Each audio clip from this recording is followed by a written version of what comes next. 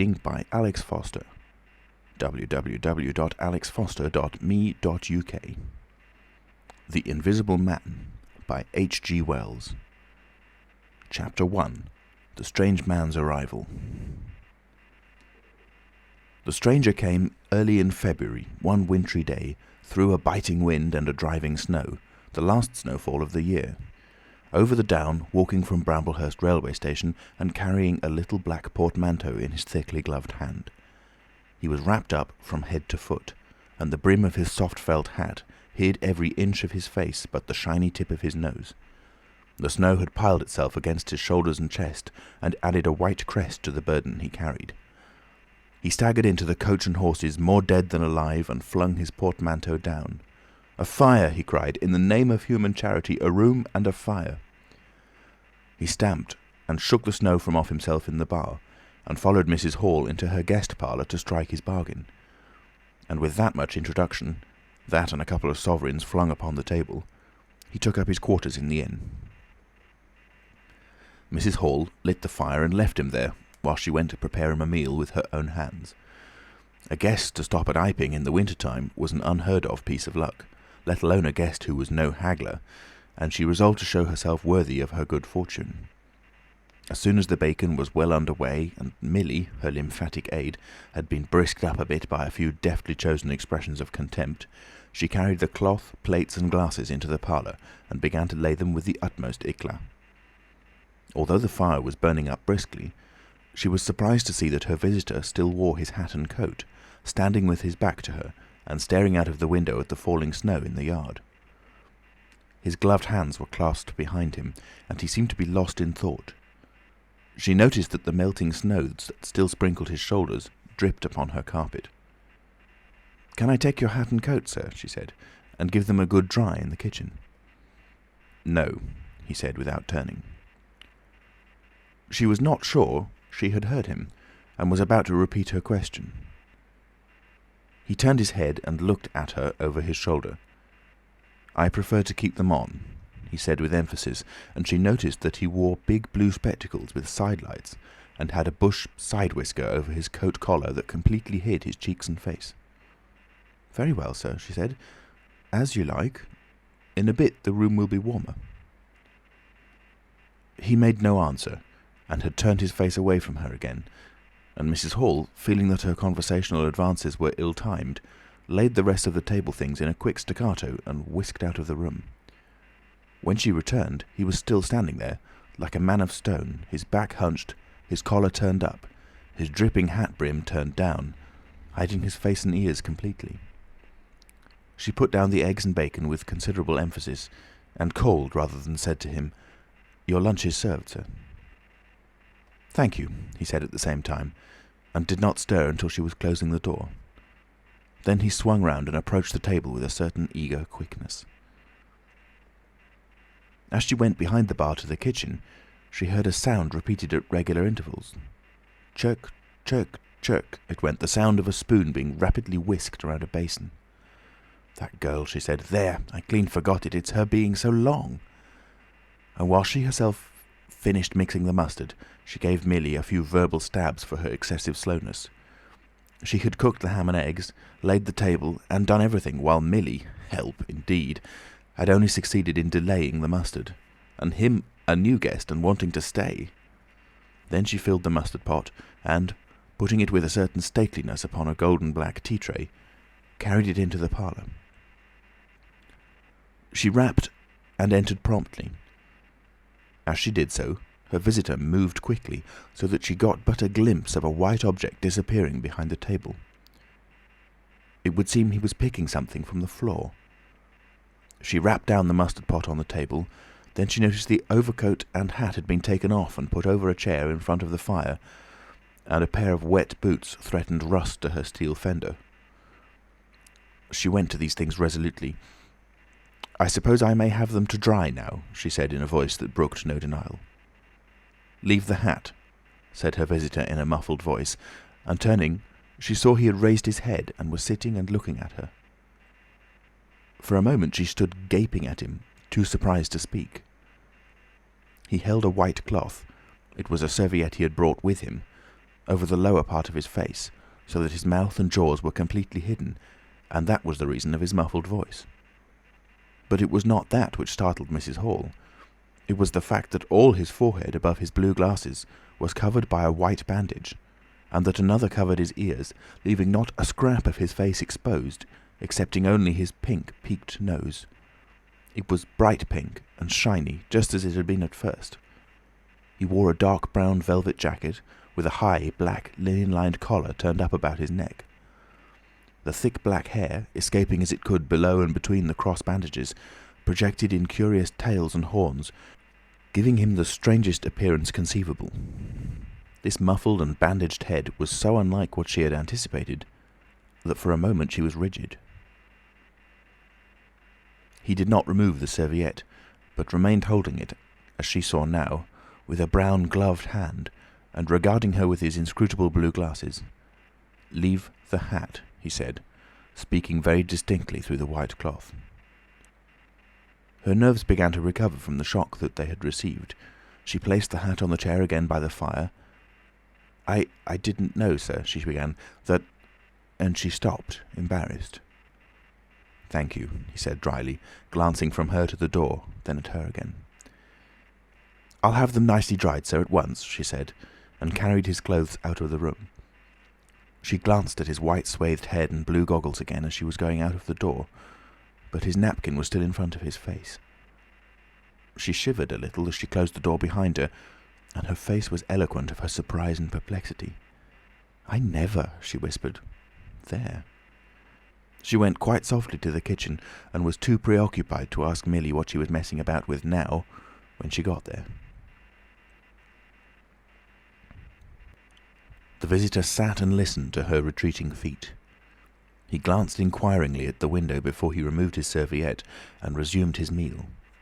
He took a mouthful, glanced suspiciously at the window, took another mouthful, then rose, and, taking the serviette in his hand, walked across the room and pulled the blind down to the top of the white muslin that obscured the lower panes. This left the room in a twilight. This done, he returned with an easier air to the table and his meal.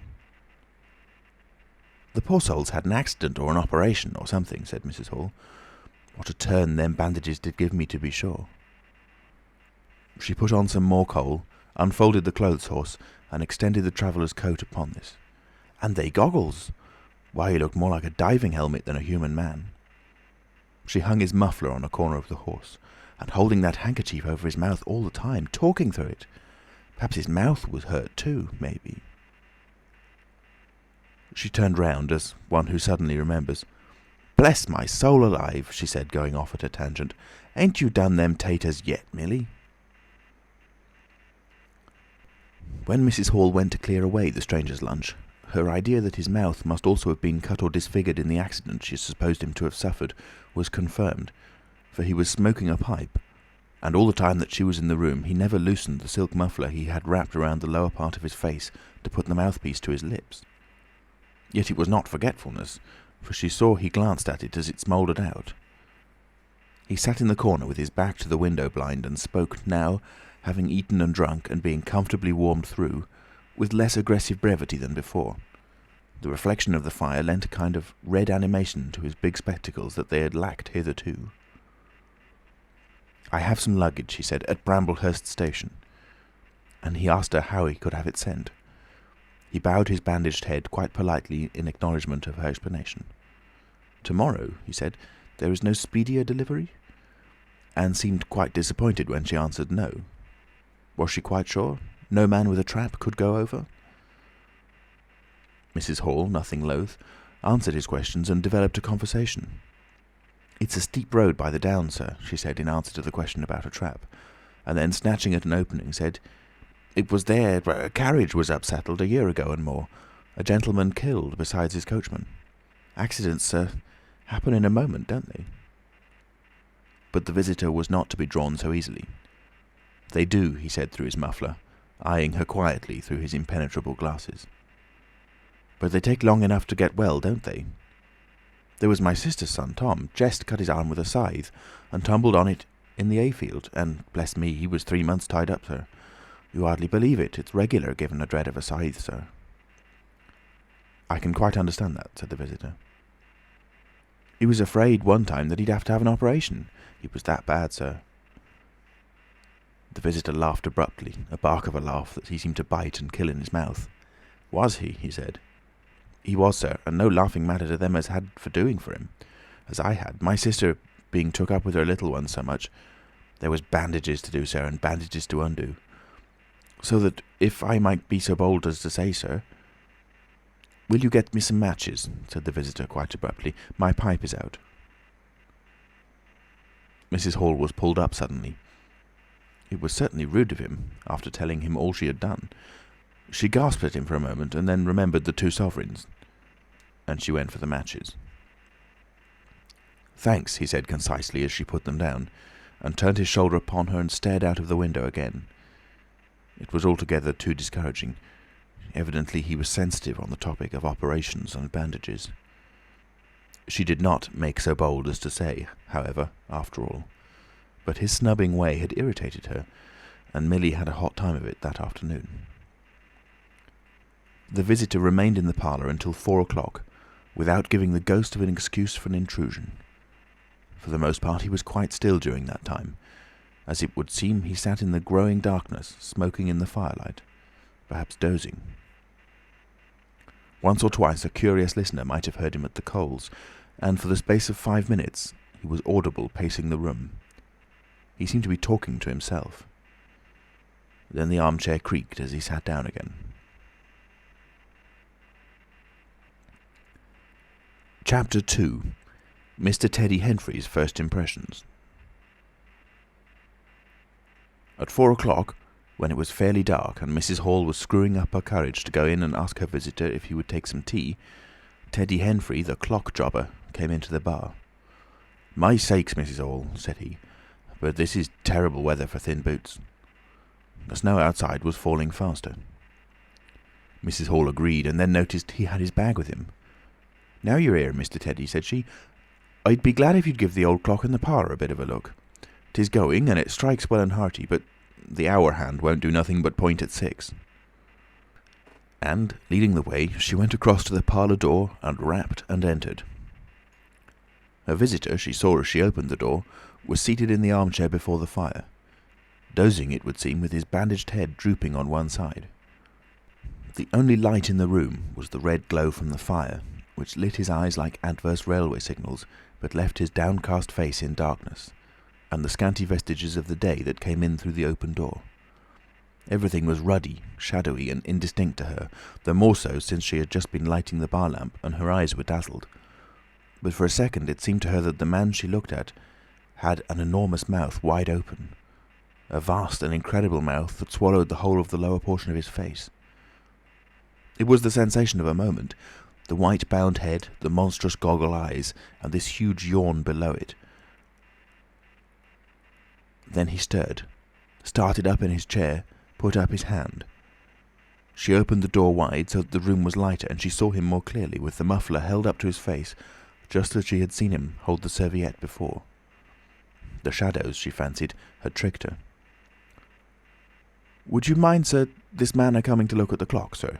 she said, recovering from the momentary shock. "Look at the clock?" he said, staring round in a drowsing manner and speaking over his head, and then, getting more fully awake, "Certainly." Mrs. Hall went away to get a lamp, and he rose and stretched himself. Then came the light, and Mr. Teddy Henfrey, entering, was confronted by this bandaged person. He was, he says, taken aback. "Good afternoon," said the stranger, regarding him, as Mr. Henfrey says, with a vivid sense of the dark spectacles, like a lobster. "I hope," said Mr. Henfrey, "that it's no intrusion." "None whatever," said the stranger, "though I understand," he said, turning to Mrs. Hall, "that this room is really to be mine for my own private use." "I thought, sir," said Mrs. Hall, "you'd prefer the clock—" "Certainly," said the stranger, "certainly, but as a rule I like to be alone and undisturbed. But I'm really glad to have the clock seen to," he said, seeing a certain hesitation in Mr. Henfrey's manner. "Very glad." Mr. Henfrey had intended to apologise and withdraw, but this anticipation reassured him. The stranger turned round with his back to the fireplace and put his hands behind his back. "And presently," he said, "when the clock mending is over, I think I should like to have some tea, but not till the clock mending is over." Mrs. Hall was about to leave the room. She made no conversational advances this time, because she did not want to be snubbed in front of Mr. Henfrey, when her visitor asked her if she had made any arrangements about his boxes at Bramblehurst. She told him she had mentioned the matter to the postman, and that the carrier could bring them over on the morrow. "You are certain that that is the earliest?" he said. She was certain, with a marked coldness. "I should explain," he added, "what I was really too cold and fatigued to do before, that I am an experimental investigator." "Indeed, sir," said Mrs. Hall, much impressed. "And my baggage contains apparatus and appliances." "Very useful things indeed they are, sir," said Mrs. Hall. "And I'm very naturally anxious to get on with my inquiries." "Of course, sir." "My reason for coming to Iping," he proceeded with a certain deliberation of manner, "was a desire for solitude. I do not wish to be disturbed in my work. In addition to my work, an accident—" "I thought as much," said Mrs. Hall to herself. "An accident necessitates a certain retirement. My eyes are sometimes so weak and painful that I have shut myself up in the dark for hours together. Lock myself up. Sometimes, now and then. Not at present, certainly. But at such times the slightest disturbance, the entry of a stranger into the room, is a source of excruciating annoyance to me. It is well these things should be understood." "Certainly, sir," said Mrs. Hall.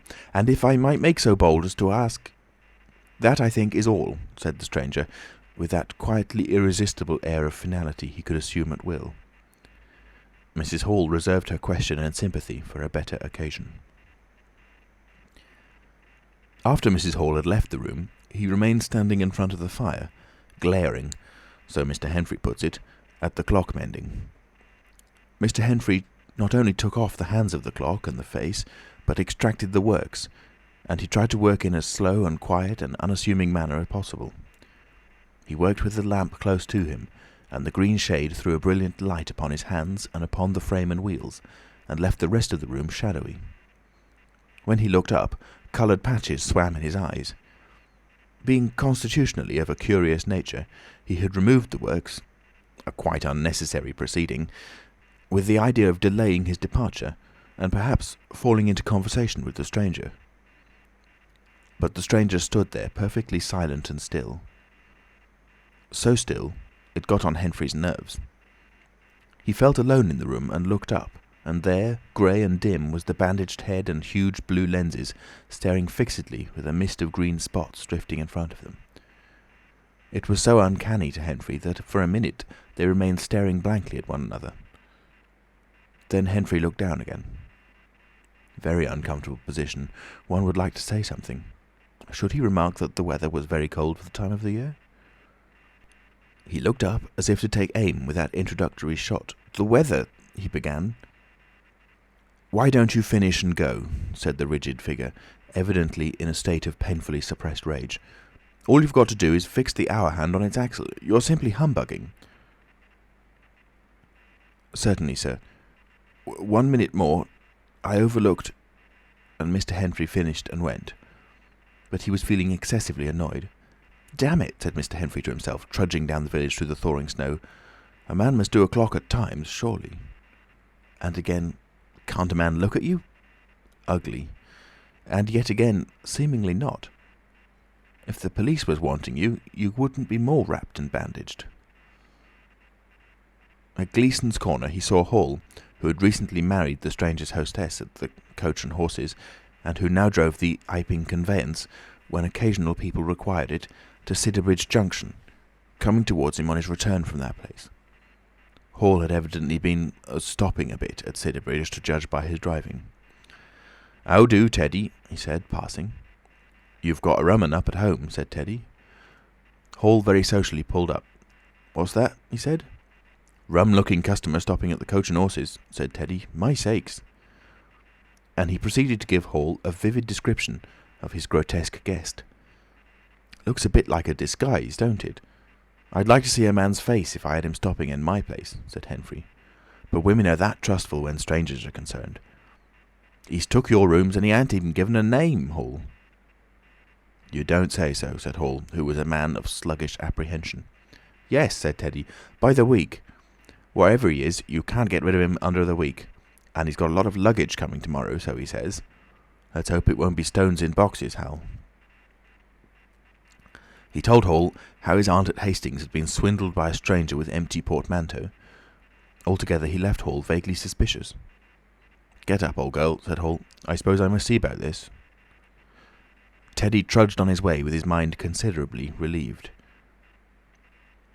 Instead of seeing about it, however, Hall on his return was severely rated by his wife on the length of time he had spent in Sidderbridge, and his mild inquiries were answered snappishly and in a manner not to the point. But the seed of suspicion Teddy had sown germinated in the mind of Mr. Hall, in spite of these discouragements.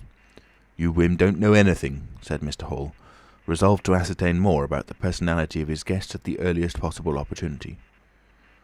And after the stranger had gone to bed, which he did about 9:30, Mr. Hall went very aggressively into the parlour and looked very hard at his wife's furniture, just to show that the stranger wasn't master there, and scrutinised closely and a little contemptuously a sheet of mathematical computations the stranger had left. When retiring for the night, he instructed Mrs. Hall to look very closely at the stranger's luggage when it came the next day. "You mind your own business, Hall," said Mrs. Hall, "and I'll mind mine." She was all the more inclined to snap at Hall, because the stranger was undoubtedly an unusually strange sort of stranger, and she was by no means assured about him in her own mind. In the middle of the night she woke up dreaming of huge white heads like turnips that came trailing after her at the end of interminable necks, and with vast black eyes. But, being a sensible woman, she subdued her terrors, and turned over and went to sleep again. End of Chapter 2. Chapter 3. The 1001 Bottles. So it was that on the 29th day of February, at the beginning of the thaw, this singular person fell out of infinity into Iping village. Next day his luggage arrived through the slush, and very remarkable luggage it was. There were a couple of trunks indeed, such as a rational man might need, but in addition there were a box of books, big, fat books, of which some were just in an incomprehensible handwriting, and a dozen or more crates, boxes and cases, containing objects packed in straw, as it seemed to Hall, tugging with a casual curiosity at the straw, glass bottles. The stranger, muffled in hat, coat, gloves and wrapper, came out impatiently to meet Fearenside's cart, while Hall, who was having a word or so of gossip preparatory to helping them in, out he came, not noticing Fearenside's dog, who was sniffing in a dilettante spirit at Hall's legs. "Come along with those boxes," he said. "I've been waiting long enough." And he came down the steps towards the tail of the cart, as if to lay hands on the smaller crate. No sooner had Fearenside's dog caught sight of him, however, than it began to bristle and growl savagely, and when he rushed down the steps it gave an undecided hop and then sprang straight at his hand. "Ugh!" cried Hall, jumping back, for he was no hero with dogs, and Fearenside howled, "Lie down!" and snatched his whip. They saw the dog's teeth had slipped the hand, heard a kick, saw the dog execute a flanking jump and get home on the stranger's leg, and heard the rip of his trousering. Then the finer end of Fearenside's whip reached his property, and the dog, yelping with dismay, retreated under the wheels of the wagon. It was all the business of a swift half-minute. No one spoke. Everyone shouted. The stranger glanced swiftly at his torn glove and at his leg, made as if he would stoop to the latter, then turned and rushed swiftly up the steps into the inn. They heard him go headlong across the passage and up the uncarpeted steps to his bedroom. "You brute, you," said Fearenside, climbing off the wagon with his whip in his hand, while the dog watched him through the wheel. "Come here," said Fearenside. "You'd better—" Hall had stood gaping. "He was bit," said Hall. "I'd better go to see to him." And he trotted after the stranger. He met Mrs. Hall in the passage. "Carrier's dog," he said. "Bitten." He went straight upstairs, and the stranger's door being ajar, he pushed it open and was entering without any ceremony, being of a naturally sympathetic turn of mind. The blind was down and the room dim. He caught a glimpse of a most singular thing, what seemed a handler's arm waving towards him, and a face of 3 huge indeterminate spots on white, very like the face of a pale pansy. Then he was struck violently in the chest, hurled back, and the door slammed in his face and locked. It was so rapid that it gave him no time to observe. A waving of indecipherable shapes, a blow, and a concussion. There he stood on the dark little landing, wondering what it might have been that he had seen. A couple of minutes later he rejoined the little group that had formed outside the Coach and Horses. There was Fearenside, telling about it all over again for the second time. There was Mrs. Hall, saying his dog didn't have no business to bite her guests. There was Huckster, the general dealer from over the road, interrogative, and Sandy Wedges from the forge, judicial, besides women and children, all of them saying fatuities. "I wouldn't let him bite e'en me, I knows. 'Tasn't right to have such dogs. What he biting for then?" and so forth. Mrs. Hall, staring at them from the steps and listening, found it incredible that he had seen anything so very remarkable happen upstairs. Besides, his vocabulary was altogether too limited to express his impressions. "He don't want no help, he said in answer to his wife's inquiry. We'd better be taking of his luggage in." "You ought to have it cauterized at once," said Mr. Huckster, "especially if it's all inflamed." "I'd shoot him, that's what I'd do," said a lady in the group. Suddenly the dog began growling again. "Come along," cried an angry voice in the doorway, and there stood the muffled stranger with his collar turned up and his hat brim bent down. "The sooner you get those things in, the better I'll be pleased." It is stated by an anonymous bystander that his trousers and gloves had been changed. "Was you hurt, sir?" said Fearenside. "I'm rare sorry the dog—" "Not a bit," said the stranger. "Never broke the skin. Hurry up with those things." He then swore to himself, so Mr. Hall asserts. Directly the first crate was in accordance with his directions, carried into the parlour, the stranger flung himself upon it with extraordinary eagerness and began to unpack it, scattering the straw with an utter disregard of Mrs. Hall's carpet. And from it he began to produce bottles, little fat bottles containing powders, small and slender bottles containing coloured and white fluids, fluted blue bottles labelled poison, bottles with round bodies and slender necks, large green glass bottles, large white glass bottles, bottles with glass stoppers and frosted labels, bottles with fine corks, bottles with bungs, bottles with wooden caps, wine bottles, salad oil bottles. Putting them in rows on the chiffonier, on the mantel, on the table under the window, round the floor, on the bookshelf, everywhere. The chemist's shop in Bramblehurst could not boast half so many. Quite a sight it was. Crate after crate yielded bottles until all 6 were empty, and the table high with straw. The only things that came out of these crates beside the bottles were a number of test tubes and a carefully packed balance. And directly the crates were unpacked, the stranger went to the window and set to work, not troubling in the least about the litter of straw, the fire which had gone out, the box of books outside, nor for the trunks and other luggage that had gone upstairs.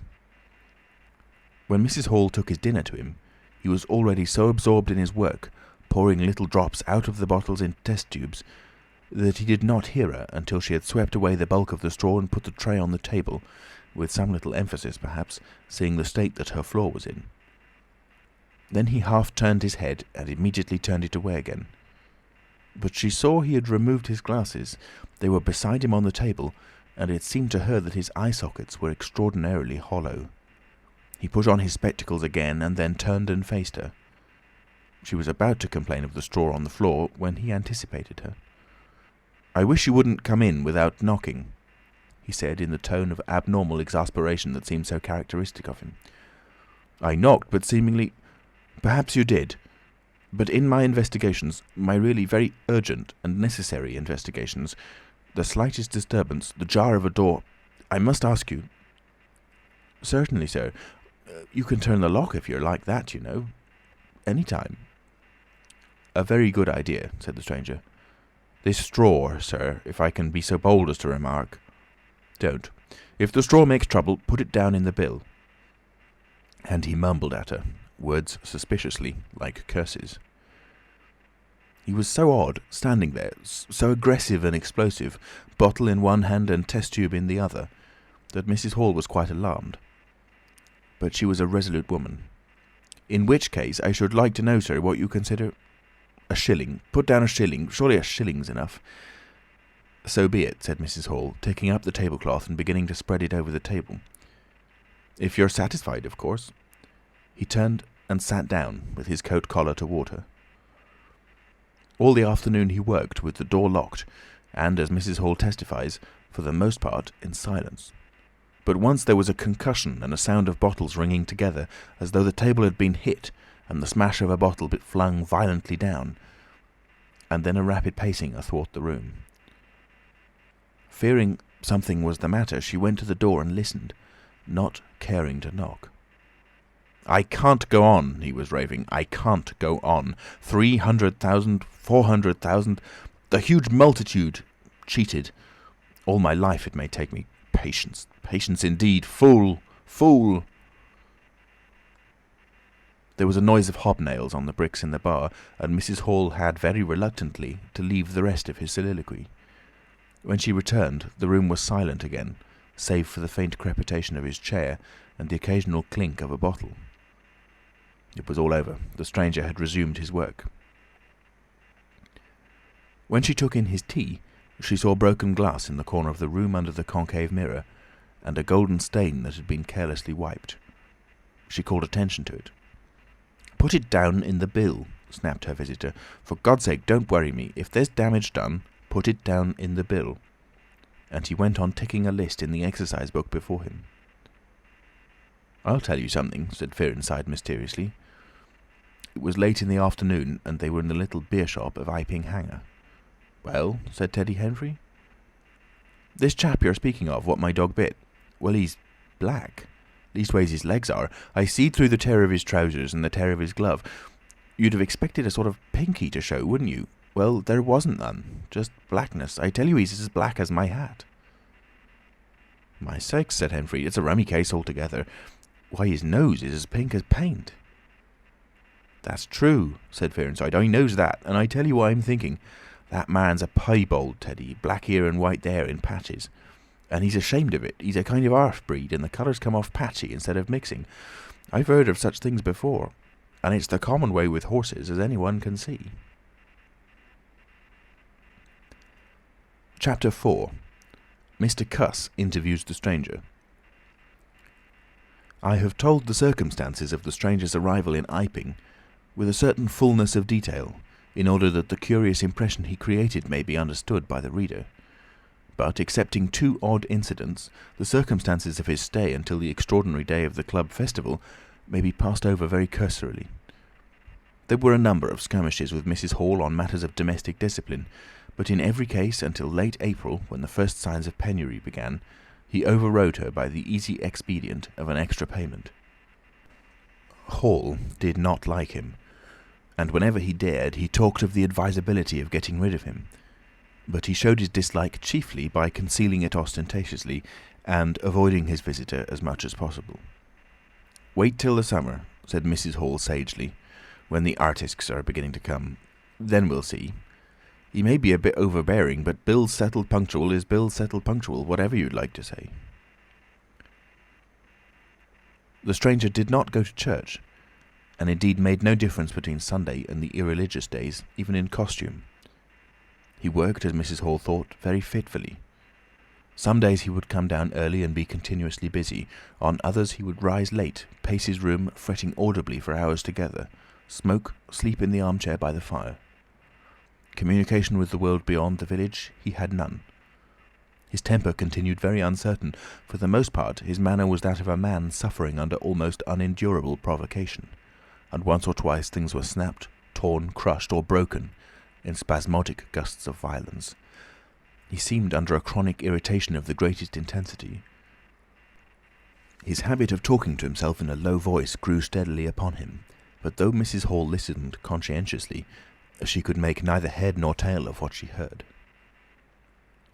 He rarely went abroad by daylight, but at twilight he would go out, muffled up invisibly, whether the weather were cold or not, and he chose the loneliest paths and those most overshadowed by trees and banks.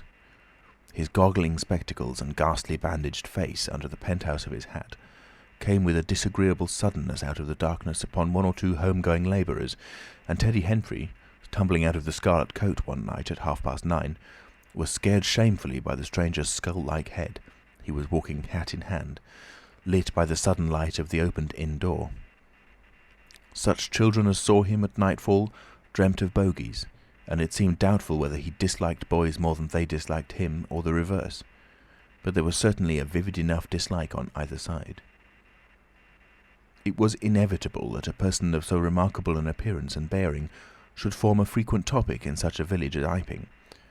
Opinion was greatly divided about his occupation. Mrs. Hall was sensitive on the point. When questioned, she explained very carefully that he was an experimental investigator, going gingerly over the syllables as one who dreads pitfalls. When asked what an experimental investigator was, she would say, with a touch of superiority, that most educated people knew such things as that, and would thus explain that he discovered things. Her visitor had had an accident, she said, which temporarily discoloured his face and hands, and, being of a sensitive disposition, he was averse to any public notice of the fact. Out of her hearing, there was a view largely entertained that he was a criminal trying to escape from justice by wrapping himself up so as to conceal himself altogether from the eye of the police. This idea sprang from the brain of Mr. Teddy Henfrey. No crime of any magnitude dating from the middle or end of February was known to have occurred. Elaborated in the imagination of Mr. Gould, the probationary assistant in the National School, this theory took the form that the stranger was an anarchist in disguise, preparing explosives, and he resolved to undertake such detective operations as his time permitted.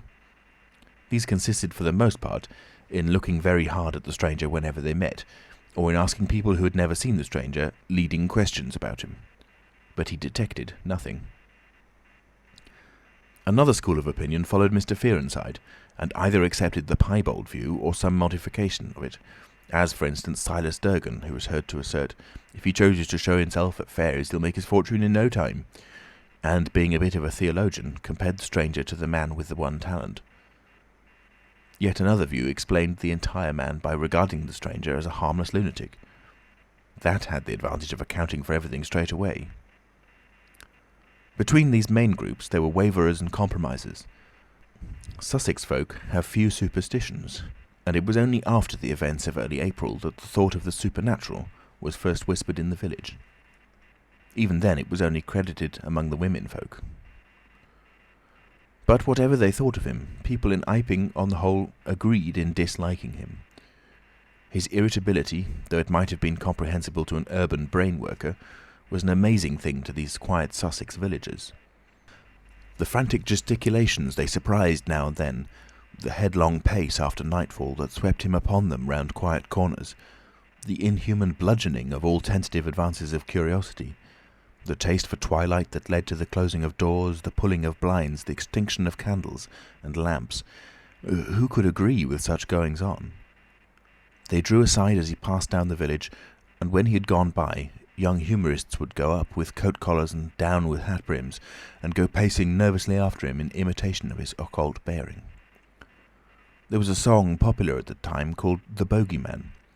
Miss Satchell sang it in the schoolroom concert in aid of the church lamps, and thereafter, whenever one of the two villages were gathered together and the stranger appeared, a bar or so of this tune, more or less sharp or flat, was whistled in the midst of them.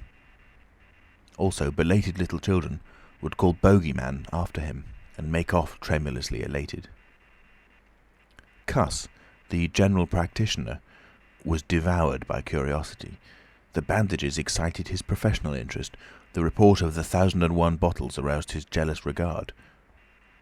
All through April and May he coveted an opportunity of talking to the stranger, and at last, towards Whitsuntide, he could stand it no longer, but hit upon the subscription list for a village nurse as an excuse. He was surprised to find that Mr. Hall did not know his guest's name. "He give a name," said Mrs. Hall, an assertion which was quite unfounded, "but I didn't rightly hear it." She thought it seemed so silly not to know the man's name. Cuss rapped at the parlour door and entered. There was a fairly audible imprecation from within. "Pardon my intrusion," said Cuss, and then the door closed and cut Mrs. Hall off from the rest of the conversation.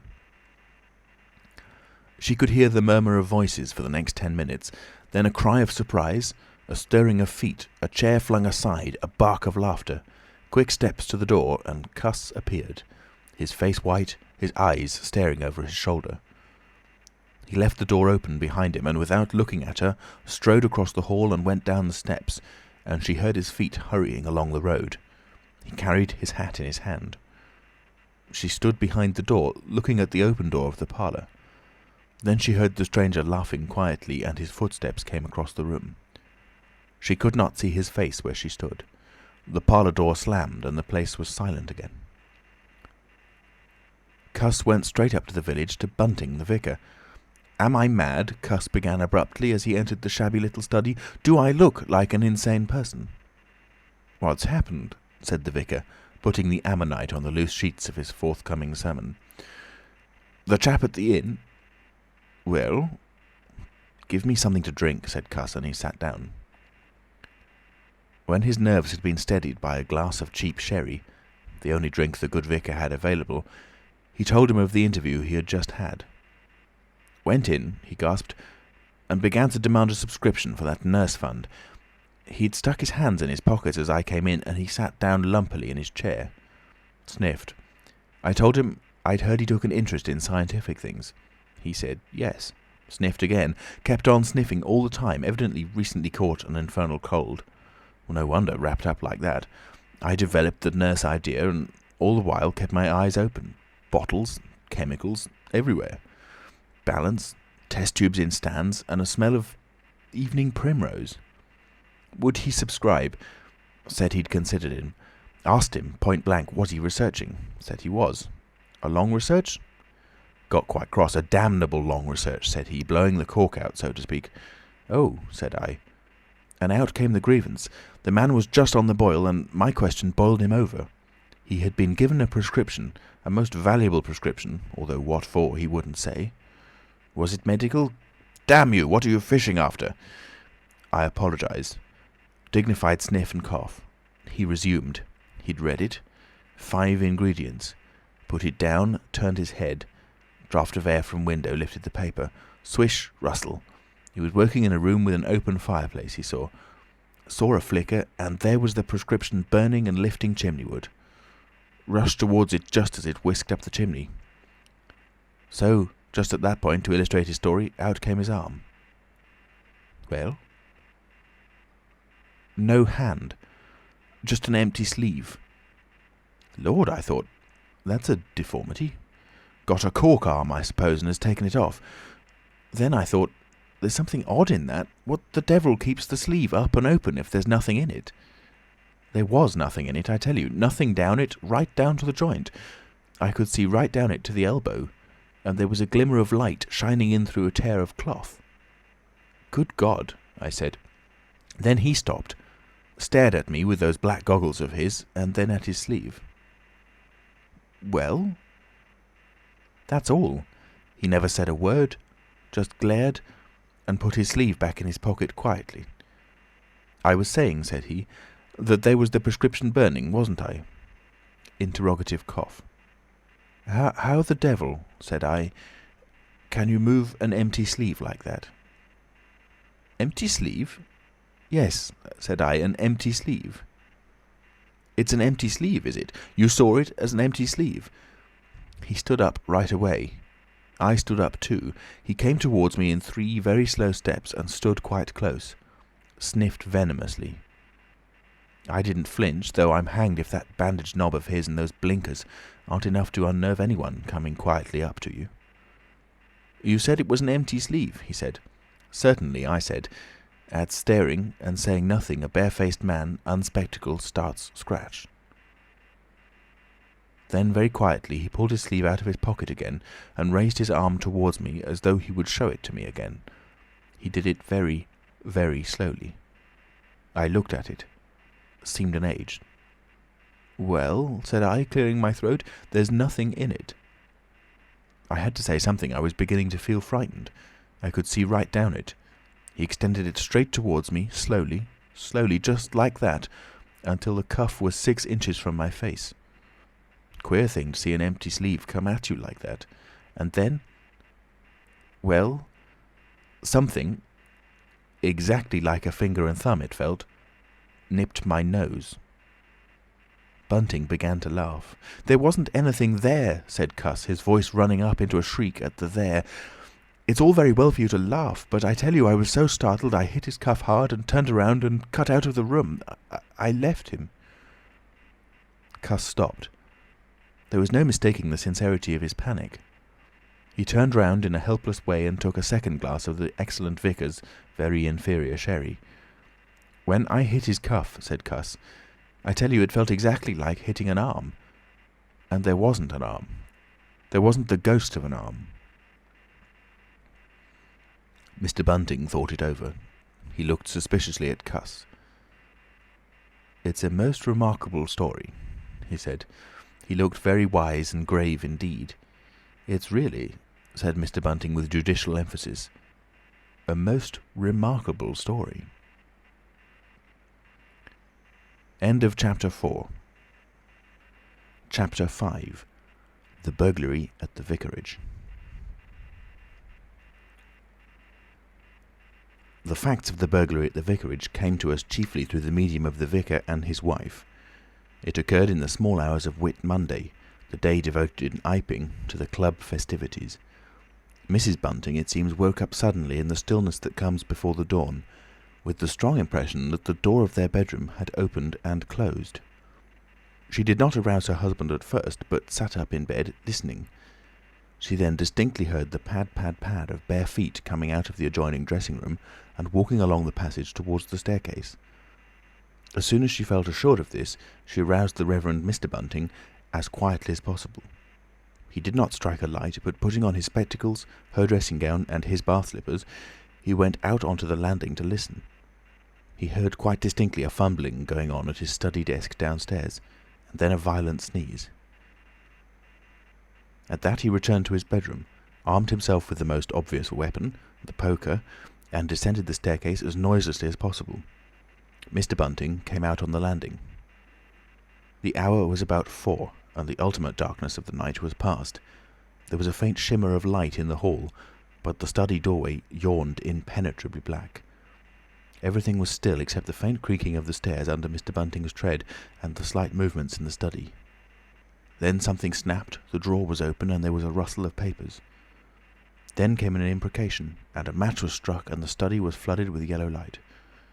Mr. Bunting was now in the hall, and through the crack in the door he could see the desk and the open drawer and a candle burning on the desk, but the robber he could not see. He stood there in the hall, undecided what to do, and Mrs. Bunting, her face white and intent, crept slowly downstairs after him. One thing kept Mr. Bunting's courage, the persuasion that this burglar was a resident in the village. They heard the chink of money and realised that the robber had found the housekeeping reserve of gold, £2.10 in half sovereigns altogether. At that sound Mr. Bunting was nerved to abrupt action. Gripping the poker firmly, he rushed into the room, closely followed by Mrs. Bunting. "Surrender!" cried Mr. Bunting fiercely, and then stooped amazed. Apparently the room was perfectly empty. Yet their conviction that they had that very moment heard someone moving in the room had amounted to a certainty.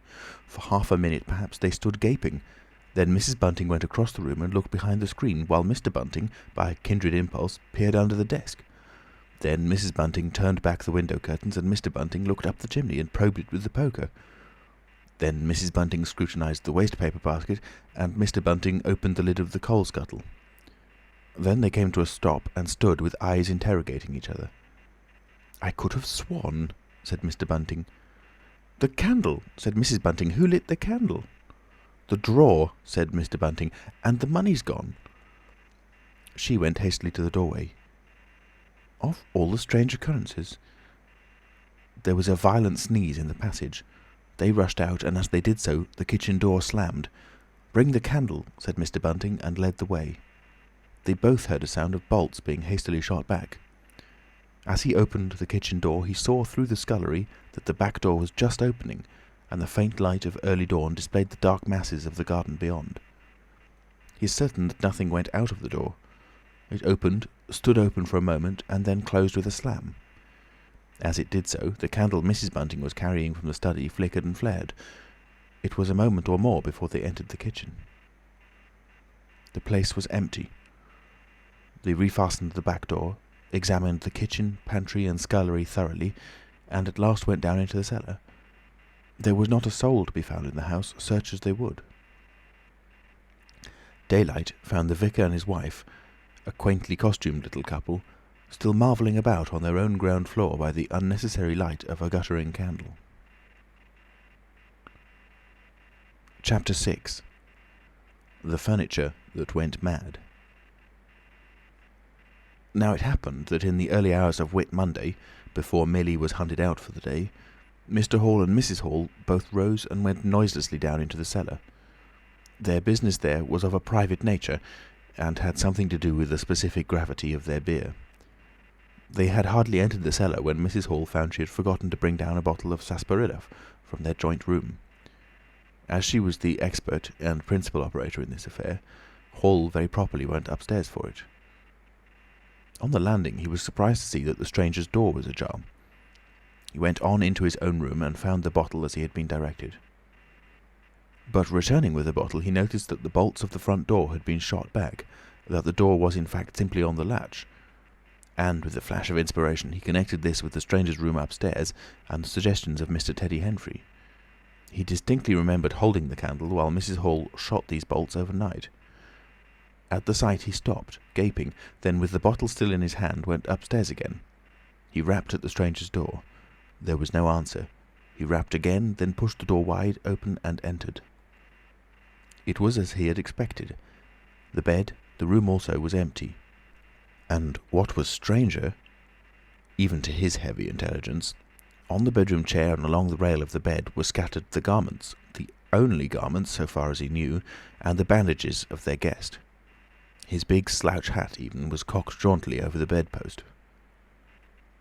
As Hall stood there, he heard his wife's voice coming out of the depth of the cellar, with that rapid telescoping of the syllables and interrogative cocking up of the final words to a high note, by which the West Sussex villager is wont to indicate a brisk impatience. "George, you got what I want?" At that he turned and hurried down to her. "Janny," he said over the rail of the cellar steps, "'tis the truth what Henfrey says. He's not in his room, he ain't, and the front door's unbolted." At first Mrs. Hall did not understand, and as soon as she did, she resolved to see the empty room for herself. Hall, still holding the bottle, went first. "If he ain't there," he said, "his clothes are.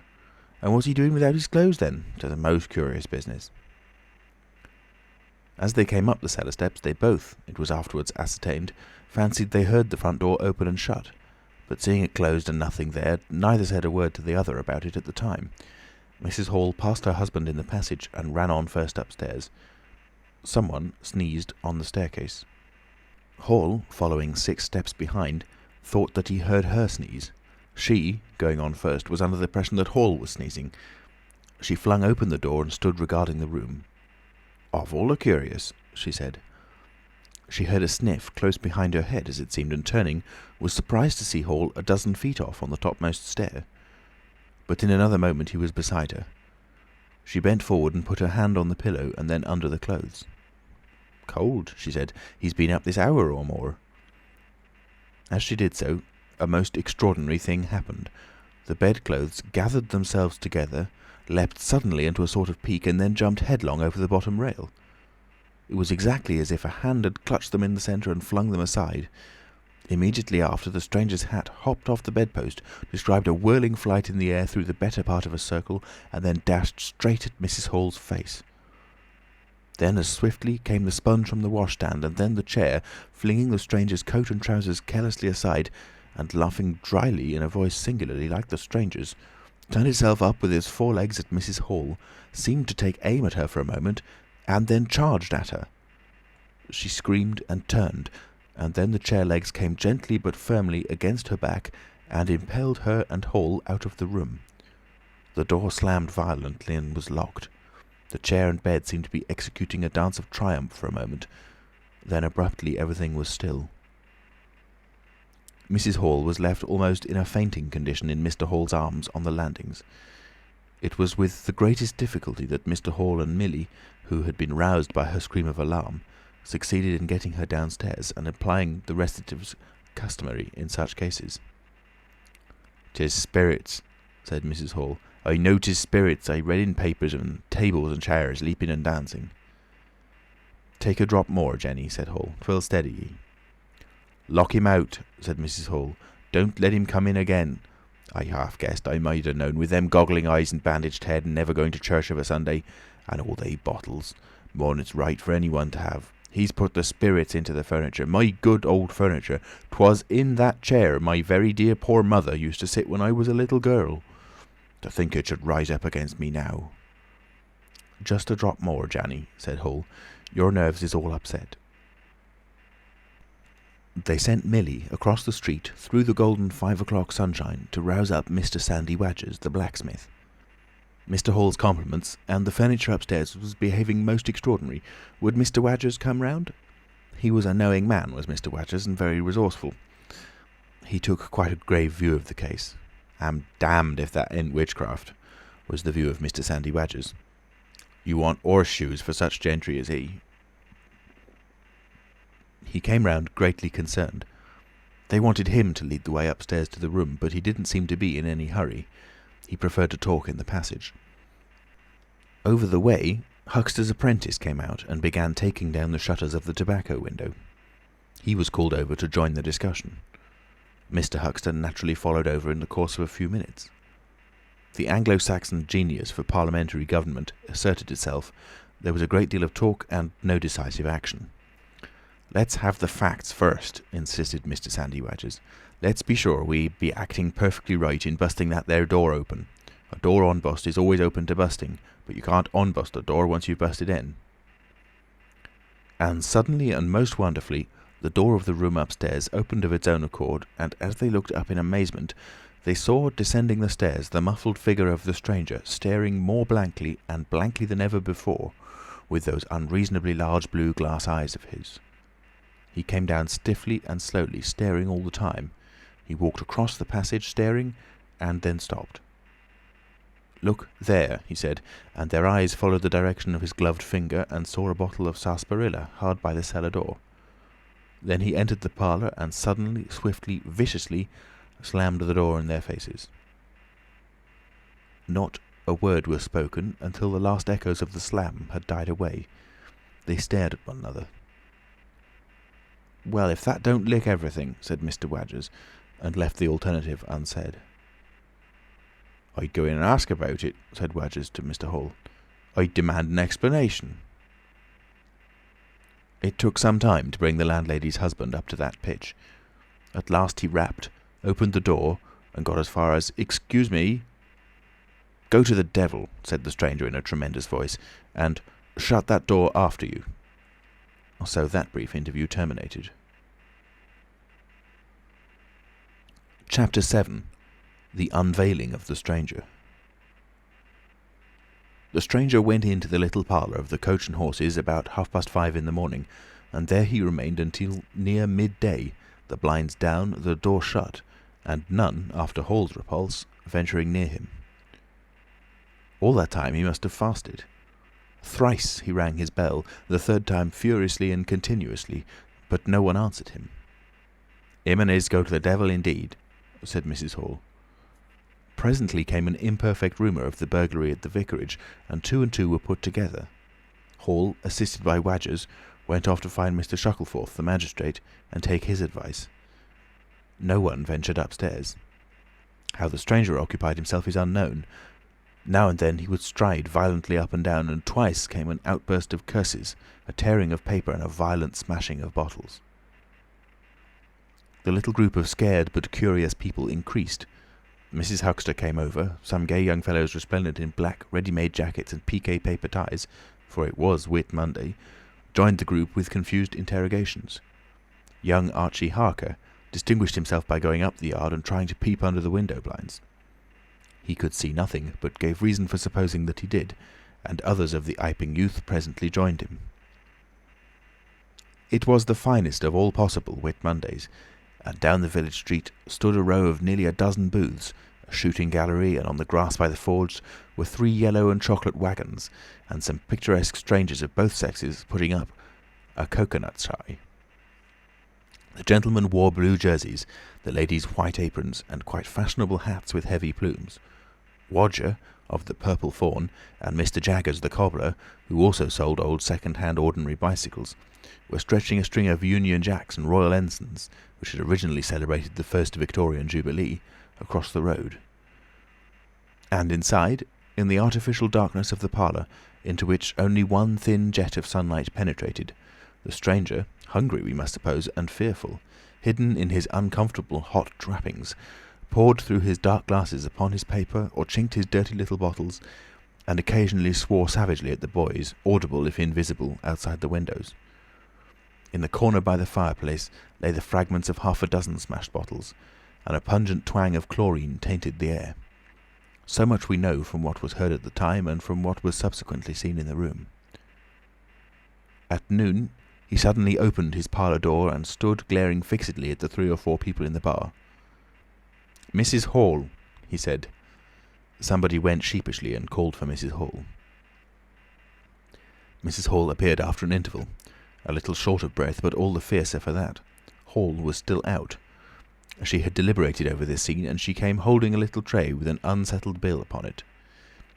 "Is it your bill you're wanting, sir?" she said. "Why wasn't my breakfast laid?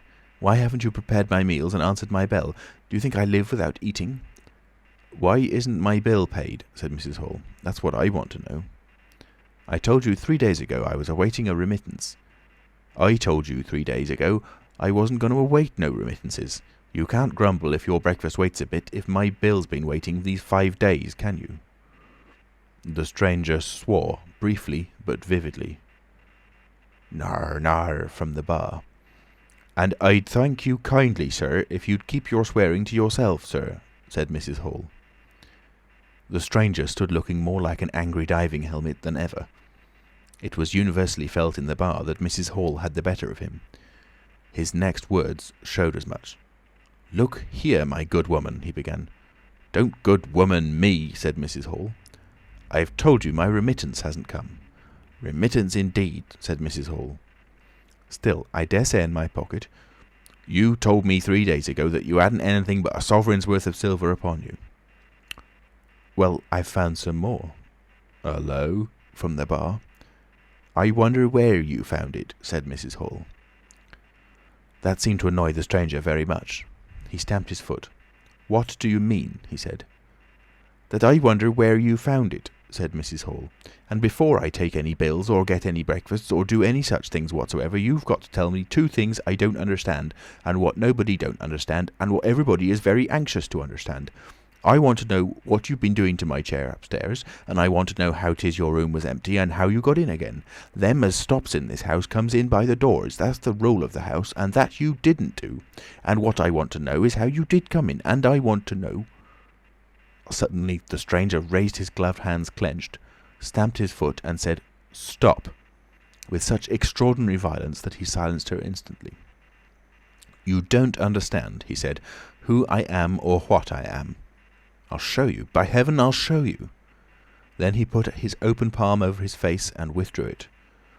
The centre of his face became a black cavity. "Here," he said. He stepped forward and handed Mrs. Hall something which she, staring at his metamorphosed face, accepted automatically. Then, when she saw what it was, she screamed loudly, dropped it, and staggered back. The nose, it was the stranger's nose, pink and shining, rolled on the floor. Then he removed his spectacles, and everyone in the bar gasped. He took off his hat, and with a violent gesture tore at his whiskers and bandages. For a moment they resisted him. A flash of horrible anticipation passed through the bar. "Oh my God!" said someone. Then off they came. It was worse than anything. Mrs. Hall, standing open-mouthed and horror-struck, shrieked at what she saw, and made for the door of the house. Everyone began to move. They were prepared for scars, disfigurements, tangible horrors. But nothing. The bandages and false hair flew across the passage into the bar, making a hobbledehoy jump to avoid them. Everyone tumbled on everyone else down the steps, for the man who stood there shouting some incoherent explanation was a solid, gesticulating figure up to the coat collar of him, and then nothingness. No visible thing at all. People down the village heard shouts and shrieks, and looking up the street saw the coach and horses violently firing out its humanity. Then they saw Mrs. Hall fall down and Mr. Teddy Henfrey jump to avoid tumbling over her, and then they heard the frightful screams of Millie, who, emerging suddenly from the kitchen at the noise of the tumult, had come across the headless stranger from behind. These increased suddenly. Forthwith, everyone, all down the street, the sweet-stuff seller, coconut-shy proprietor and his assistant, the swing-man, little boys and girls, rustic dandies, smart wrenches, smocked elders and aproned gypsies, began running towards the inn, and in a miraculously short space of time a crowd of perhaps 40 people, and rapidly increasing, swayed and hooted and inquired and exclaimed and suggested in front of Mrs. Hall's establishment. Everyone seemed eager to talk at once, and the result was Babel. A small group supported Mrs. Hall, who was picked up in a state of collapse. There was a conference, and the incredible evidence of a vociferous eyewitness. "Oh, bogey! What's he been doing then? Ain't hurt the girl, has he? Run at 'en with a knife, I believe. No head, I tell ye. It didn't mean no manner of speaking. I meant man without a head. Nonsense! 'Tis some conjuring trick. Fetched off his wrapping, he did." In its struggles to see in through the open door, the crowd formed itself into a straggling wedge, with the more adventurous apex nearest the inn. "He stood for a moment. I heard the girl scream, and he turned. I saw her skirts whisk, and he went after her. Didn't take 10 seconds. Back he comes with a knife in his hand and a loaf. Stood just as if he was staring. Not a moment ago. Went in that there door. I tell ye, he ain't got no head at all. You just missed un." There was a disturbance behind, and the speaker stopped to step aside for a little procession that was marching very resolutely towards the house. First Mr. Hall, very red and determined, then Mr. Bobby Jaffers, the village constable, then the wary Mr. Wadgers. They had come now, armed with a warrant. People shouted conflicting information of the recent circumstances. "Ed or no Ed," said Jaffers, "I got arrestin', and restin' I will." Mr. Hall marched up the steps, marched straight to the door of the parlour and flung it open. "Constable," he said, "do your duty." Jaffers marched in. Hall next, Wadgers last. They saw in the dim light the headless figure facing them, with a gnawed crust of bread in one gloved hand and a chunk of cheese in the other. "That's him," said Hall. "What the devil's this?" came in a tone of angry expostulation from above the collar of the figure. "You're a damned rum customer, mister," said Mr. Jaffers. "But Ed or no Ed, the warrant says body, and duty's duty." "Keep off," said the figure, starting back. Abruptly he whipped down the bread and cheese, and Mr. Hall just grasped the knife on the table in time to save it. Off came the stranger's left glove, and was slapped in Jaffers' face. In another moment, Jaffers, cutting short some statement concerning a warrant, had gripped him by the handless wrist and caught his invisible throat. He got a sounding kick on the shin that made him shout, but kept his grip. Hall sent the knife sliding along the table to Wadgers, who acted as goalkeeper for the offensive, so to speak, and then stepped forward as Jaffers and the stranger swayed and staggered towards him, clutching and hitting in. A chair stood in the way and went aside with a crash as they came down together. "Get the feet," said Jaffers between his teeth. Mr. Hall, endeavouring to act on instructions, received a sounding kick in the ribs that disposed of him for a moment, and Mr. Wadgers, seeing the decapitated stranger had rolled over and got the upper side of Jaffers, retreated towards the door, knife in hand, and so collided with Mr. Huxter and the Sidderbridge carter coming to the rescue of law and order. At the same moment, down came 3 or 4 bottles from the chiffonnier, and shot a web of pungency into the air of the room. "I'll surrender," cried the stranger, though he had Jaffers down, and in another moment he stood up panting, a strange figure, headless and handless, for he had pulled off his right glove now as well as his left. "It's no good," he said, as if sobbing for breath. It was the strangest thing in the world to hear that voice coming as if out of empty space. But the Sussex peasants are perhaps the most matter-of-fact people under the sun. Jaffers got up also and produced a pair of handcuffs. Then he stared. "I say," said Jaffers, brought up short by a dim realisation of the incongruity of the whole business. "Darn it, can't use 'em as I can see." The stranger ran his arm down his waistcoat, and as if by a miracle the buttons to which his empty sleeve pointed became undone. Then he said something about his shin and stooped down. He seemed to be fumbling with his shoes and socks. "Why," said Huxter suddenly, "that's not a man at all. It's just empty clothes. Look, you can see down his collar and the linings of his clothes. I could put my arm." He extended his hand. It seemed to meet something in mid-air, and he drew it back with a sharp exclamation. "I wish you'd keep your fingers out of my eye," said the aerial voice in a tone of savage expostulation. "The fact is, I am all here, head, hands, legs, and all the rest, but it happens I'm invisible. It's a confounded nuisance, but I am. There's no reason why I should be poked to pieces by every stupid bumpkin in Iping, is it?" The suit of clothes, now all unbuttoned and hanging loosely upon its unseen supports, stood up, arms akimbo. Several other of the men folks had now entered the room, so that it was closely crowded. "Invisible, eh?" said Huxter, ignoring the stranger's abuse. "Who ever heard the likes of that?" "It's strange, perhaps, but it's not a crime. Why am I assaulted by a policeman in this fashion?" "Ah, that's a different matter," said Jarvis. "No doubt you're a bit difficult to see in this light, but I got a warrant and it's all correct. What I'm after ain't no invisibility, it's burglary. There's a house been broke into and money took."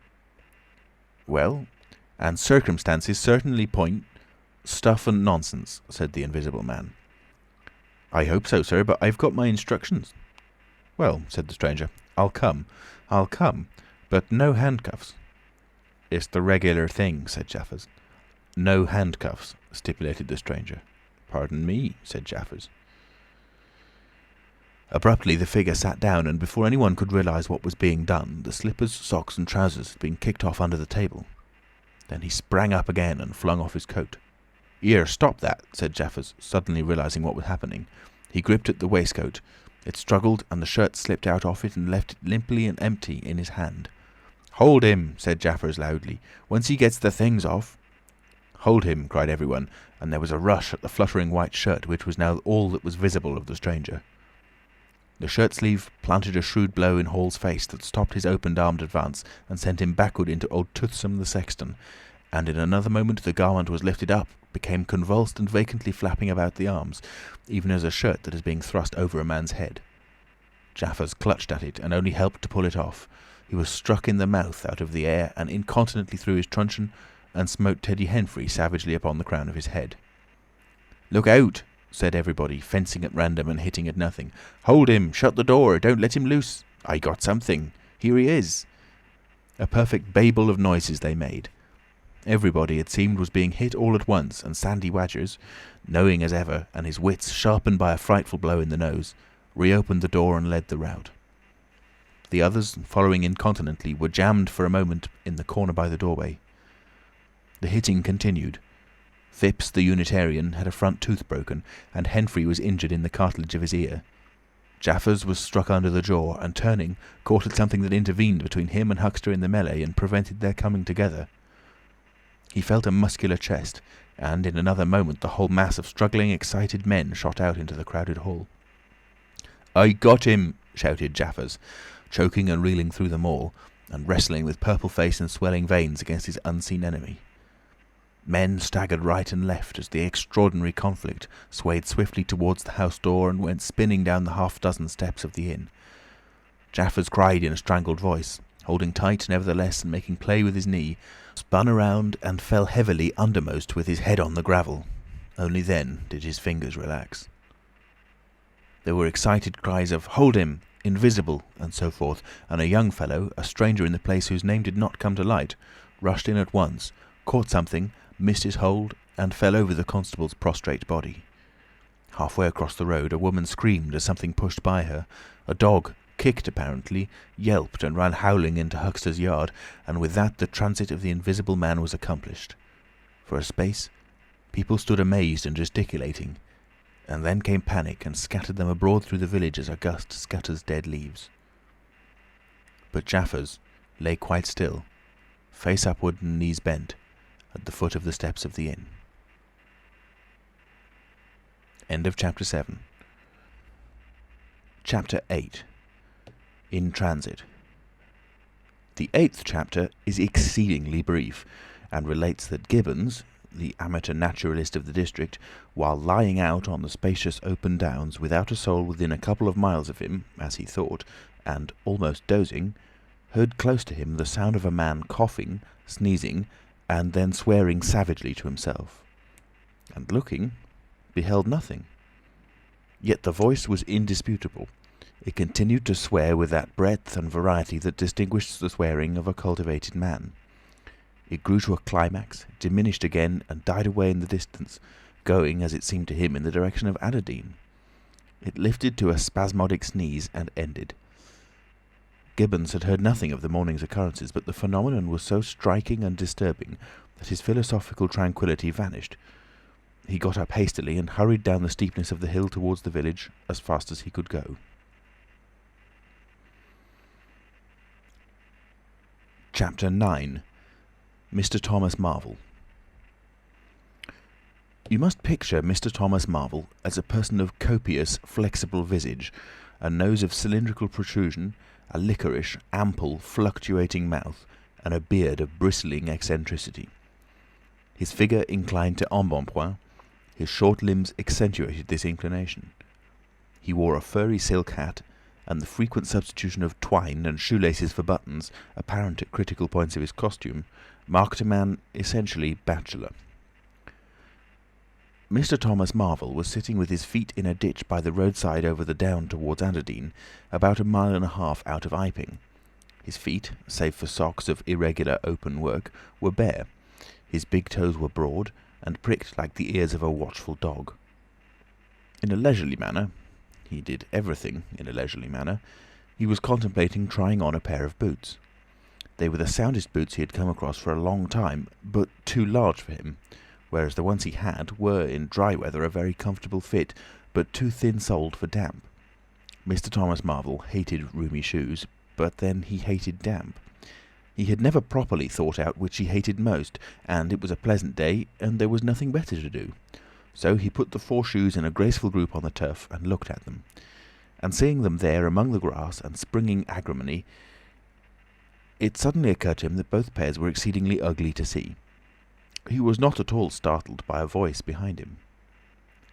"They're boots, anyhow," said the voice. "They are charity boots," said Mr. Thomas Marvel, with his head on one side, regarding them distastefully. "And which is the ugliest pair in this whole blessed universe, I'm darned if I know." Said the voice. "I've worn worse. In fact, I've worn none. But none so audacious ugly, if you'll allow the expression. I've been cadging boots, in particular, for days, because I was sick of them. They're sound enough, of course, but a gentleman on tramp sees such a thundering lot of his boots, and if you'll believe me, I've raised in nothing in the whole blessed country as I try as I would but them. Look at 'em, and a good country for boots too, in a general way, but it's just my promiscuous luck. I get my boots in this country 10 years or more, and they treat you like this." "It's a beast of a country," said the voice, "and pigs for people." "Ain't it?" said Mr. Thomas Marvel. "Lord, but them boots, it beats it." He turned his head over to his shoulder at the right, to look at the boots of his interlocutor with a view to comparisons, and lo, where the boots of his interlocutor should have been were neither legs nor boots. He was irradiated by the dawn of a great amazement. "Where are you?" said Mr. Thomas Marvel, over his shoulder and coming on all fours. He saw a stretch of empty downs with the wind swaying and remote green-pointed furze bushes. "Am I drunk?" said Mr. Marvel. "Have I had visions? Was I talking to myself? What the—" "Don't be alarmed," said a voice. "None of your ventriloquizing me," said Mr. Thomas Marvel, rising sharply to his feet. "Where are you? Alarmed, indeed." "Don't be alarmed," repeated the voice. "You'll be alarmed in a minute, you silly fool," said Mr. Thomas Marvel. "Where are ye? Let me get my mark on you." "Are you buried?" said Mr. Thomas Marvel after an interval. There was no answer. Mr. Thomas Marvel stood bootless and amazed, his jacket nearly thrown off. "Peewit," said a peewit very remote. "Peewit, indeed," said Mr. Thomas Marvel. "This ain't no time for foolery." The down was desolate, east and west, north and south.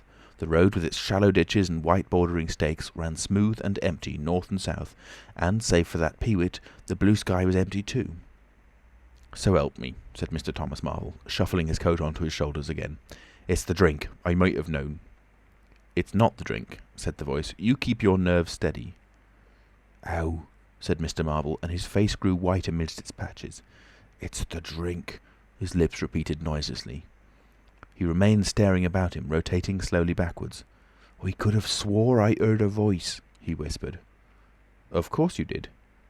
"It's there again," said Mr. Marvel, closing his eyes and clasping his hand on his brow with a tragic gesture. He was suddenly taken by the collar and shaken violently, and left more dazed than ever. "Don't be a fool," said the voice.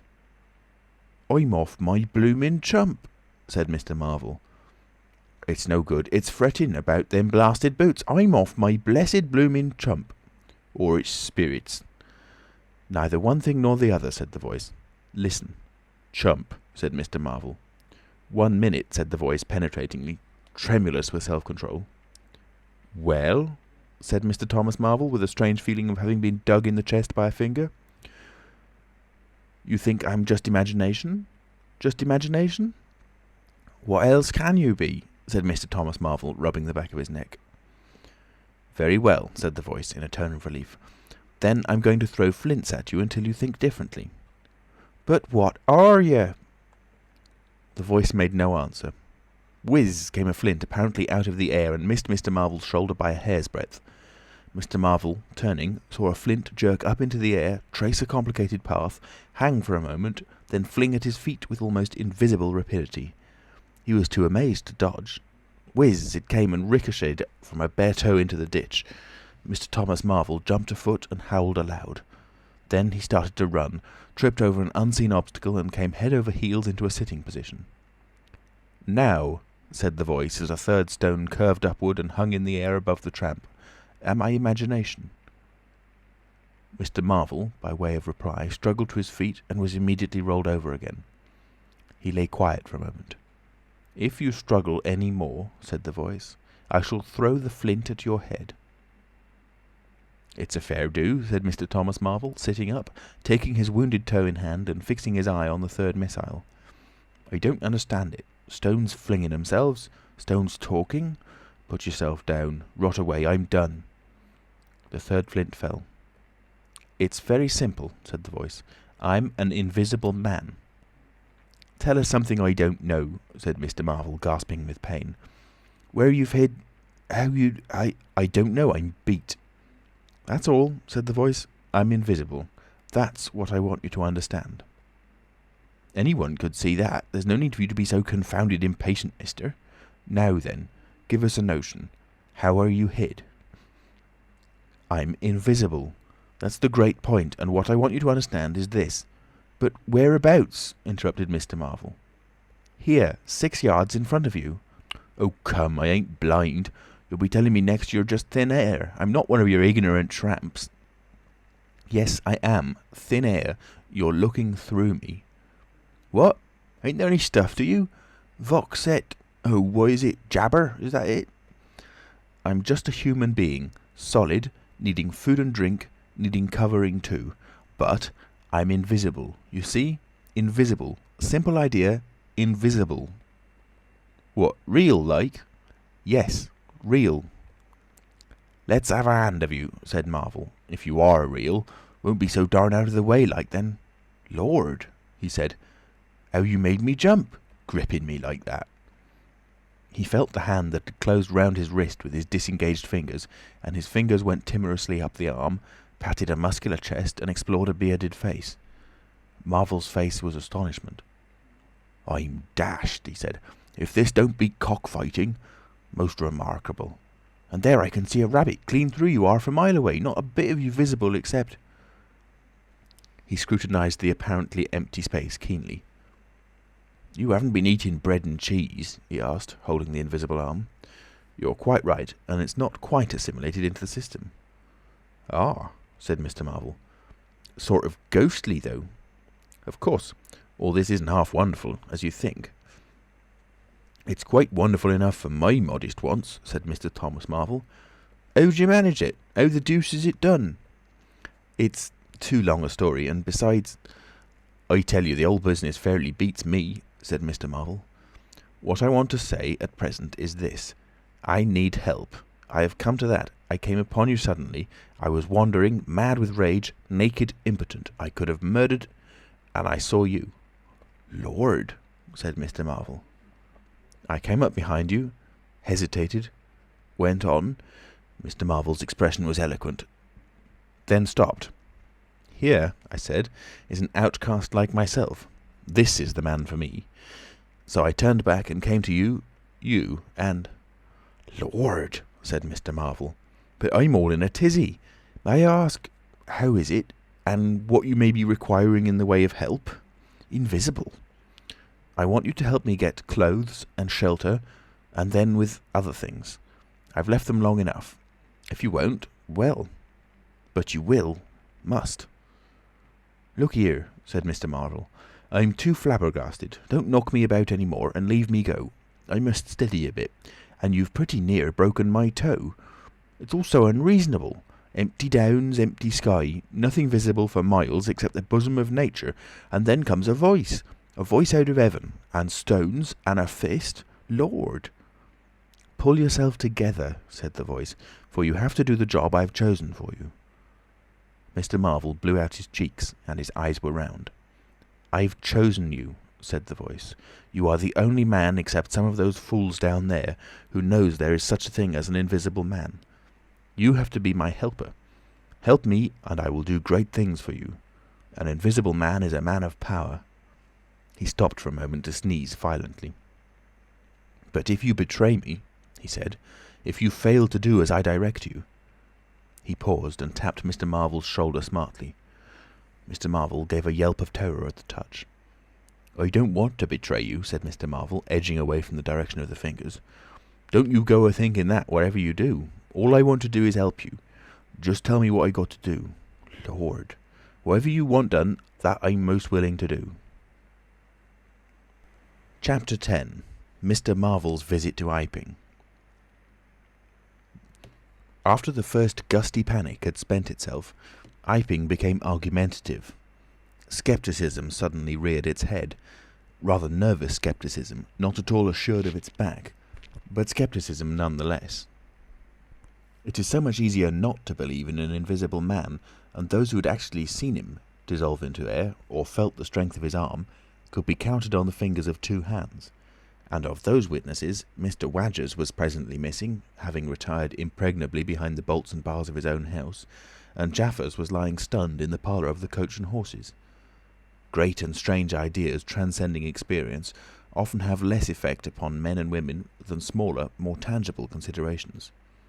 Iping was gay with bunting, and everybody was in gala dress. Whit Monday had been looked forward to for a month or more. By the afternoon, even those who believed in the unseen were beginning to resume their little amusements in a tentative fashion, and on the supposition that he had gone quite away, and with the sceptics he was already a jest. But people, sceptics and believers alike, were remarkably sociable all that day. Haysman's Meadow was gay with a tent, in which Mrs. Bunting and other ladies were preparing tea, while, without, the Sunday school children ran races and played games under the noisy guidance of the curate and the Misses Cuss and Sackbut.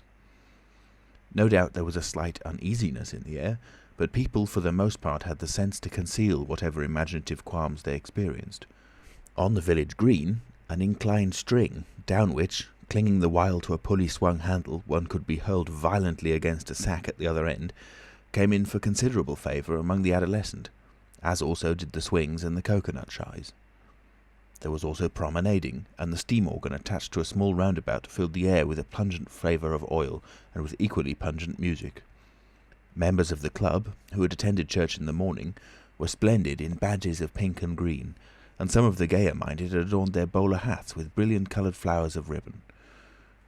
Old Fletcher, whose conceptions of holiday-making were severe, was visible through the jasmine about his window or through the open door, whichever way you chose to look, poised delicately on a plank supported on two chairs, and whitewashing the ceiling of his front room. About 4 o'clock, a stranger entered the village from the direction of the Downs. He was a short, stout person in an extraordinarily shabby top hat, and he appeared to be very much out of breath. His cheeks were alternately limp and tightly puffed. His mottled face was apprehensive, and he moved with a sort of reluctant alacrity. He turned the corner of the church, and directed his way to the Coach and Horses.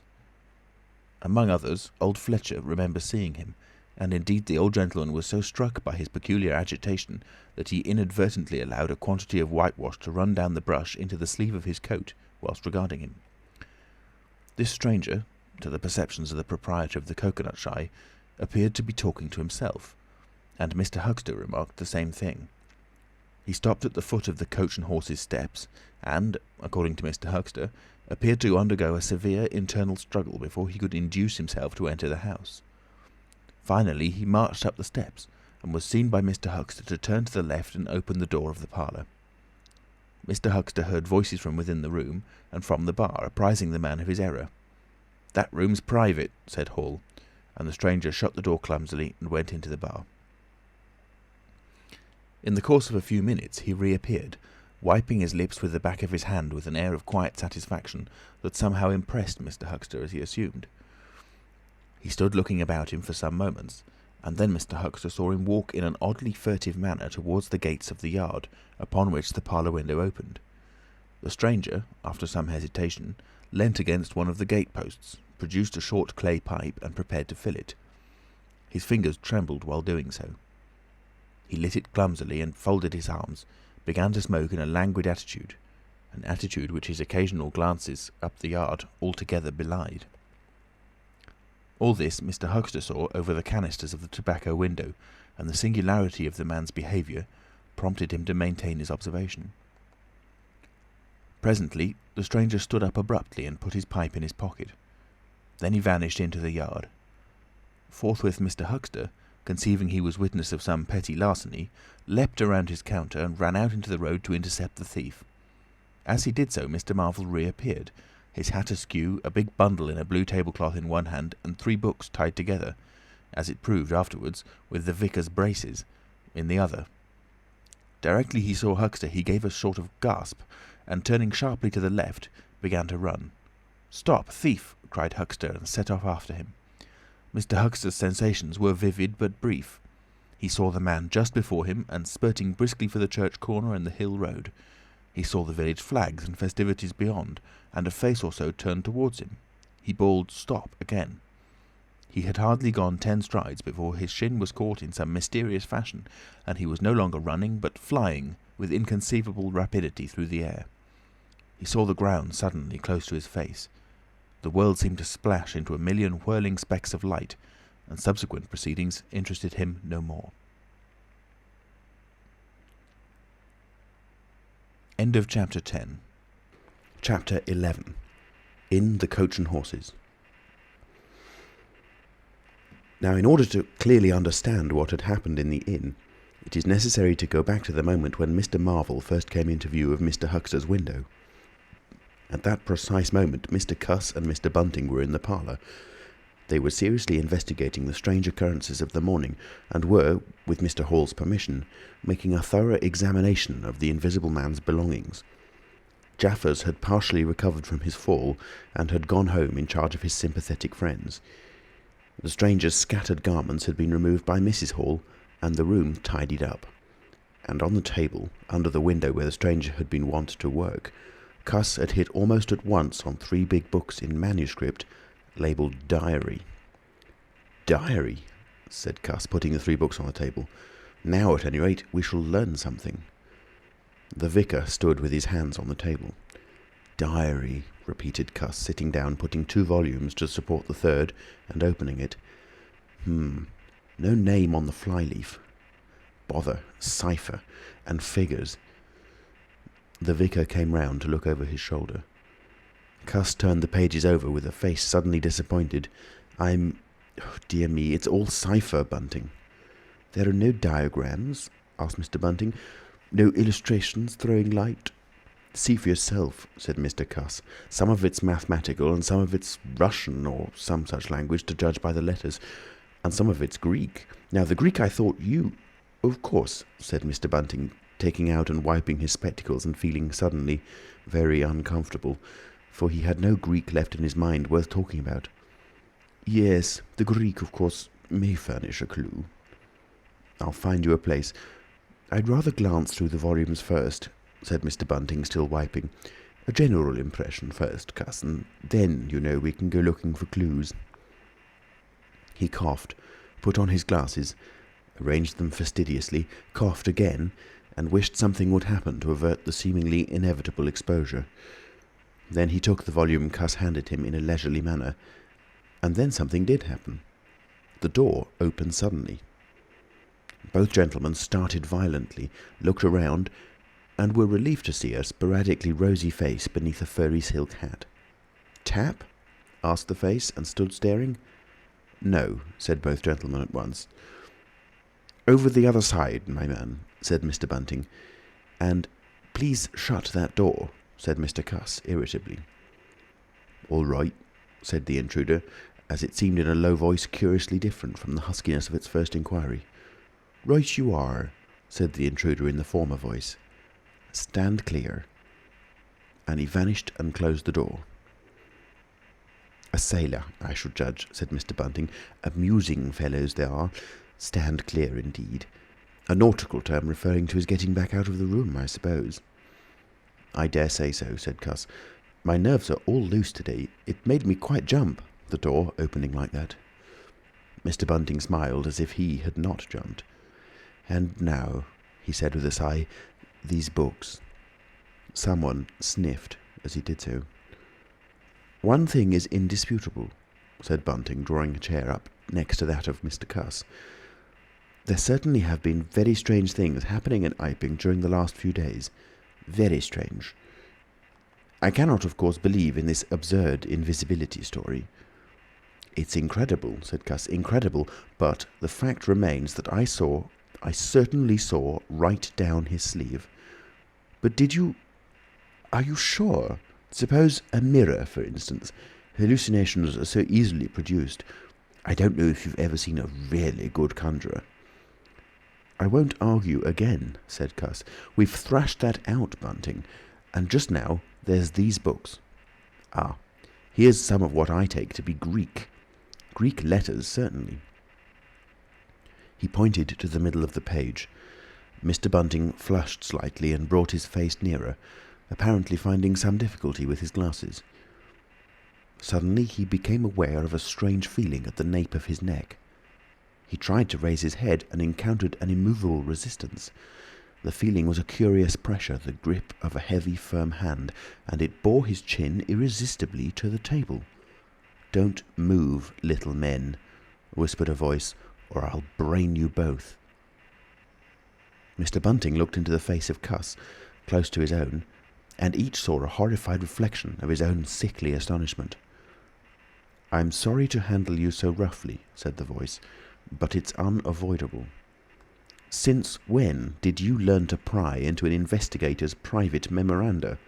said the voice, and two chins struck the table simultaneously, and two sets of teeth rattled. "Since when did you learn to invade the private rooms of a man in misfortune?" And the concussion was repeated. "Where have they put my clothes?" "Listen," said the voice. "The windows are fastened, and I've taken the key out of the door. I am a fairly strong man, and I have the poker handy. Besides being invisible. There's not the slightest doubt that I could kill you both and get away quite easily if I wanted to. Do you understand? Very well. If I let you go, will you promise not to try any nonsense and do what I tell you?" The vicar and the doctor looked at one another, and the doctor pulled a face. "Yes," said Mr. Bunting, and the doctor repeated it.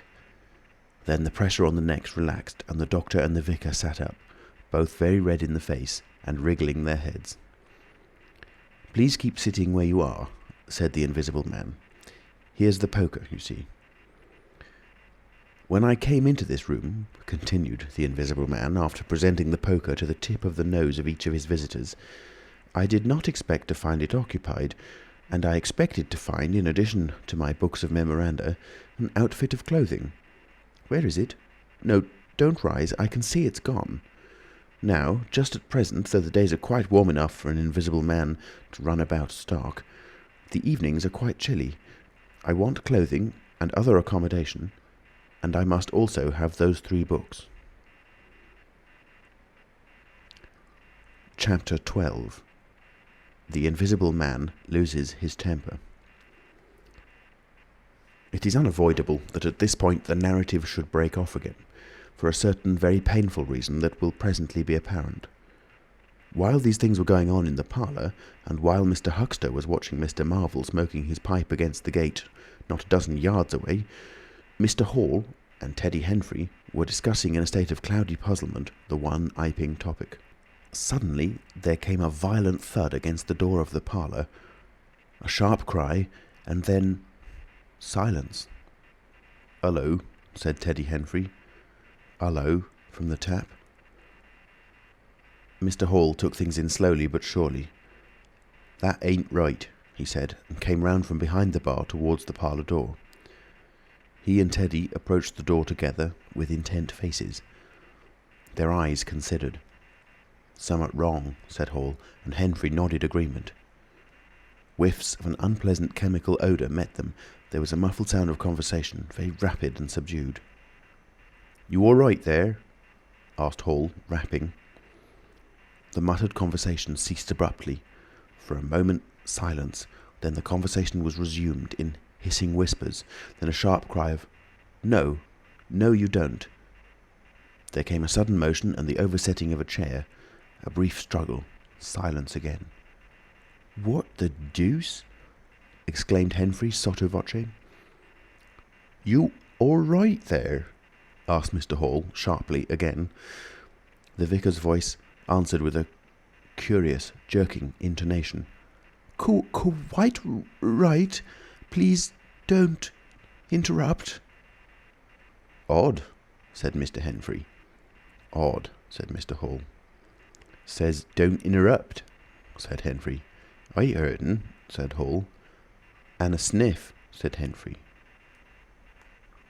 They remained listening. The conversation was rapid and subdued. "I can't," said Mr. Bunting, his voice rising. "I tell you, sir, I will not."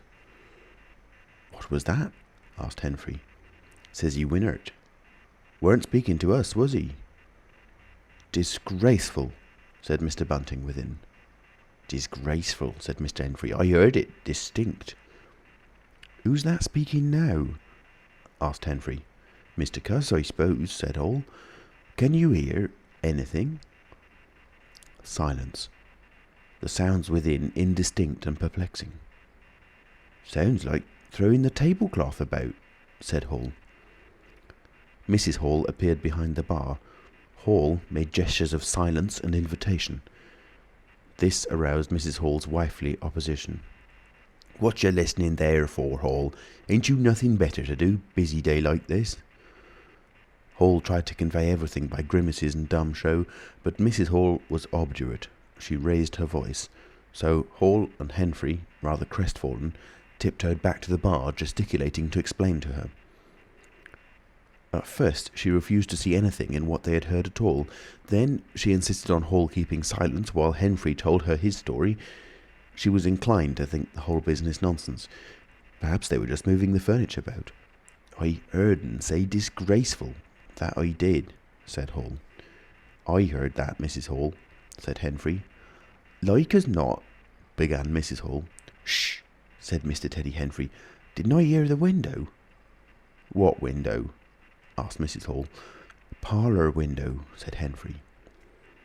Everyone stood listening intently. Mrs. Hall's eyes, directed straight before her, saw without seeing the brilliant oblong of the inn door, the road white and vivid, and Huxter's shop front blistering in the June sun. Abruptly Huxter's door opened, and Huxter appeared, eyes staring with excitement, arms gesticulating. "Yap!" cried Hunter. "Stop thief!" and he ran obliquely across the oblong towards the yard gates and vanished. Simultaneously came a tumult from the parlour and a sound of windows being closed. Hall, Henfrey, and the human contents of the tap rushed out at once pell-mell into the street. They saw someone whisk around the corner towards the road, and Mr. Huxter executing a complicated leap in the air that ended on his face and shoulder. Down the street, people were standing astonished or running towards them. Mr. Huxter was stunned. Henfrey stopped to discover this, but Hall and the two labourers from the tap rushed at once to the corner, shouting incoherent things, and saw Mr. Marvel vanishing by the corner of the church wall. They appeared to have jumped to the impossible conclusion that this was the Invisible Man suddenly become visible, and set off at once along the lane in pursuit. But Hall had hardly run a dozen yards before he gave a loud shout of astonishment and went flying headlong sideways, clutching one of the labourers and bringing him to the ground. He had been charged just as one charges a man at football. The second labourer came round in a circle, stared, and conceiving that Hall had tumbled over of his own accord, turned to resume the pursuit, only to be tripped by the ankle just as Huxter had been. Then, as the first labourer struggled to his feet, he was kicked sideways by a blow that might have felled an ox. As he went down, the rush from the direction of the village green came round the corner. The first to appear was the proprietor of the coconut shy, a burly man in blue jersey. He was astonished to see the lane empty, save for 3 men sprawling absurdly on the ground. And then something happened to his rearmost foot, and he went headlong and rolled sideways just in time to graze the feet of his brother and partner, following headlong. The two were then kicked, knelt on, fallen over, and cursed by quite a number of over-hasty people. Now, when Hall and Henfrey and the labourers ran out of the house, Mrs. Hall, who had been disciplined by years of experience, remained in the bar next to the till. And suddenly the parlour door was opened and Mr. Cuss appeared, and without glancing at her, rushed at once down the steps round the corner. "Hold him!" he cried. "Don't let him drop that parcel." He knew nothing of the existence of Marvel, for the Invisible Man had handed over the books and bundle in the yard. The face of Mr. Cuss was angry and resolute, but his costume was defective, a sort of limp white kilt that could only have passed muster in Greece. "Hold him!" he bawled. "He's got my trousers, and every stitch of the vicar's clothes." "Tend to him in a minute," he cried to Henfrey as he passed the prostrate huckster, and, coming round the corner to join the tumult, was promptly knocked off his feet into an indecorous sprawl. Somebody in full flight trod heavily on his finger. He yelled, struggled to regain his feet, was knocked against and thrown on all fours again, and became aware that he was involved not in a capture, but a rout. Everyone was running back to the village. He rose again and was hit severely behind the ear. He staggered and set off back to the coach and horses forthwith, leaping over the deserted huckster who was now sitting up on his way. Behind him, as he was halfway up the inn steps, he heard a sudden yell of rage, rising sharply out of the confusion of cries, and a sounding smack in someone's face. He recognised the voice as that of the Invisible Man, and the note was that of a man suddenly infuriated by a painful blow. In another moment, Mr. Cuss was back in the parlour. "He's coming back, Bunting," he said, rushing in. "Save yourself." Mr. Bunting was standing in the window, engaged in an attempt to clothe himself in the hearthrug and a West Surrey Gazette. "Who's coming?" he said, so startled that his costume narrowly escaped disintegration. "Invisible Man," said Cuss, and rushed on to the window. "We'd better clear out from here. He's fighting mad. Mad!" In another moment he was out in the yard. "Good heavens!" said Mr. Bunting, hesitating between two horrible alternatives. He heard a frightful struggle in the passage of the inn, and his decision was made. He clambered out of the window, adjusted his costume hastily, and fled up the village as fast as his fat little legs would carry him. From the moment when the Invisible Man screamed with rage, and Mr. Bunting made his memorable flight up the village, it became impossible to give a consecutive account of affairs in Iping. Possibly the Invisible Man's original intention was simply to cover Marvel's retreat with the clothes and books, but his temper, at no time very good, seems to have gone completely at some chance blow, and forthwith he set to smiting and overthrowing for the mere satisfaction of hurting. You must figure the street full of running figures, of doors slamming and fights for hiding places. You must figure the tumult suddenly striking on the unstable equilibrium of old Fletcher's planks and 2 chairs with cataclysmic results. You must figure an appalled couple caught dismally in a swing. And then the whole tumultuous rush has passed, and the Iping street with its gourds and flags is deserted, save for the still raging unseen, and littered with coconuts, overthrown canvas screens, and the scattered stock in trade of a sweetstuff stall. Everywhere there is a sound of closing shutters and shoving bolts, and the only visible humanity is an occasional flitting eye under a raised eyebrow in the corner of a window pane. The Invisible Man amused himself for a little while by breaking all the windows in the Coach and Horses, and then he thrust a street lamp through the parlour window of Mrs. Gribble. He, it must have been, who cut the telegraph wire to Adderdean just beyond Higgins's cottage on the Adderdean road, and, after that, as his peculiar qualities allowed, he passed out of human perceptions altogether, and he was neither heard, seen, nor felt in Iping any more. He vanished absolutely. But it was the best part of 2 hours before any human being ventured out again into the desolation of an Iping street. End of chapter 12. Chapter 13. Mr. Marvel discusses his resignation. When the dust was gathering and Iping was just beginning to peep timorously forth again upon the shattered wreckage of its bank holiday, a short, thick-set man in a shabby silk hat was marching painfully through the twilight behind the beech woods on the road to Bramblehurst. He carried 3 books, bound together by some sort of ornamental elastic ligature, and a bundle wrapped in a blue tablecloth. His rubicund face expressed consternation and fatigue. He appeared to be in some sort of spasmodic hurry. He was accompanied by a voice other than his own, and ever and again he winced under the touch of unseen hands. "If you give me the slip again," said the voice, "if you attempt to give me the slip again—" "Lord," said Mr. Marvel, "that shoulder's a mass of bruises as it is." "On my honour," said the voice, "I will kill you." "I didn't try to give you the slip," said Marvel, in a voice that was not far remote from tears. "I swear I didn't. I didn't know the blessed turning, that was all.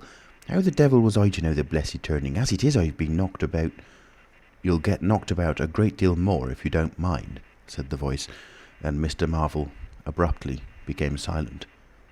He blew out his cheeks, and his eyes were eloquent of despair. "It's bad enough to let those floundering yokels explode my little secret without your cutting off with my books. It's lucky for some of them they cut and ran when they did. Here am I. No one knew I was invisible. And now what am I to do?" "What am I to do?" asked Marvel sotto voce. "It's all about. It will be in the papers. Everybody will be looking for me, everyone on their guard." The voice broke off into vivid curses and ceased. The despair of Mr. Marvel's face deepened and his pace slackened. "Go on," said the voice. Mr. Marvel's face assumed a greyish tint between the ruddier patches. "Don't drop those books, stupid," said the voice sharply, overtaking him. "The fact is," said the voice, "I shall have to make use of you. You're a poor tool, but I must." "I'm a miserable tool," said Marvel. "You are," said the voice. "I'm the worst possible tool you could have," said Marvel. "I'm not strong," he said after a discouraging silence. "I'm not over-strong," he repeated. "No? And my heart's weak. That little business, I pulled it through, of course, but bless you, I could have dropped." "Well?" "I haven't the nerve and strength for the sort of thing you want." "I'll stimulate you." "I wish you wouldn't. I wouldn't like to mess up your plans, you know, but I might, out of sheer funk and misery." "You'd better not," said the voice with quiet emphasis. "I wish I was dead," said Marvel. "It ain't justice," he said. "You must admit, it seems to me I've a perfect right—" "Get on," said the voice. Mr. Marvel mended his pace, and for a time they went in silence again. "It's devilish hard," said Mr. Marvel. This was quite ineffectual. He tried another tack. "What do I make by it?" he began again, in a tone of unendurable wrong. "Oh, shut up," said the voice, with sudden amazing vigour. "I'll see to you all right. You do what you're told. You'll do it all right. You're a fool and all that, but you'll do. I tell you, sir, I'm not the man for it. Respectfully, But it is so." "If you don't shut up, I shall twist your wrist again," said the Invisible Man. "I want to think." Presently 2 oblongs of yellow light appeared through the trees, and the square tower of a church loomed through the gloaming. "I shall keep my hand on your shoulder," said the voice, "all through the village. Go straight through, and try no foolery. It'll be the worse for you if you do." "I know that," sighed Mr. Marvel. "I know all that." The unhappy-looking figure in the obsolete silk hat passed up the street of the little village with his burdens, and vanished into the gathering darkness beyond the lights of the windows. Chapter 14. At Port Stowe. 10 o'clock the next morning found Mr. Marvel, unshaven, dirty, and travel-stained, sitting with the books beside him and his hands deep in his pockets, looking very weary, nervous and uncomfortable, and inflating his cheeks at infrequent intervals, on the bench outside a little inn on the outskirts of Port Stowe. Beside him were the books, but now they were tied with string. The bundle had been abandoned in the pine woods beyond Bramblehurst, in accordance with a change of plans in the Invisible Man. Mr. Marvel sat on the bench, and although no one took the slightest notice of him, his agitation remained at fever heat. His hands would go ever and again to his various pockets with a curious, nervous fumbling. When he had been sitting for the best part of an hour, however, an elderly mariner, carrying a newspaper, came out of the inn and sat down beside him. "Pleasant day," said the mariner. Mr. Marvel glanced about him, with something very like terror. "Very," he said. "Just seasonable weather for the time of year," said the mariner, taking no denial. "Quite," said Mr. Marvel. The mariner produced a toothpick and, saving his regard, was engrossed thereby for some minutes. His eyes, meanwhile, were at liberty to examine Mr. Marvel's dusty figure and the books beside him. As he had approached Mr. Marvel, he had heard a sound like the dropping of coins into a pocket. He was struck by the contrast of Mr. Marvel's appearance with this sudden suggestion of opulence. Thence his mind wandered back again to a topic that had taken a curiously firm hold of his imagination. "Books?" he said suddenly, noisily finishing with the toothpick. Mr. Marvel started and looked at them. "Oh yes," he said. "Yes, they're books." "There's some extraordinary things in books," said the mariner. "I believe you," said Mr. Marvel. "And some extraordinary things out of them," said the mariner. "True, likewise," said Mr. Marvel. He eyed his interlocutor and then glanced about him. "There's some extraordinary things in newspapers, for example," said the mariner. "There are." "In this newspaper," said the mariner. "Ah," said Mr. Marvel. "There's a story," said the mariner, fixing Mr. Marvel with an eye that was firm and deliberate. "There's a story about an invisible man, for instance." Mr. Marvel pulled his mouth askew and scratched his cheek and felt his ears glowing. "What will they be writing next?" he asked faintly. "Austria or America?" "Neither," said the mariner. "Here." "Lord," said Mr. Marvel, starting. "When I say here," said the mariner, to Mr. Marvel's intense relief, "I don't of course mean here in this place. I mean hereabouts." "An invisible man," said Mr. Marvel. "And what's he been up to?" "Everything," said the mariner, controlling Marvel with his eye and then amplifying. "Every blessed thing." "I ain't seen a paper these 4 days," said Marvel. "Iping's the place he started at," said the mariner. "Indeed," said Mr. Marvel. "He started there, and where he came from nobody don't seem to know. Here it is, peculiar story from Iping. And it says in this paper that the evidence is extraordinary strong. Extraordinary." "Lord," said Mr. Marvel. "But then it's an extraordinary story. There's a clergyman and a medical gent witnesses. Saw him all right and proper. At leastways didn't see him. He was staying, it says, at the Coach and Horses. And don't no one seem to be aware of his misfortune. Aware of his misfortune, it says, until in an altercation at the inn, it says, his bandages on his head was torn off. It was then observed that his head was invisible.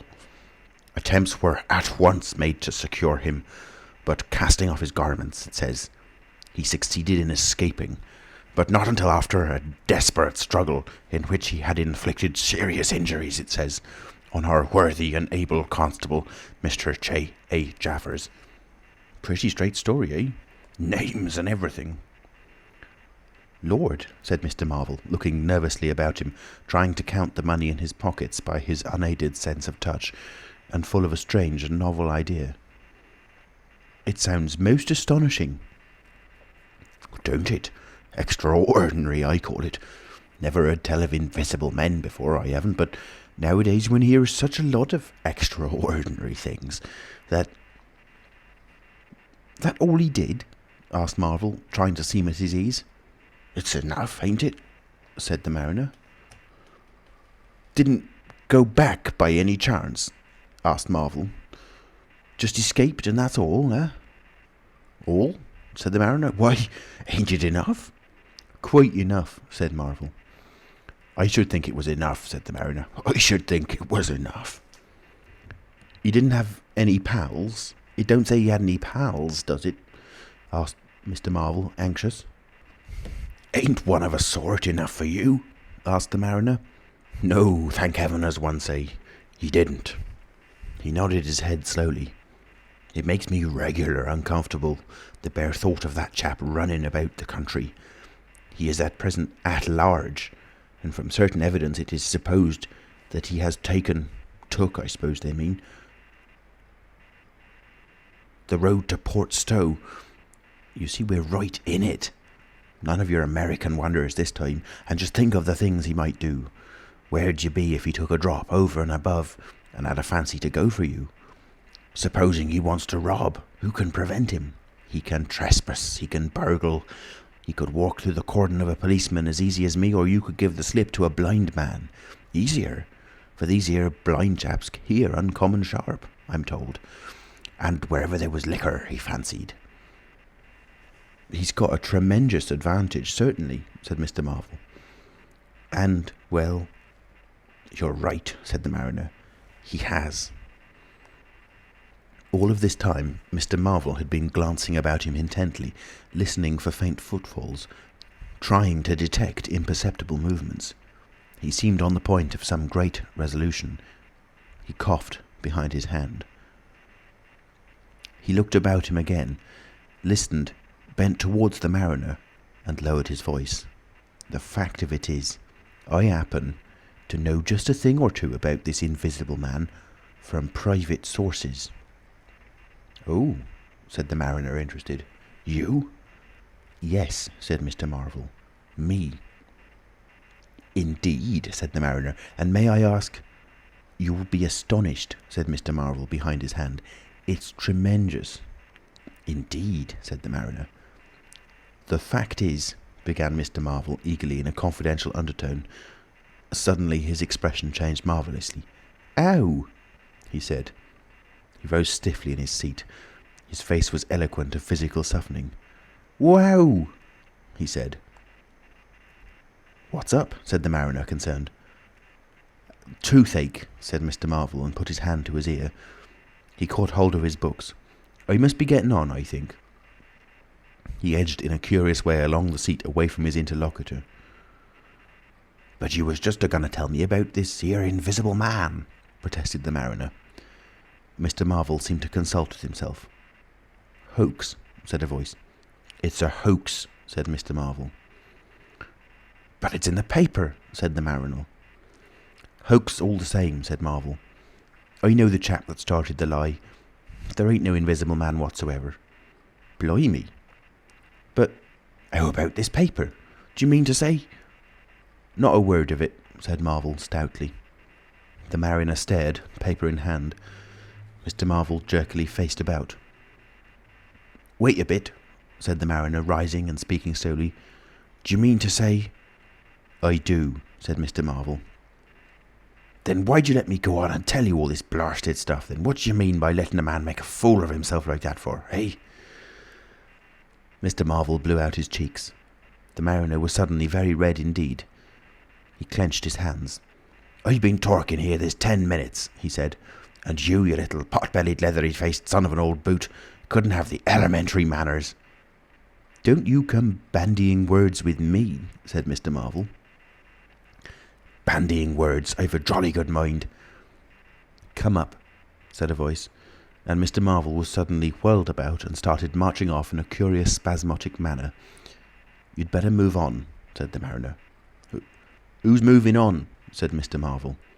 He was receding obliquely with a curious hurrying gait, with occasional violent jerks forward. Some way along the road he began a muttered monologue, protests and recriminations. "Silly devil," said the mariner, legs wide apart, elbows akimbo, watching the receding figure. "I'll show you, you silly ass. Hoaxing me. It's here, on the paper." Mr. Marvel retorted incoherently, and, receding, was hidden by a bend in the road, but the mariner still stood magnificent in the midst of the way until the approach of a butcher's cart dislodged him. Then he turned himself towards Portstowe. "Full of extraordinary asses," he said softly to himself. "Just take me down a bit. That was his silly game. It's on the paper." And there was another extraordinary thing he was presently to hear that had happened quite close to him, and that was a vision of a fistful of money, no less, travelling without visible agency along by the wall at the corner of St. Michael's Lane. A brother mariner had seen this wonderful sight that very morning. He had snatched at the money forthwith and had been knocked headlong, and when he got to his feet the butterfly money had vanished. Our mariner was in the mood to believe anything, he declared, but that was a bit too stiff.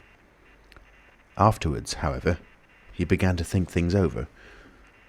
The story of the flying money was true, and all about that neighbourhood, even from the august London and Country Banking Company, from the tills of shops and inns, doors standing that sunny weather entirely open, money had been quietly and dexterously making off that day in handfuls and rouleaux, floating quietly along by walls and shady places, dodging quickly from the approaching eyes of men. And it had, though no man had traced it, invariably ended its mysterious flight in the pocket of that agitated gentleman in the obsolete silk hat, sitting outside the little inn on the outskirts of Portstowe. It was 10 days after, and indeed only when the Burdock story was already old, that the mariner collated these facts and began to understand how near he had been to the wonderful invisible man. Chapter 15. The Man Who Was Running. In the early evening time, Dr. Kemp was sitting in his study in the Belvedere on the hill overlooking Burdock. It was a pleasant little room with 3 windows, north, west and south, and bookshelves covered with books and scientific publications, and a broad writing table, and underneath the north window a microscope, glass slips, minute instruments, some cultures, and scattered bottles of reagents. Dr. Kemp's solar lamp was lit, albeit the sky was still bright with the sunset light, and his blinds were up, because there was no offence of peering outsiders to require them pulled down. Dr. Kemp was a tall and slender young man, with flaxen hair and a moustache almost white, and the work he was upon would earn him, he hoped, the fellowship of the Royal Society, so highly did he think of it. And his eye, presently wandering from his work, caught the sunset blazing at the back of the hill that is over against his own. For a minute perhaps he sat, pen in mouth, admiring the rich golden colour above the crest, and then his attention was attracted by the little figure of a man, inky black, running over the hill brow towards him. He was a shortish little man, and he wore a high hat, and he was running so fast that his legs verily twinkled.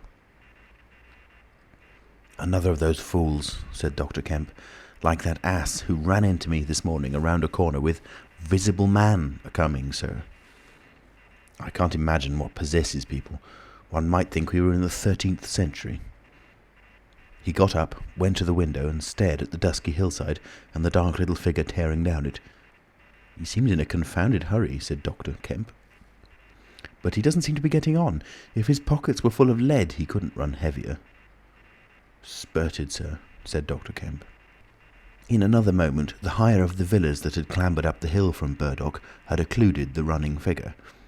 He was visible again for a moment, and then again, 3 times between the 3 detached houses that came next, and then the terrace hid him.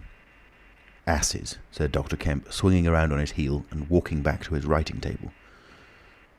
But those who saw the fugitive nearer, and perceived the abject terror on his perspiring face, being themselves in the open roadway, did not share in the doctor's contempt. The man pounded, and as he ran he chinked like a well-filled purse that is tossed to and fro. He looked neither to the right nor the left, but his dilated eyes stared straight downhill to where the lamps were being lit and the people were crowded in the street, and his ill-shaped mouth fell apart, and a glary foam lay on his lips, and his breath came hoarse and noisy. All he passed stopped and began staring up the road and down, and interrogating one another with an inkling of discomfort for the reason of his haste. And then presently, far up the hill, a dog playing in the road yelped and ran under a gate, and as they still wondered something, a wind, a pad, pad, pad, a sound like a panting breathing, rushed by. People screamed. People sprang off the pavement. It passed in shouts. It passed by instinct down the hill. They were shouting in the street before Marvel was halfway there. They were bolting into houses and slamming the doors behind them, and with the news. He heard it and made one last desperate spurt. Fear came striding by, rushed ahead of him, and in a moment had seized the town. The Invisible Man is coming. The Invisible Man. Chapter 16. In the Jolly Cricketers. The Jolly Cricketers is just at the bottom of the hill where the tram lines begin. The barman leant his fat red arms on the counter and talked of horses with an anaemic cabman, while a black-bearded man in a grey snapped up biscuit and cheese, drank Burton, and conversed in American with a policeman off duty. "What's the shouting about?" said the anaemic cabman, going off at a tangent, trying to see up the hill over the dirty yellow blind in the low window of the inn. Somebody ran by outside. "Fire, perhaps," said the barman. Footsteps approached, running heavily. The door was pushed open violently, and Marvel, weeping and dishevelled, his hat gone, the neck of his coat torn open, rushed in, made a convulsive turn and attempted to shut the door. It was half held open by a strap. "Coming," he bawled, his voice shrieking with terror. "He's coming, the Invisible Man. After me, for God's sake, help, help, help." "Shut the doors," said the policeman. "Who's coming? What's the row?" He went to the door, released the strap, and it slammed. The American closed the other door. "Let me go inside," said Marvel, staggering and weeping, but still clutching the books. "Let me go inside. Lock me in somewhere. I tell you, he's after me. I gave him the slip. He said he'd kill me, and he will." "You're safe," said the man with the black beard. "The door's shut. What's it all about?" "Let me go inside," said Marvel, and shrieked aloud as a blow suddenly made the fastened door shiver, and was followed by a hurried rapping and a shouting outside. "Hello!" cried the policeman. "Who's there?" Mr. Marvel began to make frantic dives at panels that looked like doors. "He'll kill me. He's got a knife or something, for God's sake." "Here you are," said the barman. "Come in here." And he held up the flap of the bar. Mr. Marvel rushed behind the bar as the summons outside was repeated. "Don't open the door," he screamed. "Please don't open the door. Where shall I hide?" This Invisible Man, then?" asked the man with the black beard, with one hand behind him. "I guess it's about time we saw him." The window of the inn was suddenly smashed in, and there was a screaming and running to and fro in the street. The policeman had been standing on the settee, staring out, craning to see who was at the door. He got down with raised eyebrows. "It's that," he said. The barman stood in front of the bar parlour, which was now locked on Mr. Marvel, stared at the smashed window, and came around to the other two men. Everything was suddenly quiet. "I wish I had my truncheon," said the policeman, going irresolutely to the door. "Once we open, in he comes. There's no stopping him." "Don't you be in too much hurry about that door," said the anaemic cabman anxiously. "Draw the bolts," said the man with the black beard. "And if he comes—" He showed a revolver in his hand. "That won't do," said the policeman. "That's murder." "I know what country I'm in," said the man with the beard. "I'm going to let off at his legs. Draw the bolts." "Not with that blinking thing going off behind me," said the barman, craning over the blind. "Very well," said the man with the black beard, and stooping down, revolver ready, drew himself. Barman, cabman and policeman faced about. "Come in," said the bearded man in an undertone, standing back and facing the unbolted doors with his pistol behind him. No one came in. The door remained closed. 5 minutes afterwards, when a second cabman pushed his head in cautiously, they were still waiting, and an anxious face peered out of the bar parlour and supplied information. "Are all the doors of the house shut?" asked Marvel. "He's going round, prowling round. He's as artful as the devil." "Good Lord," said the burly barman. "There's the back. Just watch them doors, I say." He looked about him helplessly. The bar parlour door slammed, and they heard the key turn. "There's the yard door and the private door. The yard door—" He rushed out of the bar. In a minute he reappeared with a carving knife in his hand. "The yard door was open," he said, and his fat underlip dropped. "He may be in the house now," said the first cabman. "He's not in the kitchen," said the barman. "There's 2 women there, and I've stabbed every inch of it with this little beef slicer. And they don't think he's come in. They haven't noticed." "Have you fastened it?" asked the first cabman. "I'm out of frocks," said the barman. The man with the beard replaced his revolver, and even as he did so, the flap of the bar was shut down and the bolt clicked, and then with a tremendous thud, the catch of the door snapped and the bar parlour door burst open. They heard Marvel squeal like a caught leveret, and forthwith they were clambering over the bar to his rescue. The bearded man's revolver cracked, and the looking-glass at the back of the parlour starred and came smashing and tinkling down. As the barman entered the room, he saw Marvel, curiously crumpled up and struggling against the door that led to the yard and kitchen. The door flew open while the barman hesitated, and Marvel was dragged into the kitchen. There was a scream and a clatter of pans.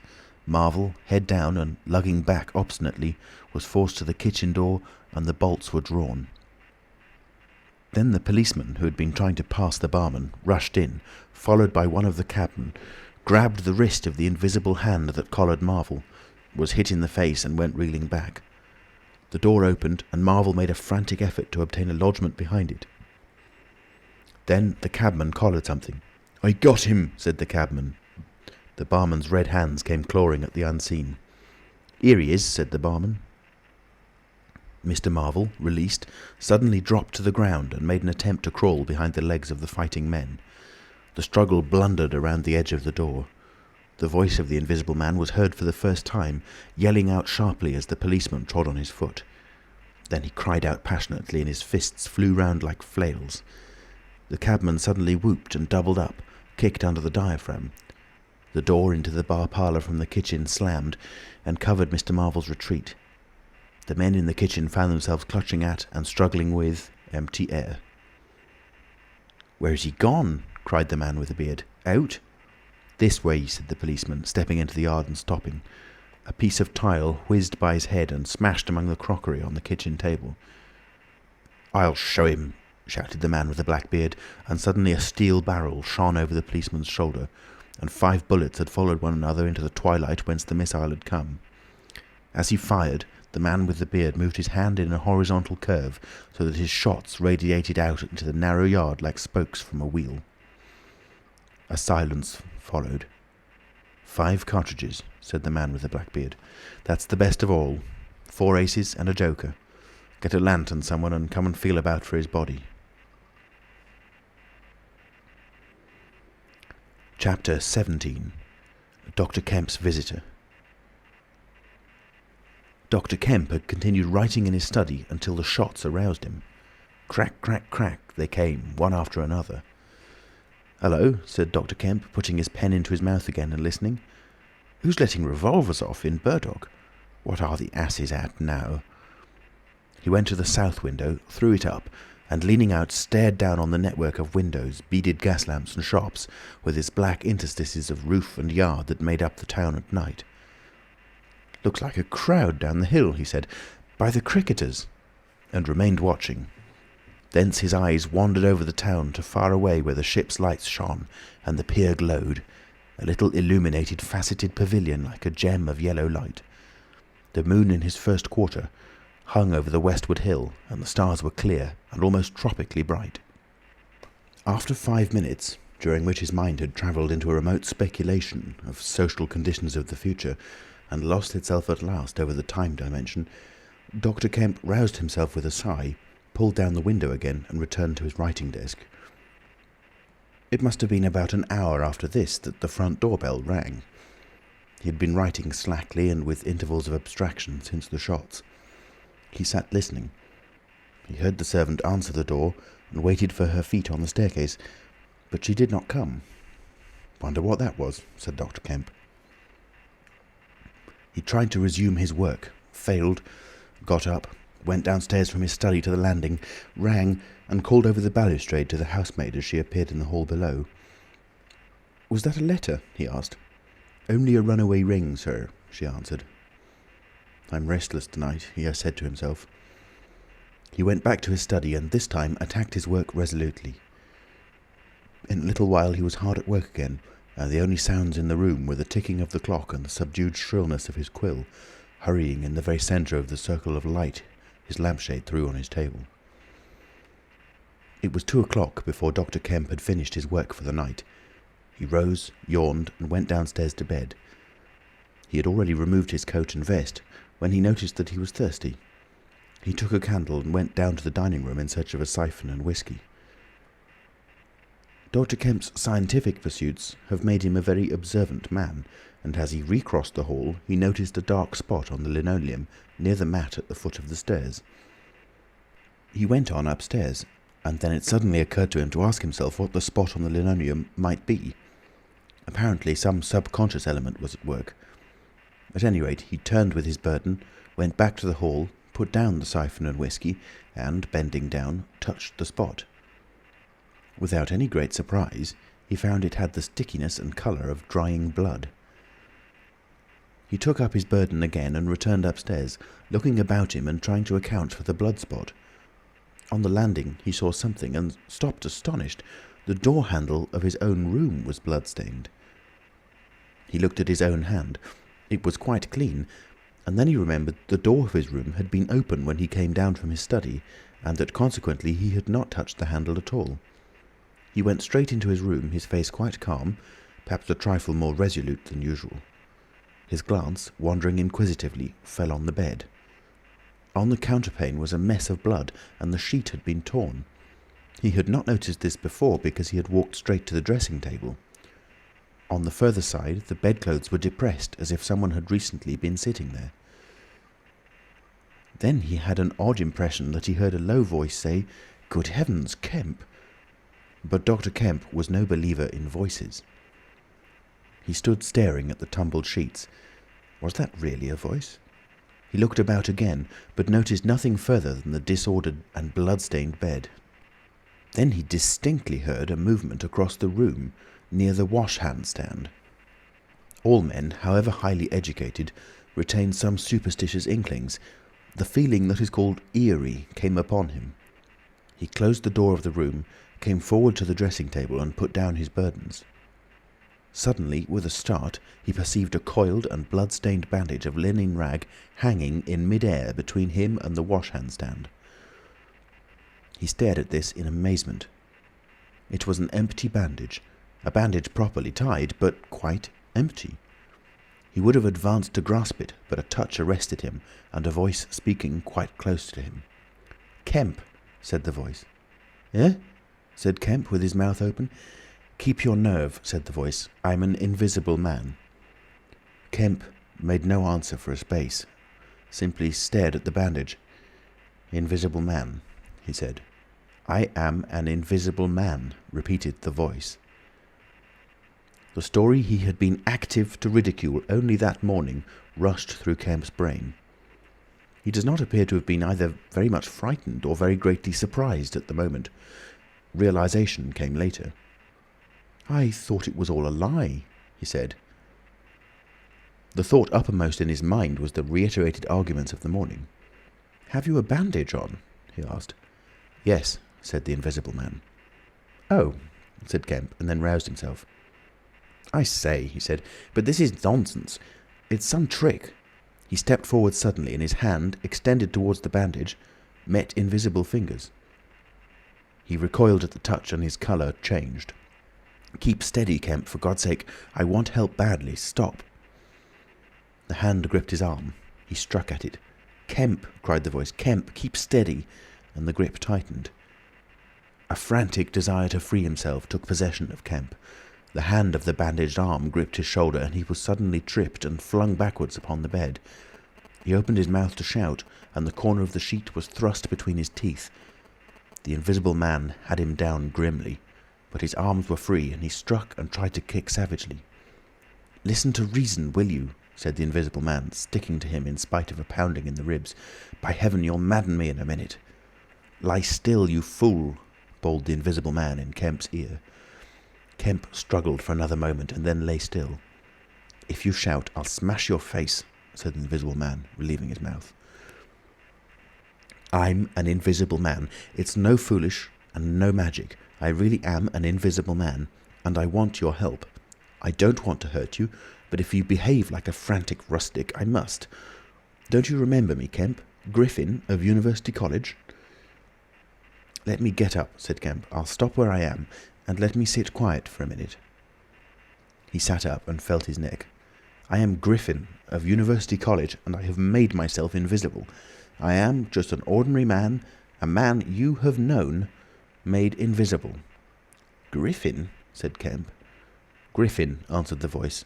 "A younger student than you were, almost an albino, 6 feet high and broad, with a pink and white face and red eyes, who won the medal for chemistry." "I'm confused," said Kemp. "My brain is rioting. What has this to do with Griffin?" "I am Griffin." Kemp thought. "It's horrible," he said. "But what devilry must happen to make a man invisible?" "It's no devilry. It's a process, sane and intelligible enough." "It's horrible," said Kemp. "How on earth—" "It's horrible enough, but I am wounded and in pain and tired. Great God, Kemp, you're a man. Take it steady. Give me some food and drink, and let me sit down here." Kemp stared at the bandage as it moved across the room, then saw a basket chair dragged across the floor and come to rest near the bed. It creaked, and the seat was depressed by the quarter of an inch or so. He rubbed his eyes and felt his neck again. "This beats ghosts," he said, and laughed stupidly. "That's better. Thank heaven, you're getting sensible." "Or silly," said Kemp, and knuckled his eyes. "Give me some whiskey. I'm near dead." "It didn't feel so." "Where are you? If I get up, shall I run into you?" "There. All right. Whiskey. Here. Where shall I give it to you?" The chair creaked, and Kemp felt the glass drawn away from him. He let go by an effort. His instinct was all against it.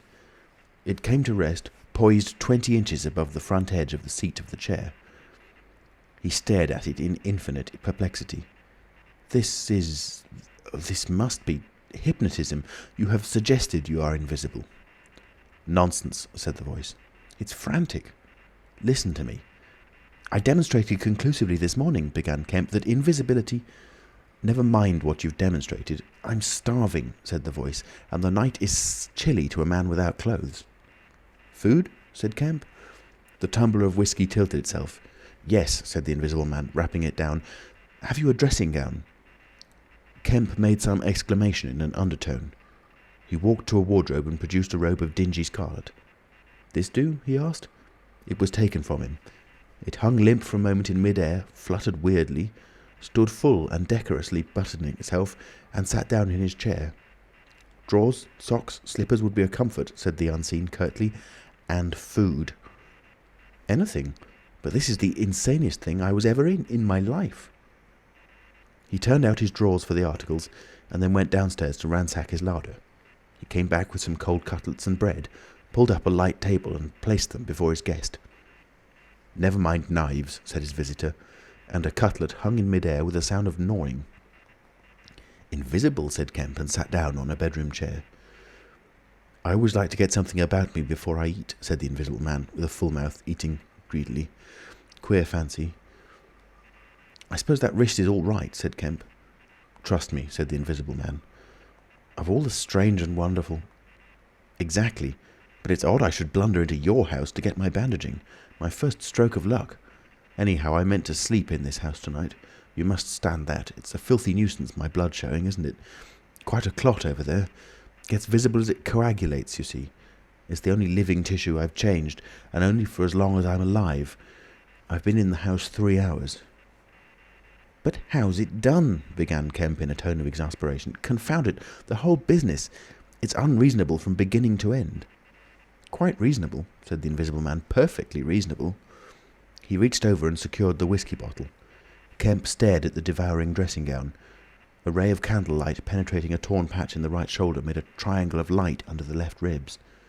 "Where are the shots?" he asked. "How did the shooting begin?" "There was a real fool of a man, a sort of confederate of mine, curse him, who tried to steal my money. Has done so." "Is he invisible too?" "No." "Well, can't I have some more to eat before I tell you all that? I'm hungry, in pain, and you want me to tell stories." Kemp got up. "You didn't do any shooting?" he asked. "Not me," said his visitor. "Some fool I'd never seen fired at random. A lot of them got scared. They all got scared at me. Curse them. I say, I want more to eat than this, Kemp." "I'll see what there is to eat downstairs," said Kemp. "Not much, I'm afraid." After he had done eating and he had made a heavy meal, the Invisible Man demanded a cigar. He bit the end savagely before Kemp could find a knife, and cursed when the outer leaf loosened. It was strange to see him smoking. His mouth and throat, pharynx and nares, became visible as a sort of whirling smoke cast. "This blessed gift of smoking," he said, and puffed vigorously. "I am lucky to have fallen upon you, Kemp. You must help me. Fancy tumbling on you just now. I'm in a devilish scrape. I've been mad, I think, the things I've been through. But we will do things yet. Let me tell you—" He helped himself to more whisky and soda. Kemp got up, looked about him, and fetched a glass from his spare room. "It's wild, but I suppose I may drink." "You haven't changed much, Kemp, these dozen years. You fair men don't. Cool and methodical, after the first collapse. I must tell you, we will work together." "But how was it all done?" said Kemp. "And how did you get like this?" "For God's sake, let me smoke in peace for a little while, and then I will begin to tell you." But the story was not told that night. The Invisible Man's wrist was growing painful. He was feverish, exhausted, and his mind came round to brood upon his chase down the hill and the struggle about the inn. He spoke in fragments of marvel. He smoked faster. His voice grew angry. Kemp tried to gather what he could. "He was afraid of me. I could see that he was afraid of me," said the Invisible Man many times over. "He meant to give me the slip. He was always casting about. What a fool I was. The cur. I should have killed him." "Where did you get the money?" asked Kemp abruptly. The Invisible Man was silent for a space. "I can't tell you tonight," he said. He groaned suddenly and leant forward, supporting his invisible head on invisible hands. "Kemp," he said, "I've had no sleep for near 3 days, except a couple of dozes an hour. I must sleep soon." "Well, have my room, have this room." "But how can I sleep? If I sleep, he will get away." "Oh, what does it matter?" "What's the shot wound?" asked Kemp abruptly. "Nothing. Scratch and blood."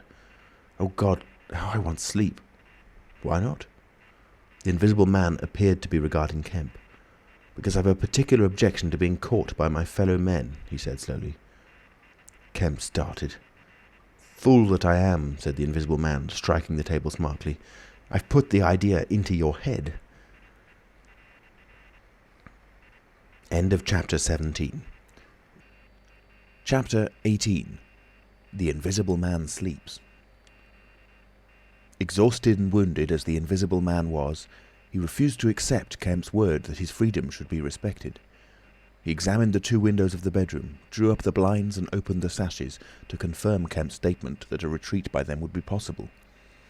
Outside the night was very quiet and still, and the new moon was settling over the down. Then he examined the keys of the bedroom and the 2 dressing-room doors to satisfy himself that these also could be made an assurance of freedom. Finally he expressed himself satisfied. He stood on the hearthrug and Kemp heard the sound of a yawn. "I'm sorry," said the Invisible Man, "if I cannot tell you all that I have done tonight, but I am worn out. It's grotesque, no doubt. It's horrible. But believe me, Kemp, in spite of your arguments of this morning, it is quite a possible thing. I have made a discovery. I meant to keep it to myself. I can't. I must have a partner. And you... we can do such things. But tomorrow... Now, Kemp, I feel as though I must sleep or perish." Kemp stood in the middle of the room, staring at the headless garment. "I suppose I must leave you," he said. "It's incredible. 3 things happening like this, overturning all my preconceptions, would make me insane. But it's real. Is there anything more that I can get you?" "Only bid me good night," said Griffin. "Good night," said Kemp, and shook an invisible hand. He walked sideways to the door. Suddenly, the dressing-gown walked quickly towards him. "Understand me," said the dressing-gown. "No attempts to hamper me or capture me or—" Kemp's face changed a little. "I thought I gave you my word," he said. Kemp closed the door softly behind him, and the key was turned upon him forthwith.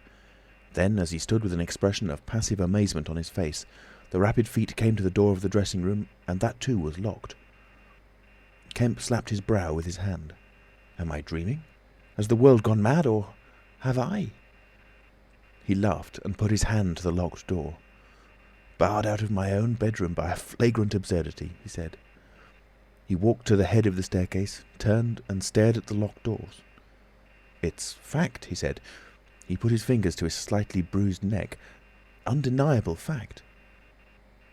"But—" He shook his head hopelessly, turned and went downstairs. He lit the dining-room lamp, got out a cigar and began pacing the room, ejaculating. Now and then he would argue with himself. "Invisible," he said. "Is there such a thing as an invisible animal? In the sea, yes. Thousands, millions. All the larvae, all the little nauplii and tonoras, all the microscopic things like jellyfish. In the sea there are more things invisible than visible. I never thought of that before. And in the ponds, too. All those little pond-life things, specks of colourless, translucent jelly. But in air? No. It can't be. But after all, why not? If a man was made of glass, he would still be visible." His meditation became profound. The bulk of 3 cigars had passed into the invisible or diffused as a white ash over the carpet before he spoke again. Then it was merely an exclamation. He turned aside, walked out of the room and went into his little consulting room and lit the gas there. It was a little room because Dr. Kemp did not live by practice, and in it were the day's newspapers. The morning's paper lay carelessly opened and thrown aside. He caught it up, turned it over, and read the account of a strange story from Iping that the mariner at Port Stowe had spelt over so painfully to Mr. Marvel. Kemp read it swiftly. "Wrapped up?" said Kemp. "Disguised? Hiding it? No one seems to have been aware of his misfortune? What the devil is his game?" He dropped the paper and his eye went seeking. "Ah," he said, and he caught up the St. James's Gazette, lying folded up as it had arrived. "Now we shall get at the truth," said Dr. Kemp. He rent the paper open. A couple of columns confronted him. "An entire village in Sussex goes mad," was the heading. "Good heavens," said Kemp, reading eagerly an incredulous account of the events in Iping of the previous afternoon that have already been described. Over the leaf, the report in the morning paper had been reprinted. He reread it. Ran through the streets, striking left and right. Jaffers insensible, Mr. Huxter in great pain, still unable to describe what he saw. Painful humiliation, vicar. Woman ill with terror, windows smashed. This extraordinary story probably a fabrication. Too good not to print, cum grano." He dropped the paper and stared blankly in front of him. Probably a fabrication. He caught up the paper again and reread the whole business. But when does the tramp come in? Why the deuce was he chasing a tramp? He sat down abruptly on the surgical bench. "He's not only invisible," he said, "but he's mad, homicidal." When dawn came to mingle its pallor with the lamplight and cigar smoke of the dining room, Kemp was still pacing up and down, trying to grasp the incredible. He was altogether too excited to sleep. His servants, descending sleepily, discovered him, and were inclined to think that overstudy had worked this ill on him. He gave them extraordinary but quite explicit instructions to lay breakfast for 2 in the Belvedere study, and then to confine themselves to the basement and ground floor. Then he continued to pace the dining room until the morning's paper came, That had much to say and little to tell beyond the confirmation of the evening before, and a very badly written account of another remarkable tale from Port Burdock. This gave Kemp the essence of the happenings at the Jolly Cricketers, and the name of Marvel. "He has made me keep with him 24 hours, Marvel testified. Certain minor facts were added to the Iping story, notably the cutting of the village telegraph wire. But there was nothing to throw light on the connection between the Invisible Man and the tramp, for Mr. Marvel had supplied no information about the 3 books or the money with which he was lined. The incredulous tone had vanished, and a shoal of reporters and inquirers were already at work elaborating the matter. Kemp read every scrap of the report and sent his housemaid out to get every one of the morning papers she could. These also he devoured. "He is invisible," he said, "and it reads like rage growing to mania. The things he may do, and upstairs he's free as air. What on earth ought I to do? For instance, would it be a breach of faith if... No." He went to a little untidy desk in the corner and began a note. He tore this up half-written and wrote another. He read it over and considered it. Then he took an envelope and addressed it to Colonel Adye, Port Burdock. The Invisible Man awoke even as Kemp was doing this. He awoke in an evil temper, and Kemp, alert for every sound, heard his pattering feet rush suddenly across the bedroom overhead. Then a chair was flung over and the wash-hand-stand tumbler smashed. Kemp hurried upstairs and rapped eagerly. Chapter 19. Certain First Principles. "What's the matter?" asked Kemp when the Invisible Man admitted him. "Nothing," was the answer. "But confound it, the smash?" "Fit of temper," said the Invisible Man. "Forgot this arm and it's sore." "You're rather liable to that sort of thing." "I am." Kemp walked across the room and picked up the fragments of broken glass. "All the facts are out about you," said Kemp, standing up with the glass in his hand. "All that happened in Iping and down the hill. The world has become aware of its invisible citizen. But no one knows you are here." The Invisible Man swore. "The secret's out. I gather it was a secret. I don't know what your plans are, but of course I'm anxious to help you." The Invisible Man sat down on the bed. "There's breakfast upstairs," said Kemp, speaking as easily as possible, and he was delighted to find his strange guest rose willingly. Kemp led the way to the narrow staircase to the belvedere. "Before we can do anything else," said Kemp, "I must understand a little more about this invisibility of yours." He had sat down after one nervous glance out of the window with the air of a man who has talking to do. His doubts of the sanity of the entire business flashed and vanished again as he looked across to where Griffin sat at the breakfast table, a headless, handless dressing gown, wiping unseen lips on a miraculously held serviette. "It's simple enough and credible enough," said Griffin, putting the serviette aside and leaning the invisible head on an invisible hand. "No doubt to you, but—" Kemp laughed. "Well, yes, to me it seemed wonderful at first, no doubt, but now, great God! But we will do great things yet. I came on the stuff first at Chesilstowe." "Chesilstowe?" "I went there after I left London. You know I dropped medicine and took up physics? No? Well, I did. Light fascinated me." "Oh." "Optical density. The whole subject is a network of riddles, a network with solutions glimmering elusively through. And being but 22 and full of enthusiasm, I said, I will devote my life to this. This is worthwhile. You know what fools we are at 22. "Fools then or fools now," said Kemp. "As though knowing could be any satisfaction to a man." "But I went to work like a slave, and I had hardly worked and thought about the matter 6 months before light came through one of the meshes, suddenly, blindingly. I found a general principle of pigments and refraction, a formula, a geometrical expression involving 4 dimensions. Fools, common men, even common mathematicians, do not know anything of what some general expression may mean to the student of molecular physics.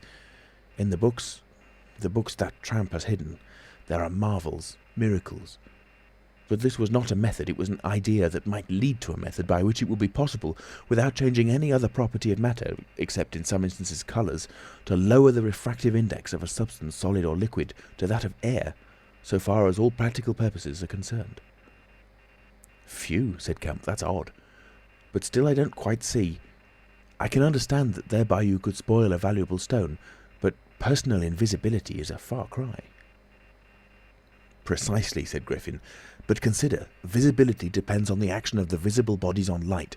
Either a body absorbs light, or it reflects or refracts it, or it does all these things. If it neither reflects, nor refracts, nor absorbs light, it cannot of itself be visible. You see an opaque red box, for instance, because the colour absorbs some of the light and reflects the rest, all the red part of the light, to you. If it did not absorb any particular part of the light, but reflected it all, then it would be a shining white box, silver. A diamond box would neither absorb much of the light nor reflect much from the general surface, but just here and there, where the surfaces were favourable, the light would be reflected and refracted, so that you would get a brilliant appearance of flashing reflections and translucencies, a sort of skeleton of light. A glass box would not be so brilliant, not so clearly visible as a diamond box, because there would be less refraction and reflection. You see that? From certain points of view you could see quite clearly through it. Some kinds of glass would be more visible than others. A box of flint glass would be brighter than a box of ordinary window glass. A box of very thin common glass would be hard to see in a bad light, because it would absorb hardly any light and reflect very little.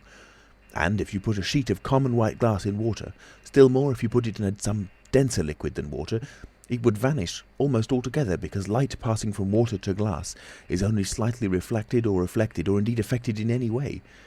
It is almost as invisible as a jet of coal gas or hydrogen is in air, and for precisely the same reason." "Yes," said Kemp, "that is pretty plain sailing. And here is another fact you will know to be true. If a sheet of glass is smashed, Kemp, and then beaten into a powder, it becomes much more visible while it is in the air. It becomes at least an opaque white powder. This is because the powdering multiplies the surfaces of the glass at which refraction and reflection occur. In the sheet of glass there are only two surfaces. In the powder the light is reflected or refracted by each grain it passes through, and very little gets right through the powder. But if the white powdered glass is put into water, it forthwith vanishes. The powdered glass and water have much the same refractive index, that is, the light undergoes very little refraction or reflection in passing from one to the other. You make the glass invisible by putting it into a liquid of nearly the same refractive index. A transparent thing becomes invisible if it is put in any medium of almost the same refractive index. And if you will consider only a second, you will see also that the powder of glass might be made to vanish in air, if its refractive index could be made the same as that of air. For then there would be no refraction or reflection as the light passed from glass to air." "Yes, yes," said Kemp, "but a man's not powdered glass." "No," said Griffin, "he's more transparent." "Nonsense." "That from a doctor? How one forgets! Have you already forgotten your physics in 10 years? Just think of all the things that are transparent and seem not to be so. Paper, for instance, is made up of transparent fibres, and it is white and opaque only for the same reason that a powder of glass is white and opaque. Oil-white paper fill up the interstices between the particles with oil, so that there is no longer refraction or reflection except at the surfaces, and it becomes as transparent as glass. Are not only paper, but cotton fibre, linen fibre, wool fibre, woody fibre, and bone, Kemp, flesh, Kemp, hair, Kemp, nails and nerves, Kemps. In fact, the whole fabric of a man, except the red of his blood and the black pigment of hair, are all made up of transparent, colourless tissue. So little surfaces to make us visible one to the other. For the most part, the fibres of a living man are no more opaque than water." "Great heavens," said Kemp, "of course! Of course! I was thinking only last night of the sea larvae and all jellyfish." "Now you have me, and all that I knew and had in mind a year after I left London, 6 years ago. But I kept it to myself. I had to do my work under frightful disadvantages. Oliver, my professor, was a scientific bounder, a journalist by instinct, a thief of ideas. He was always prying. And you know the knavish system of the scientific world. I simply would not publish and let him share my credit. I went on working. I got nearer and nearer to making my formula in an experiment, a reality. I told no living soul, because I meant to flash my work upon the world with crushing effect and become famous at a blow. I took up the question of pigments to fill up certain gaps, and suddenly, but by design, not by accident, I made a discovery in physiology." "Yes?" "You know the red colouring matter of blood? It can be made white, colourless, and remain with all the functions it has now." Kemp gave a cry of credulous amazement. The Invisible Man rose and began pacing the little study. "You may well exclaim. I remember that night. It was late at night. In the daytime one was bothering with the gaping, silly students, and I worked then sometimes till dawn. It came suddenly, splendid and complete in my mind. I was alone, the laboratory was still, with the tall lights burning brightly and silently. In all my great moments I have been alone. One could make an animal, a tissue, transparent. One could make it invisible, all except the pigments. I could be invisible, I said, suddenly realizing what it meant to be an albino with such knowledge. It was overwhelming. I left the filtering I was doing and went and stared out of the great window at the stars. I could be invisible, I repeated. To do such a thing would be to transcend magic, and I beheld, unclouded by doubt, a magnificent vision of all that invisibility might mean to a man, the mystery, the power, the freedom. Drawbacks I saw none. You have only to think, and I, a shabby, poverty-struck, hemmed-in demonstrator, teaching fools in a provincial college, might suddenly become this. I ask you, Kemp, if you, anyone, I tell you, would have flung himself upon that research, and I worked 3 years, and every mountain of difficulty I toiled over showed another from its summit. The infinite details, and the exasperation. A professor, a provincial professor, always prying. When are you going to publish this work of yours, was his everlasting question. And the students, the cramped means. 3 years I had of it. Chapter 20. At the house in Great Portland Street. For a moment Kemp sat in silence, staring at the back of the headless figure at the window. Then he started, struck by a thought, rose, took the invisible man's arm, and turned him away from the outlook. "You're tired," he said, "and while I sit, you walk about. Have my chair." He placed himself between Griffin and the nearest window. For a space Griffin sat silent, then he resumed abruptly. "I had left the Chesilstowe cottage already," he said, "when that happened. It was last December. I had taken a room in London, a large unfurnished room with a big ill-managed lodging house in a slum near Great Portland Street. The room was soon full of the appliances I had bought with his money, and the work was going on steadily, successfully, drawing near an end. I was like a man emerging from a thicket and suddenly coming on some unmeaning tragedy. I went to bury him. My mind was still on this research, and I did not lift a finger to save his character. I remember the funeral, the cheap hearse, the scant ceremony, the windy, frost-bitten hillside, and the old college friend of his who read the service over him, a shabby, black, bent old man with a snivelling cold. I remember walking back to the empty house, through the place that had once been a village and was now patched and tinkered by the jerry builders into the ugly likeness of a town. Every way the roads ran out at last into the desecrated fields, and ended in rubble heaps and rank wet weeds. I remember myself as a gaunt black figure, going along the slippery, shiny pavement, and the strange sense of detachment I felt from the squalid respectability, the sordid commercialism of the place. I did not feel a bit sorry for my father. He seemed to me to be the victim of his own foolish sentimentality. The current cant required my attendance at his funeral, but it was really not my affair. But going along the high street, my old life came back to me for a space, for I met the girl I had known 10 years since. Our eyes met. Something moved me to turn back and talk to her. She was a very ordinary person. It was all like a dream, that visit to the old places. I did not feel then that I was lonely, that I had come out from the world into a desolate place. I appreciated my loss of sympathy, but I put it down to the general inanity of things. Re-entering my room seemed like the recovery of reality. There were the things I knew and loved. There stood the apparatus, the experiments arranged and waiting. And now there was scarcely a difficulty left beyond the planning of details. I will tell you, Kemp, sooner or later, all the complicated processes. We need not go into that now. For the most part, saving certain gaps I chose to remember, they are written in cipher in those books the tramp has hidden. We must hunt him down. We must get those books again. But the essential phase was to place the transparent object whose refractive index was to be lowered between two radiating centres of a sort of ethereal vibration, of which I will tell you more fully later. No, not those Röntgen vibrations. I don't know those These others of mine have been described, yet they are obvious enough. I needed 2 little dynamos, and these I worked with a cheap gas engine. My first experiment was with a bit of white wool fabric.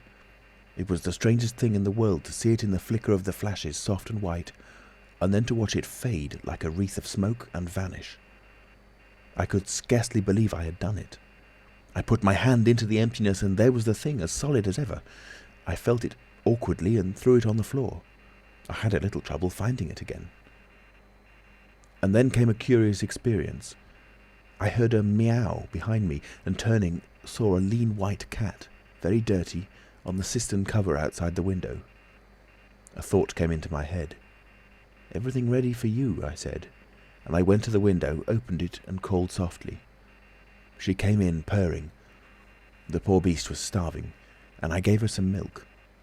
All my food was in a cupboard in the corner of the room. After that she went smelling round the room, evidently with the idea of making herself at home. The invisible rag upset her a bit. You should have seen her spit at it.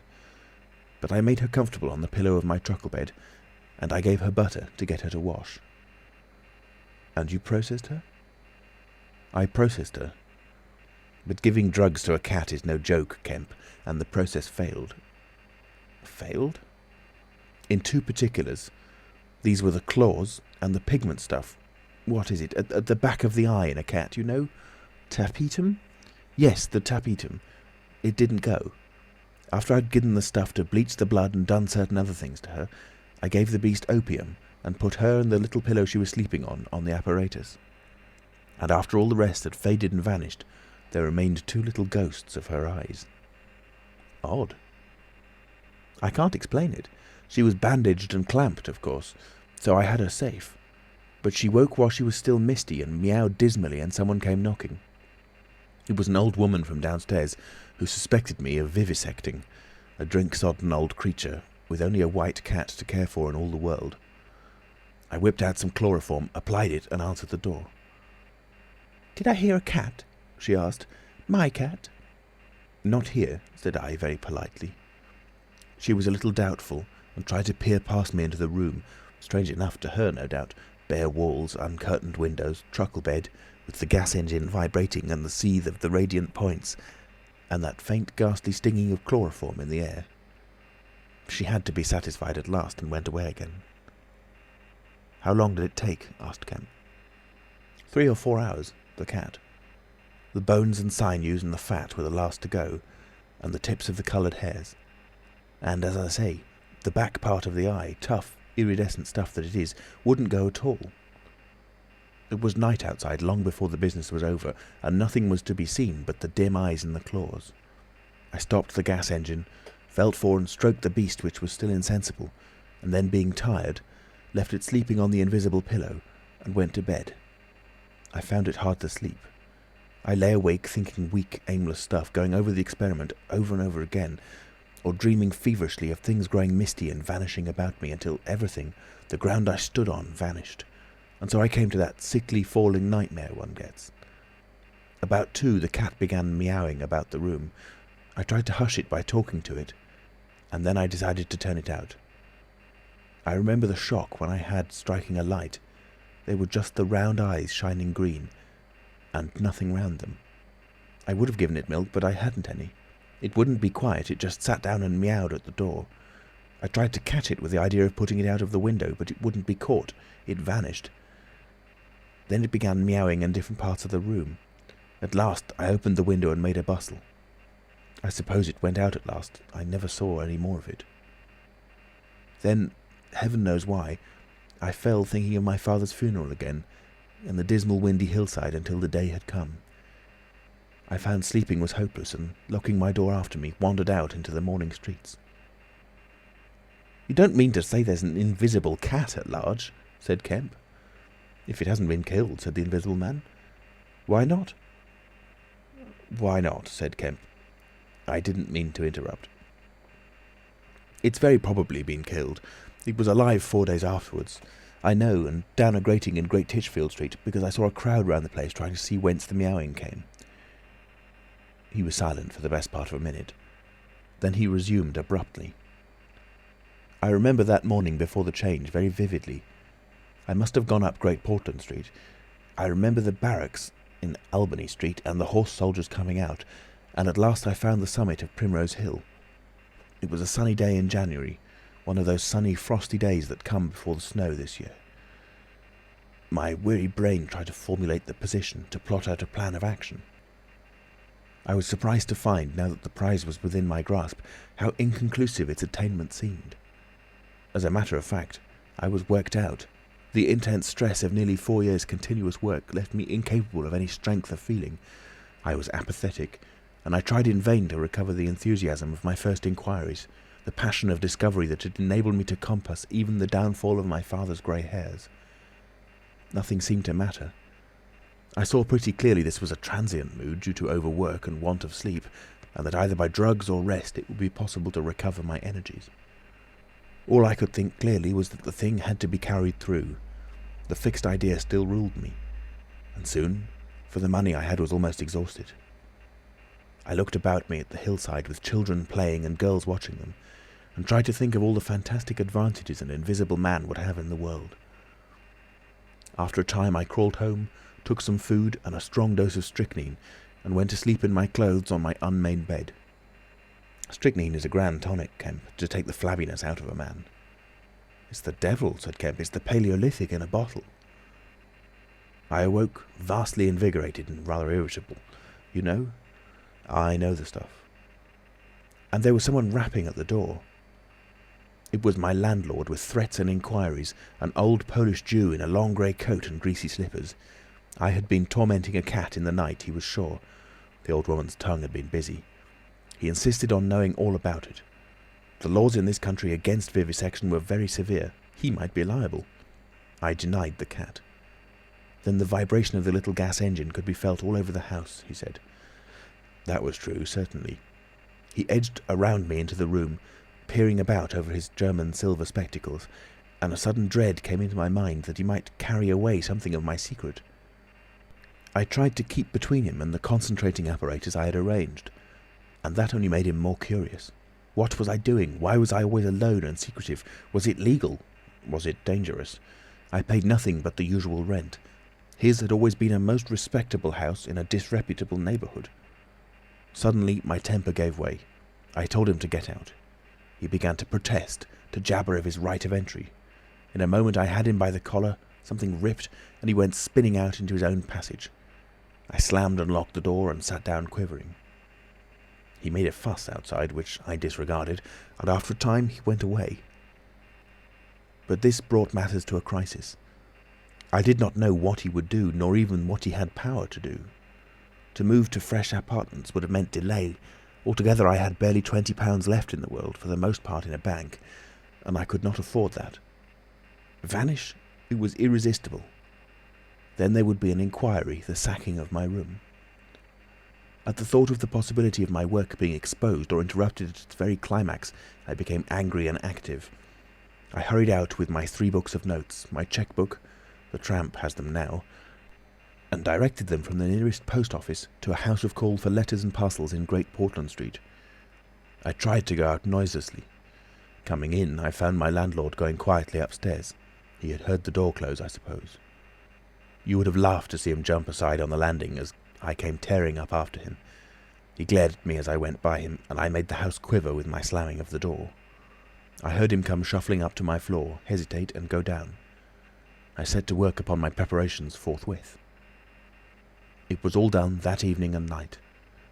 While I was still sitting under the sickly, drowsy influence of the drugs that decolorize blood, there came a repeated knocking at the door. It ceased. Footsteps went away and returned, and the knocking was resumed. There was an attempt to push something under the door, a blue paper. Then in a fit of irritation I arose and went and flung the door wide open. "Now then?" I said.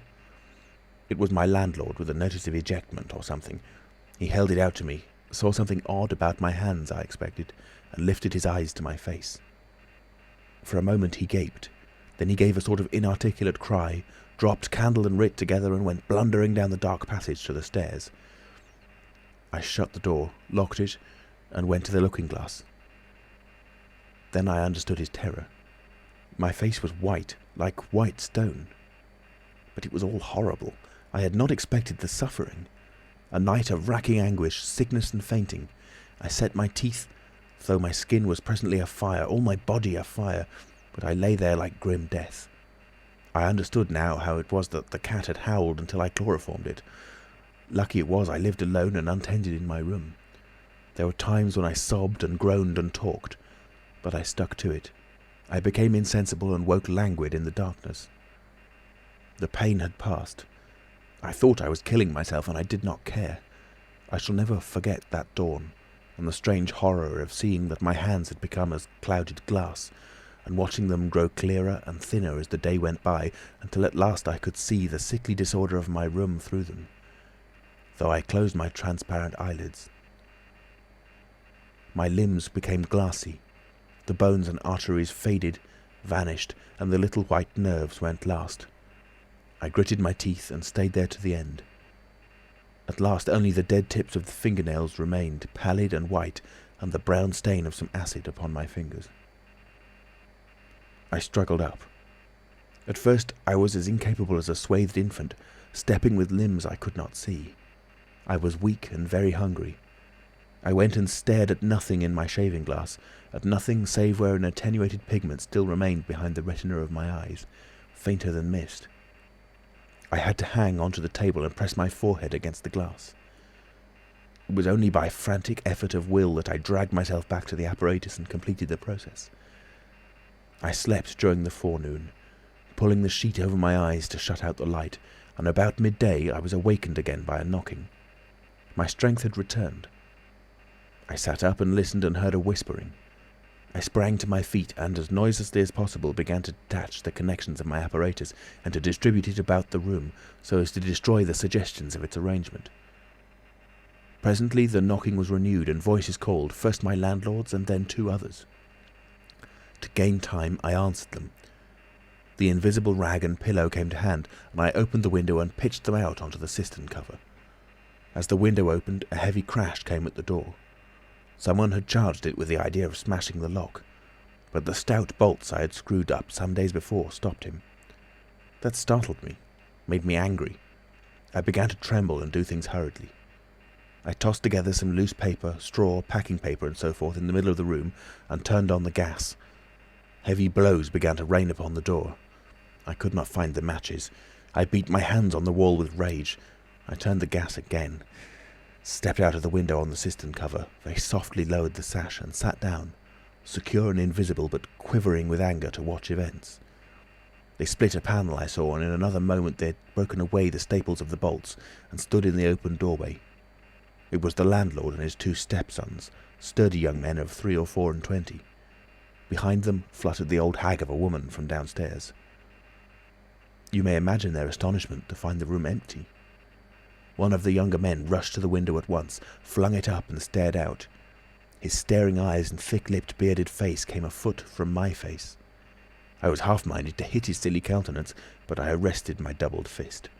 He stared right through me. So did the others as they joined him. The old man went and peered under the bed, and they all made a rush for the cupboard. They had to argue about it in length in Yiddish and Cockney English. They concluded I had not answered them, that their imagination had deceived them. A feeling of extraordinary elation took the place of my anger as I sat outside the window and watched these 4 people, for the old lady came in, glancing suspiciously about like a cat, trying to understand the riddle of my behaviour. The old man, so far as I could understand his patois, agreed with the old lady that I was a vivisectionist. The sons protested in garbled English that I was an electrician and appealed to the dynamos and radiators. They were all nervous about my arrival, although I found subsequently that they had bolted the front door. The old lady peered into the cupboard and under the bed, and one of the young men pushed up the register and stared up the chimney. One of my fellow lodgers, a costermonger who shared the opposite room with a butcher, appeared on the landing, and he was called in and told incoherent things. It occurred to me that the radiators, if they fell into the hands of some acute, well-educated person, would give me away too much, and watching my opportunity I came into the room and tilted one of the little dynamos off its fellow on which it was standing, and smashed both apparatus. Then, while they were trying to explain the smash, I dodged out of the room and went softly downstairs. I went into one of the sitting rooms and waited until they came down, still speculating and argumentative, all a little disappointed at finding no horrors, and all a little puzzled how they stood legally towards me. Then I slipped up again with a box of matches, fired my heap of paper and rubbish, put the chairs and bedding thereby, led the gas to the affair by the means of an india-rubber tube, and waving a farewell to the room, left it for the last time. "You fired the house?" exclaimed Kemp. "Fired the house. It was the only way to cover my trail, and no doubt it was insured. I slipped the bolts of the front door quietly and went out into the street. I was invisible, and I was only just beginning to realise the extraordinary advantage my invisibility gave me.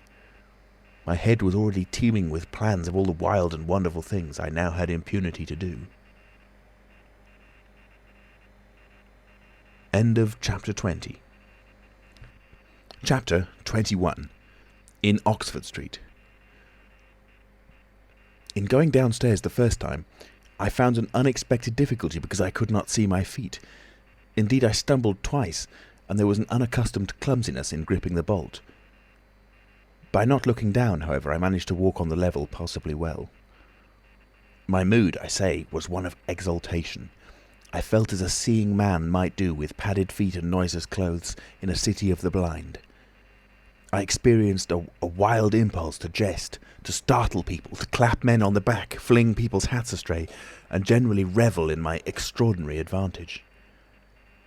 But hardly had I emerged upon Great Portland Street, however, my lodging was close to the big draper's shop there, when I heard a clashing concussion and was hit violently behind, and turning, saw a man carrying a basket of soda-water siphons and looking in amazement at his burden.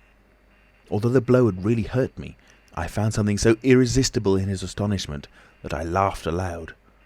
"The devil's in the basket," I said, and suddenly twisted it out of his hand. He let go incontinently, and I swung the whole weight into the air. But a fool of a cabman, standing outside a public house, made a sudden rush for this, and his extending fingers took me with excruciating violence under the ear. I let the whole down with a smash on the cabman, and then with shouts and the clatter of feet about me, people coming out of shops, vehicles pulling up, I realised what I had done for myself, and cursing my folly, backed against a shop window and prepared to dodge out of the confusion. In a moment I should be wedged into a crowd and inevitably discovered.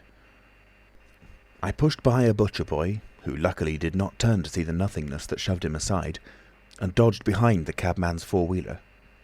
I do not know how they settled the business. I hurried straight across the road, which was happily clear, and hardly heeding which way I went, in the fright of detection the incident had given me, plunged into the afternoon throng of Oxford Street. I tried to get into the stream of people, but they were too thick for me, and in a moment my heels were being trodden upon.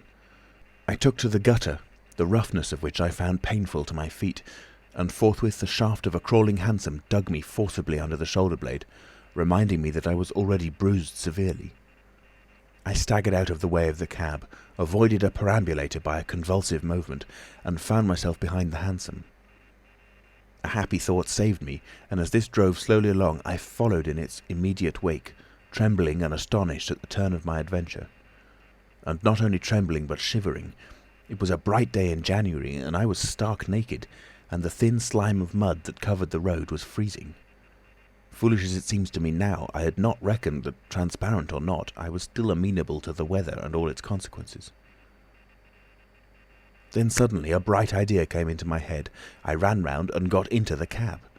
And so, shivering, scared, and sniffing with the first intimations of a cold, and with the bruises in the small of my back growing upon my attention, I drove slowly along Oxford Street and past Tottenham Court Road.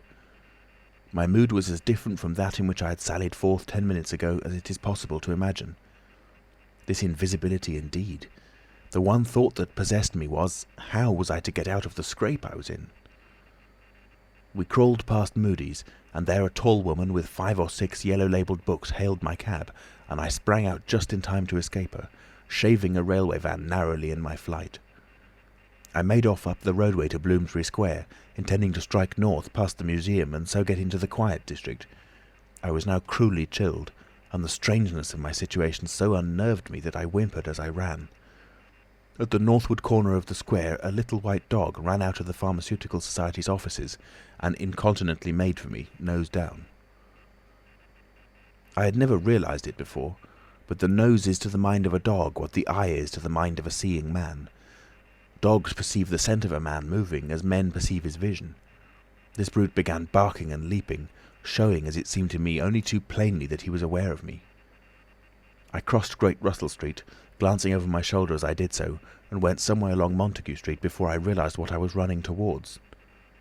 Then I became aware of a blare of music, and looking along the street saw a number of people advancing out of Russell Square, red shirts and the banner of the Salvation Army to the fore. Such a crowd, chanting in the roadway and scoffing on the pavement, I could not hope to penetrate, and dreading to go back and further from home again, and deciding on the spur of the moment, I ran up the white steps of a house facing the museum railings, and stood there until the crowd should have passed. Happily the dog stopped at the noise of the band too, hesitated and turned tail, running back to Bloomsbury Square again. On came the band, bawling with unconscious irony some hymn about when shall we see his face, and it seemed an interminable time to me before the tide of the crowd washed along the pavement by me. Thud, thud, thud came the drum with a vibrating resonance, and for the moment I did not notice two urchins stopping at the railings by me. "See 'em?" said one. "See what?" said the other. "Why, them footmarks, bare, like what you makes in mud." I looked down and saw the youngsters had stopped and were gaping at the muddy footmarks I had left behind me up the newly whitened steps. The passing people elbowed and jostled them, but their confounded intelligence was arrested. Thud, thud, thud, when thud shall we see thud his face, thud, thud. "There's a barefoot man gone up them steps, or I don't know nothing," said one.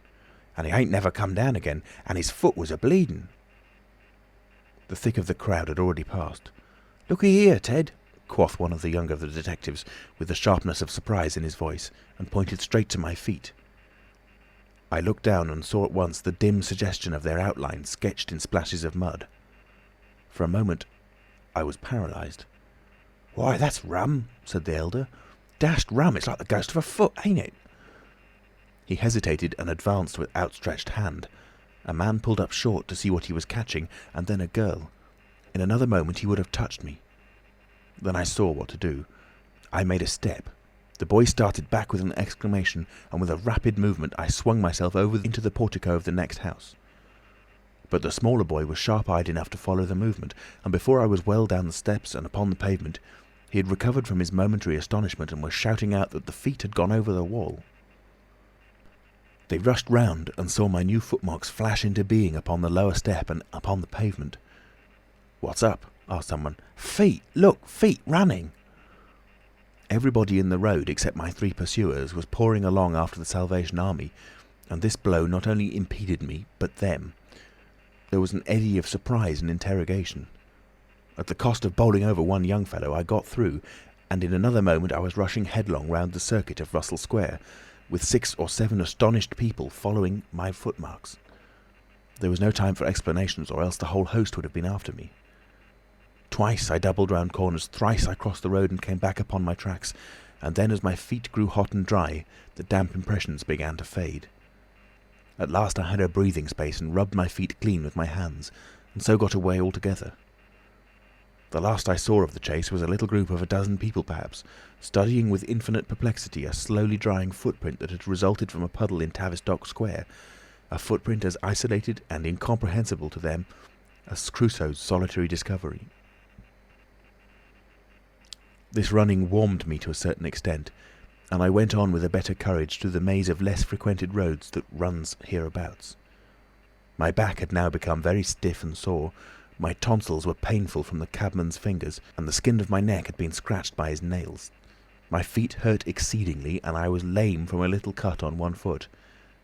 I saw in time a blind man approaching me, and fled limping, for I feared his subtle intuitions. Once or twice accidental collisions occurred, and I left people amazed with unaccountable curses ringing in their ears. And then something silent and quiet against my face, and across the square fell a thin veil of slowly falling flakes of snow. I had caught a cold, and do as I would I could not avoid an occasional sneeze. And every dog that came in sight with its pointed nose and curious sniffing was a terror to me. Then came men and boys running, first one and then others, and shouting as they ran. It was a fire.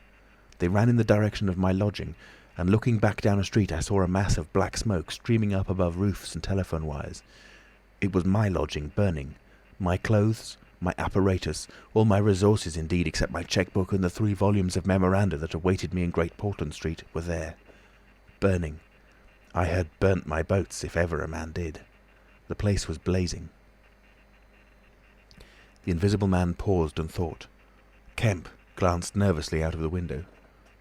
"Yes?" he said. "Go on." Chapter 22. In the Emporium. So, last January, with the beginning of a snowstorm in the air about me, and if it settled on me it would betray me, weary, cold, painful, inexpressibly wretched, and still but half convinced of my invisible quality, I began this new life to which I am committed. I had no refuge, no appliances, no human being in the world in whom I could confide. To have told my secret would have given me away, made a mere show and rarity of me. Nevertheless, I was half-minded to accost some passer-by and throw myself upon his mercy. But I knew too clearly the terror and brutal cruelty my advances would evoke. I made no plans in the street. My sole object was to get shelter from the snow, to get myself covered and warm. Then I might hope to plan. But even to me, an invisible man, the rows of London houses stood latched, barred, and bolted impregnably. Only one thing could I see clearly before me, the cold exposure and misery of the snowstorm and night. And then I had a brilliant idea. I turned down one of the roads leading from Gower Street to Tottenham Court Road, and found myself outside Omnium's, a big establishment where everything is to be bought. You know the place: meat, grocery, linen, furniture, clothing, oil paintings even, a huge meandering collection of shops rather than a shop. I thought I should find the doors open, but they were closed, and as I stood in the wide entrance a carriage stopped outside, and a man in uniform, you know, the kind of personage with Omnium on his cap, flung open the door. I contrived to enter, and walking down the shop, it was a department where they were selling ribbons and gloves and stockings and that kind of thing, came to a more spacious region devoted to picnic baskets and wicker furniture. I did not feel safe there, however. People were going to and fro, and I prowled restlessly until I came about a huge section in an upper floor containing multitudes of bedsteads. Over these I clambered, and found a resting place at last among a huge pile of folded flock mattresses. The place was already lit up and agreeably warm, and I decided to remain where I was, keeping a cautious eye on the 2 or 3 sets of shopmen and customers who were meandering through the place until closing time came. Then I should be able, I thought, to rob the place for food and clothing, and disguised, prowl through it and examine its resources, perhaps sleep on some of the bedding. That seemed an acceptable plan. My idea was to procure clothing to make myself a muffled but acceptable figure, to get money, and then to recover my books and parcels where they awaited me, take a lodging somewhere, and elaborate plans for the complete realization of the advantages my invisibility gave me, as I still imagined, over my fellow men. Closing time arrived quickly enough. It could not have been more than an hour after I took up my position on the mattress before I noticed the blinds of the windows being drawn, and customers being marched doorward. And then a number of brisk young men began with remarkable alacrity to tidy up the goods that remained disturbed. I left my lair as the crowds diminished, and prowled cautiously out into the less desolate parts of the shop. I was really surprised to observe how rapidly the young men and women whipped away the goods displayed for sale during the day. All the boxes of goods, the hanging fabrics, the festoons of lace, the boxes of sweets in the grocery section, the displays of this and that were being whipped down, folded up, slapped into tidy receptacles, and everything that could not be taken down and put away had sheets of some coarse stuff like sacking flung over them. Finally, all the chairs were turned up on the counters, leaving the floor clear. Directly each of these young people had done, he or she made promptly for the door with such an expression of animation as I have rarely observed in a shop assistant before. Then came a lot of youngsters, scattering sawdust and carrying pails and brooms. I had to dodge to get out of the way, and as it was, my ankle got stung with the sawdust. For some time, wandering through the swathed and darkened departments, I could hear the brooms at work, and at last, a good hour or more after the shop had been closed, came a noise of locking doors. Silence came upon the place, and I found myself wandering through the vast and intricate shops, galleries, showrooms of the place alone. It was very still. In one place I remember passing near one of the Tottenham Court Road entrances and listening to the tapping of boot heels of the passers-by. My first visit was to the place where I had seen stockings and gloves for sale. It was dark, and I had the devil of a hunt after matches, which I found at last in the drawer of the little cash desk. Then I had to get a candle. I had to tear down wrappings and ransack a number of boxes and drawers, but at last I managed to turn out what I sought. The box label called them lamb's wool pants and lamb's wool vests, then socks, a thick comforter, and then I went to the clothing place and got trousers, a lounge jacket, an overcoat and a slouch hat, a clerical sort of hat with the brim turned down. I began to feel a human being again, and my next thought was food. Upstairs was a refreshment department, and there I got cold meat. There was coffee still in the urn, and I lit the gas and warmed it up again, and altogether I did not do badly. Afterwards, prowling through the place in search of blankets, I had to put up at last with a heap of down quilts, I came upon a grocery section with a lot of chocolate and candied fruits, more than was good for me indeed, and some white burgundy. And near that was a toy department, and I had a brilliant idea. I found some artificial noses, dummy noses, you know, and I thought of dark spectacles. But Omniums had no optical department. My nose had been a difficulty indeed. I had thought of paint, but the discovery set my mind running on wigs and masks and the like. Finally, I went to sleep in a heap of down quilts, very warm and comfortable. My last thoughts before sleeping were the most agreeable I had had since the change. I was in a state of physical serenity, and that was reflected in my mind. I thought that I should be able to slip out unobserved in the morning with my clothes upon me, muffling my face with a white wrapper I had taken, purchased with the money I had taken, spectacles and so forth, and so complete my disguise. I lapsed into disorderly dreams of all the fantastic things that had happened during the last few days. I saw the ugly little Jew of a landlord vociferating in his rooms. I saw his two sons marvelling, and the wrinkled old woman's gnarled face as she asked for her cat. I experienced again the strange sensation of seeing the cloth disappear, and so I came round to the windy hillside and the sniffing old clergyman mumbling earth to earth, ashes to ashes, dust to dust at my father's open grave. "You also," said a voice, and suddenly I was being forced towards the grave. I struggled, shouted, appealed to the mourners, but they continued stonily following the service, the old clergyman too, never faltering, droning and sniffling through the ritual. I realised I was invisible and inaudible, that overwhelming forces had their grip on me. I struggled in vain. I was forced over the brink. The coffin rang hollow as I fell upon it, and the gravel came flying after me in spadefuls.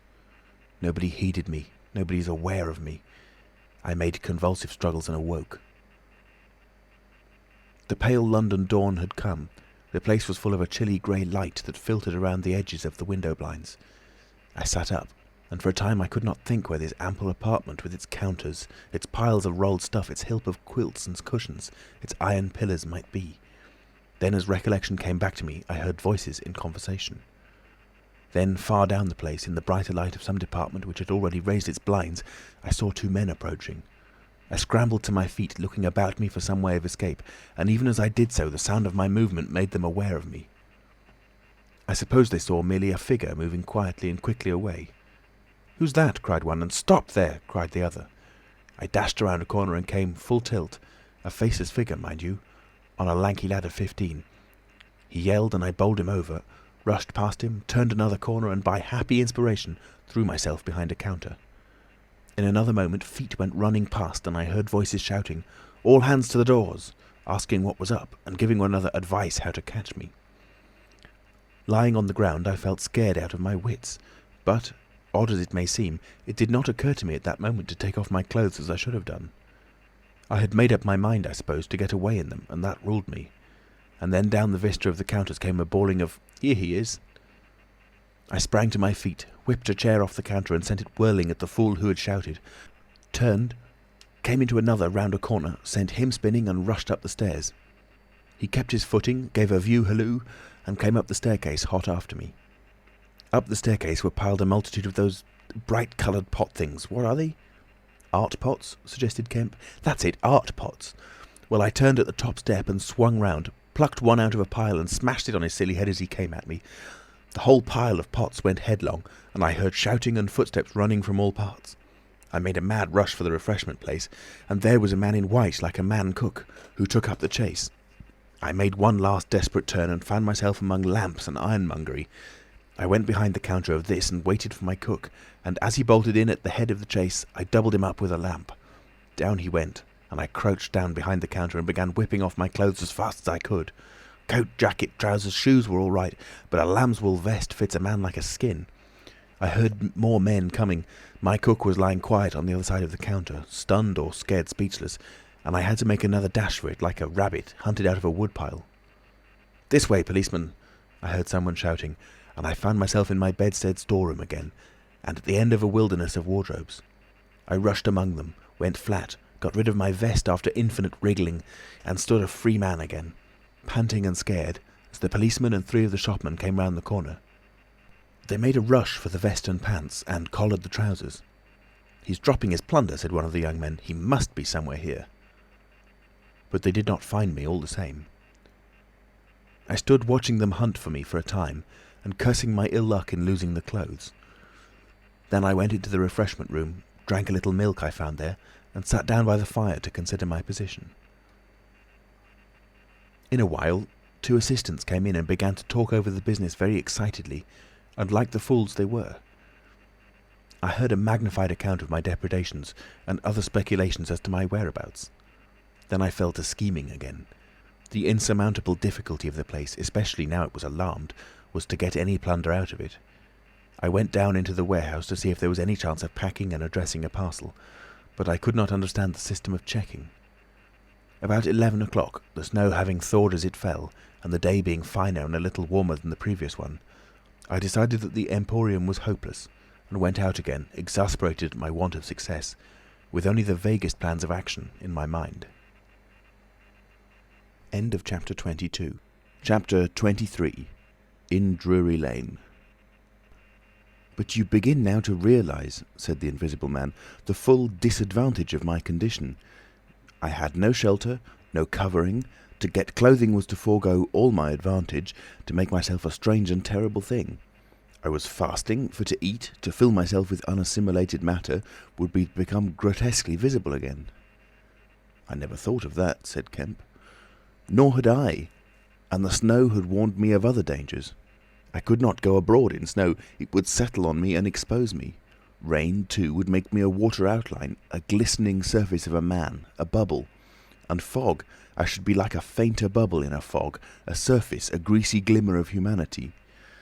Moreover, as I went abroad in the London air, I gathered dirt about my ankles, floating smuts and dust upon my skin.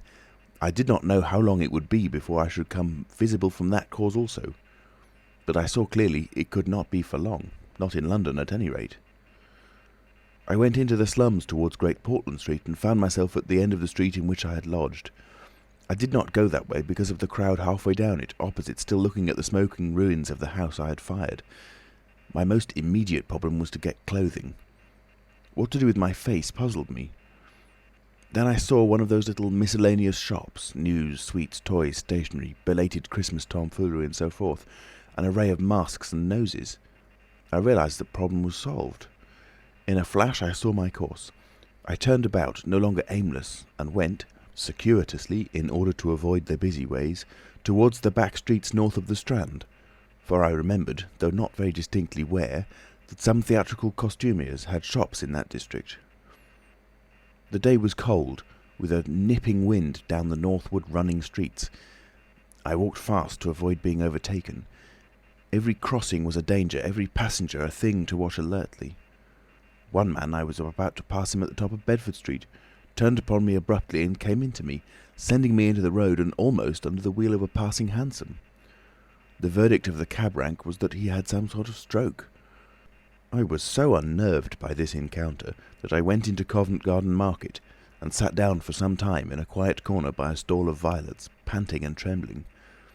I found I had caught a fresh cold and had to turn out after a time lest my sneezes should attract attention. At last I reached the object of my quest, a dirty, fly-blown little shop in a byway near Drury Lane, with a window full of tinsel robes, sham jewels, wigs, slippers, dominoes, and theatrical photographs. The shop was old-fashioned and low and dark, and the house rose above it for 4 stories, dark and dismal. I peered through the window and, seeing no one within, entered. The opening of the door set a clanking bell ringing. I left it open and walked around a bare costume stand into a corner behind a cheval glass. For a minute or so no one came. Then I heard heavy feet striding across a room and a man appeared down the shop. My plans were now perfectly definite. I proposed to make my way into the house, secrete myself upstairs, watch my opportunity, and when everything was quiet, rummage out a wig, mask, spectacles and costume, and go into the world, perhaps a grotesque, but still a credible figure. And incidentally, of course, I could rob the house of any available money. The man who had just entered the shop was a short, slight, hunched, beetle-browed man with long arms and very short bandy legs. Apparently, I had interrupted a meal. He stared about the shop with an expression of expectation. This gave way to surprise and then to anger as he saw the shop empty. "Damn the boys," he said. He went a stare up and down the street. He came in again in a minute, kicked the door to with his foot spitefully, and went muttering back to the house door. I came forward to follow him, and at the noise of my movement he stopped dead. I did so too, startled by his quickness of ear. He slammed the house door in my face. I stood hesitating. Suddenly I heard his quick footsteps returning and the door reopened. He stood looking about the shop like one who was still not satisfied. Then, murmuring to himself, he examined the back of the counter and peered behind some fixtures. Then he stood doubtful. He had left the house door open and I slipped into the inner room. It was a queer little room, poorly furnished, and with a number of big masks in the corner. On the table was his belated breakfast, and it was confoundedly exasperating for me, Kemp, to have to sniff his coffee and stand watching while he came in and resumed his meal. And his table manners were irritating. 3 doors opened into the little room, one going upstairs and one down, but they were all shut. I could not get out of the room while he was there. I could scarcely move because of his alertness, and there was a draught down my back. Twice I strangled a sneeze just in time. The spectacular quality of my sensations was curious and novel, but for all that I was heartily tired and angry long before he had done his eating.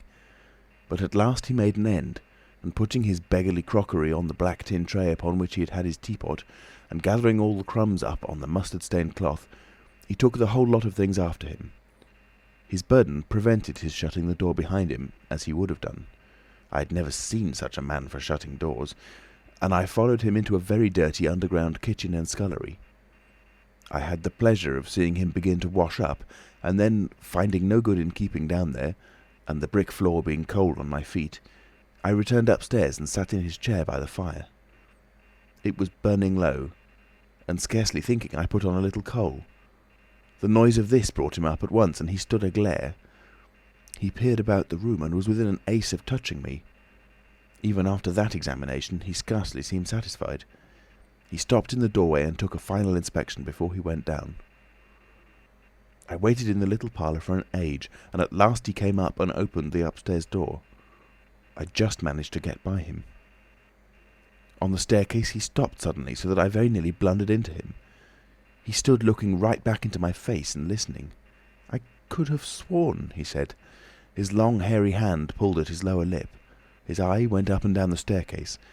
Then he grunted and went on up again. His hand was on the handle of a door, and then he stopped again with the same puzzled anger on his face. He was becoming aware of the faint sounds of my movements about him. The man must have had diabolically acute hearing. He suddenly flashed into rage. "If there's anyone in this house," he cried with an oath, and left the threat unfinished. He put his hand in his pocket, failed to find what he wanted, and rushing past me went blundering noisily and pugnaciously downstairs. But I did not follow him. I sat on the head of the staircase until his return. Presently he came up again, still muttering. He opened the door of the room, and before I could enter, slammed it in my face. I resolved to explore the house, and spent some time in doing so as noiselessly as possible. The house was very old and tumble-down, damp so that the paper in the attics was peeling from the walls, and rat-infested.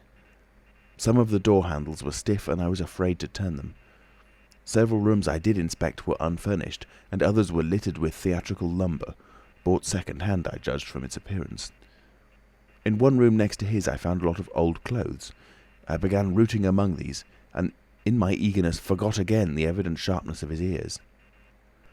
I heard a stealthy footstep, and, looking up just in time, saw him peering in at the tumbled heap and holding an old-fashioned revolver in his hand.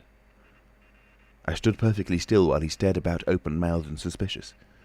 "It must have been her," he said slowly. "Damn her." He shut the door quietly, and immediately I heard the key turn in the lock. Then his footsteps retreated. I realised abruptly that I was locked in. For a moment I did not know what to do. I walked from door to window and back and stood perplexed. A gust of anger came upon me, but I decided to inspect the clothes before I did anything further, and my first attempt brought down a pile from an upper shelf. This brought him back, more sinister than ever. That time he actually touched me, jumped back with amazement, and stood astonished in the middle of the room. Presently he calmed a little.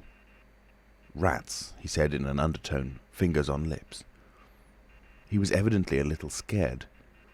I edged quietly out of the room, but a plank creaked. Then the infernal little brute started going all over the house, revolver in hand, and locking door after door and pocketing the keys. When I realised what he was up to, I had a fit of rage. I could hardly control myself sufficiently to watch my opportunity. By this time I knew he was alone in the house, and so I made no more ado but knocked him on the head. "Knocked him on the head?" exclaimed Kemp. "Yes, stunned him as he was going downstairs. Hit him from behind with a stool that stood on the landing. He went downstairs like a bag of old boots." "But, I say, the common conventions of humanity—" "Are all very well for common people, but the point was, Kemp, that I had to get out of that house in a disguise without his seeing me, and I couldn't think of another way of doing it. And then I gagged him with a Louis XIV vest and tied him up in a sheet." "Tied him up in a sheet?" "I made a sort of bag of it. It was rather a good idea to keep the idiot scared and quiet, and a devilish hard thing to get out of. Head away from the string. My dear Kemp, it's no good you sitting glaring at me as though I was a murderer. It had to be done. He had his revolver. If once he saw me, he would be able to describe me." "But still," said Kemp, "in England, today, and the man was in his own house, and you were, well, robbing." "Robbing? Confound it, you'll call me a thief next. Surely, Kemp, you're not fool enough to dance on the old strings. Can't you see my position?" "And his too," said Kemp. The Invisible Man stood up sharply. "What do you mean to say?" Kemp's face grew a trifle hard. He was about to speak and checked himself. "I suppose, after all," he said with a sudden change of manner, "the thing had to be done. You were in a fix. But still—" "Of course I was in a fix, an infernal fix, and he made me wild too, hunting me about the house, fooling about with his revolver, locking and unlocking doors. He was simply exasperating. You don't blame me, do you? You don't blame me?" "I never blame anyone," said Kemp. "It's quite out of fashion. What did you do next?" "I was hungry. Downstairs I found a loaf and some rank cheese, more than sufficient to satisfy my hunger. I took some brandy and water, and then went up past my impromptu bag— he was lying quite still— to the room containing the old clothes. This looked out upon the street, 2 lace curtains, brown with dirt, guarding the window. I went and peered out through their interstices. Outside the day was bright, by contrast with the brown shadows of the dismal house in which I found myself, dazzlingly bright. A brisk traffic was going by, fruit carts, a hansom, a 4-wheeler with a pile of boxes, a fishmonger's cart. I turned with spots of colour swimming before my eyes to the shadowy fixtures behind me. My excitement was giving place to a clear apprehension of my position again. The room was full of a faint scent of benzoline, used, I supposed, in cleaning the garments. I began a systematic search of the place. I should judge the hunchback had been alone in the house for some time. He was a curious person. Everything that could possibly be of service to me I collected in the clothes storeroom. Then I made a deliberate selection. I found a handbag I thought a suitable possession, and some powder, rouge and sticking plaster. I had thought of painting and powdering my face and all that there was to show of me in order to render myself visible, but the disadvantage of this lay in the fact that I should require turpentine and other appliances and a considerable amount of time before I could vanish again. Finally, I chose a mask of the better type, slightly grotesque, but not more so than many human beings. Dark glasses, greyish whiskers, and a wig. I could find no underclothing, but that I could buy subsequently, and for the time I swathed myself in calico dominoes and some white cashmere scarves. I could find no socks, but the hunchback's boots were rather a loose fit and sufficed. In a desk in the shop were 3 sovereigns and about 30 shillings worth of silver, and in a locked cupboard I burst in the inner room, were £8 in gold. I could go forth into the world again, equipped. Then came a curious hesitation. Was my appearance really credible? I tried myself with a little bedroom looking-glass, inspecting myself from every point of view to discover any forgotten chink, but it all seemed sound. I was grotesque to the theatrical pitch, a stage miser, but I was certainly not a physical impossibility. Gaining confidence, I took my looking-glass down into the shop, pulled down the shop blinds, and surveyed myself from every point of view with the help of the cheval glass in the corner. I spent some moments screwing up my courage, and then unlocked the shop door and marched out into the street, leaving the little man to get out of his sheet again when he liked. In 5 minutes, a dozen turnings intervened between me and the costumier's shop. No one appeared to notice me very pointedly. My last difficulty seemed overcome. He stopped again. "And you troubled no more about the hunchback?" said Kemp. "No," said the Invisible Man, "nor have I heard what became of him. I suppose he untied himself or kicked himself out. The knots were pretty tight." He became silent and went to the window and stared out. "What happened when you went out into the Strand?" "Oh, disillusionment again. I thought my troubles were over. Practically, I thought I had impunity to do whatever I chose, everything, save to give away my secret. So I thought. Whatever I did, whatever the consequences might be, was nothing to me. I had merely to fling aside my garments and vanish. No person could hold me. I could take my money where I found it. I decided to treat myself to a sumptuous feast, and then put up at a good hotel and accumulate a new outfit of property. I felt amazingly confident. It's not particularly pleasant recalling that I was an ass. I went into a place and was already ordering lunch when it occurred to me that I could not eat unless I exposed my invisible face. I finished ordering the lunch, told the man I should be back in 10 minutes, and went out exasperating. I don't know if you've ever been disappointed in your appetite." "Not quite so badly," said Kemp, "but I can imagine it." I could have smashed the silly devils. At last, faint with the desire for tasteful food, I went into another place and demanded a private room. "I am disfigured," I said, "badly." They looked at me curiously, but of course it was not their affair, and so at last I got my lunch. It was not particularly well served, but it sufficed, and when I had it, I sat over a cigar, trying to plan my line of action. And outside a snowstorm was beginning. The more I thought it over, Kemp, the more I realised what a helpless absurdity an Invisible Man was, in a cold and dirty climate and a crowded civilised city. Before I made this mad experiment, I had dreamt of 1,000 advantages. That afternoon it seemed all disappointment. I went over the heads of the things a man reckons desirable. No doubt invisibility made it possible to get them, but it made it impossible to enjoy them when they are got. Ambition. What is the good of pride of place when you cannot appear there? What is the good of the love of a woman when her name must needs be Delilah? I have no taste for politics, for the blackguardisms of fame, for philanthropy, for sport. What was I to do?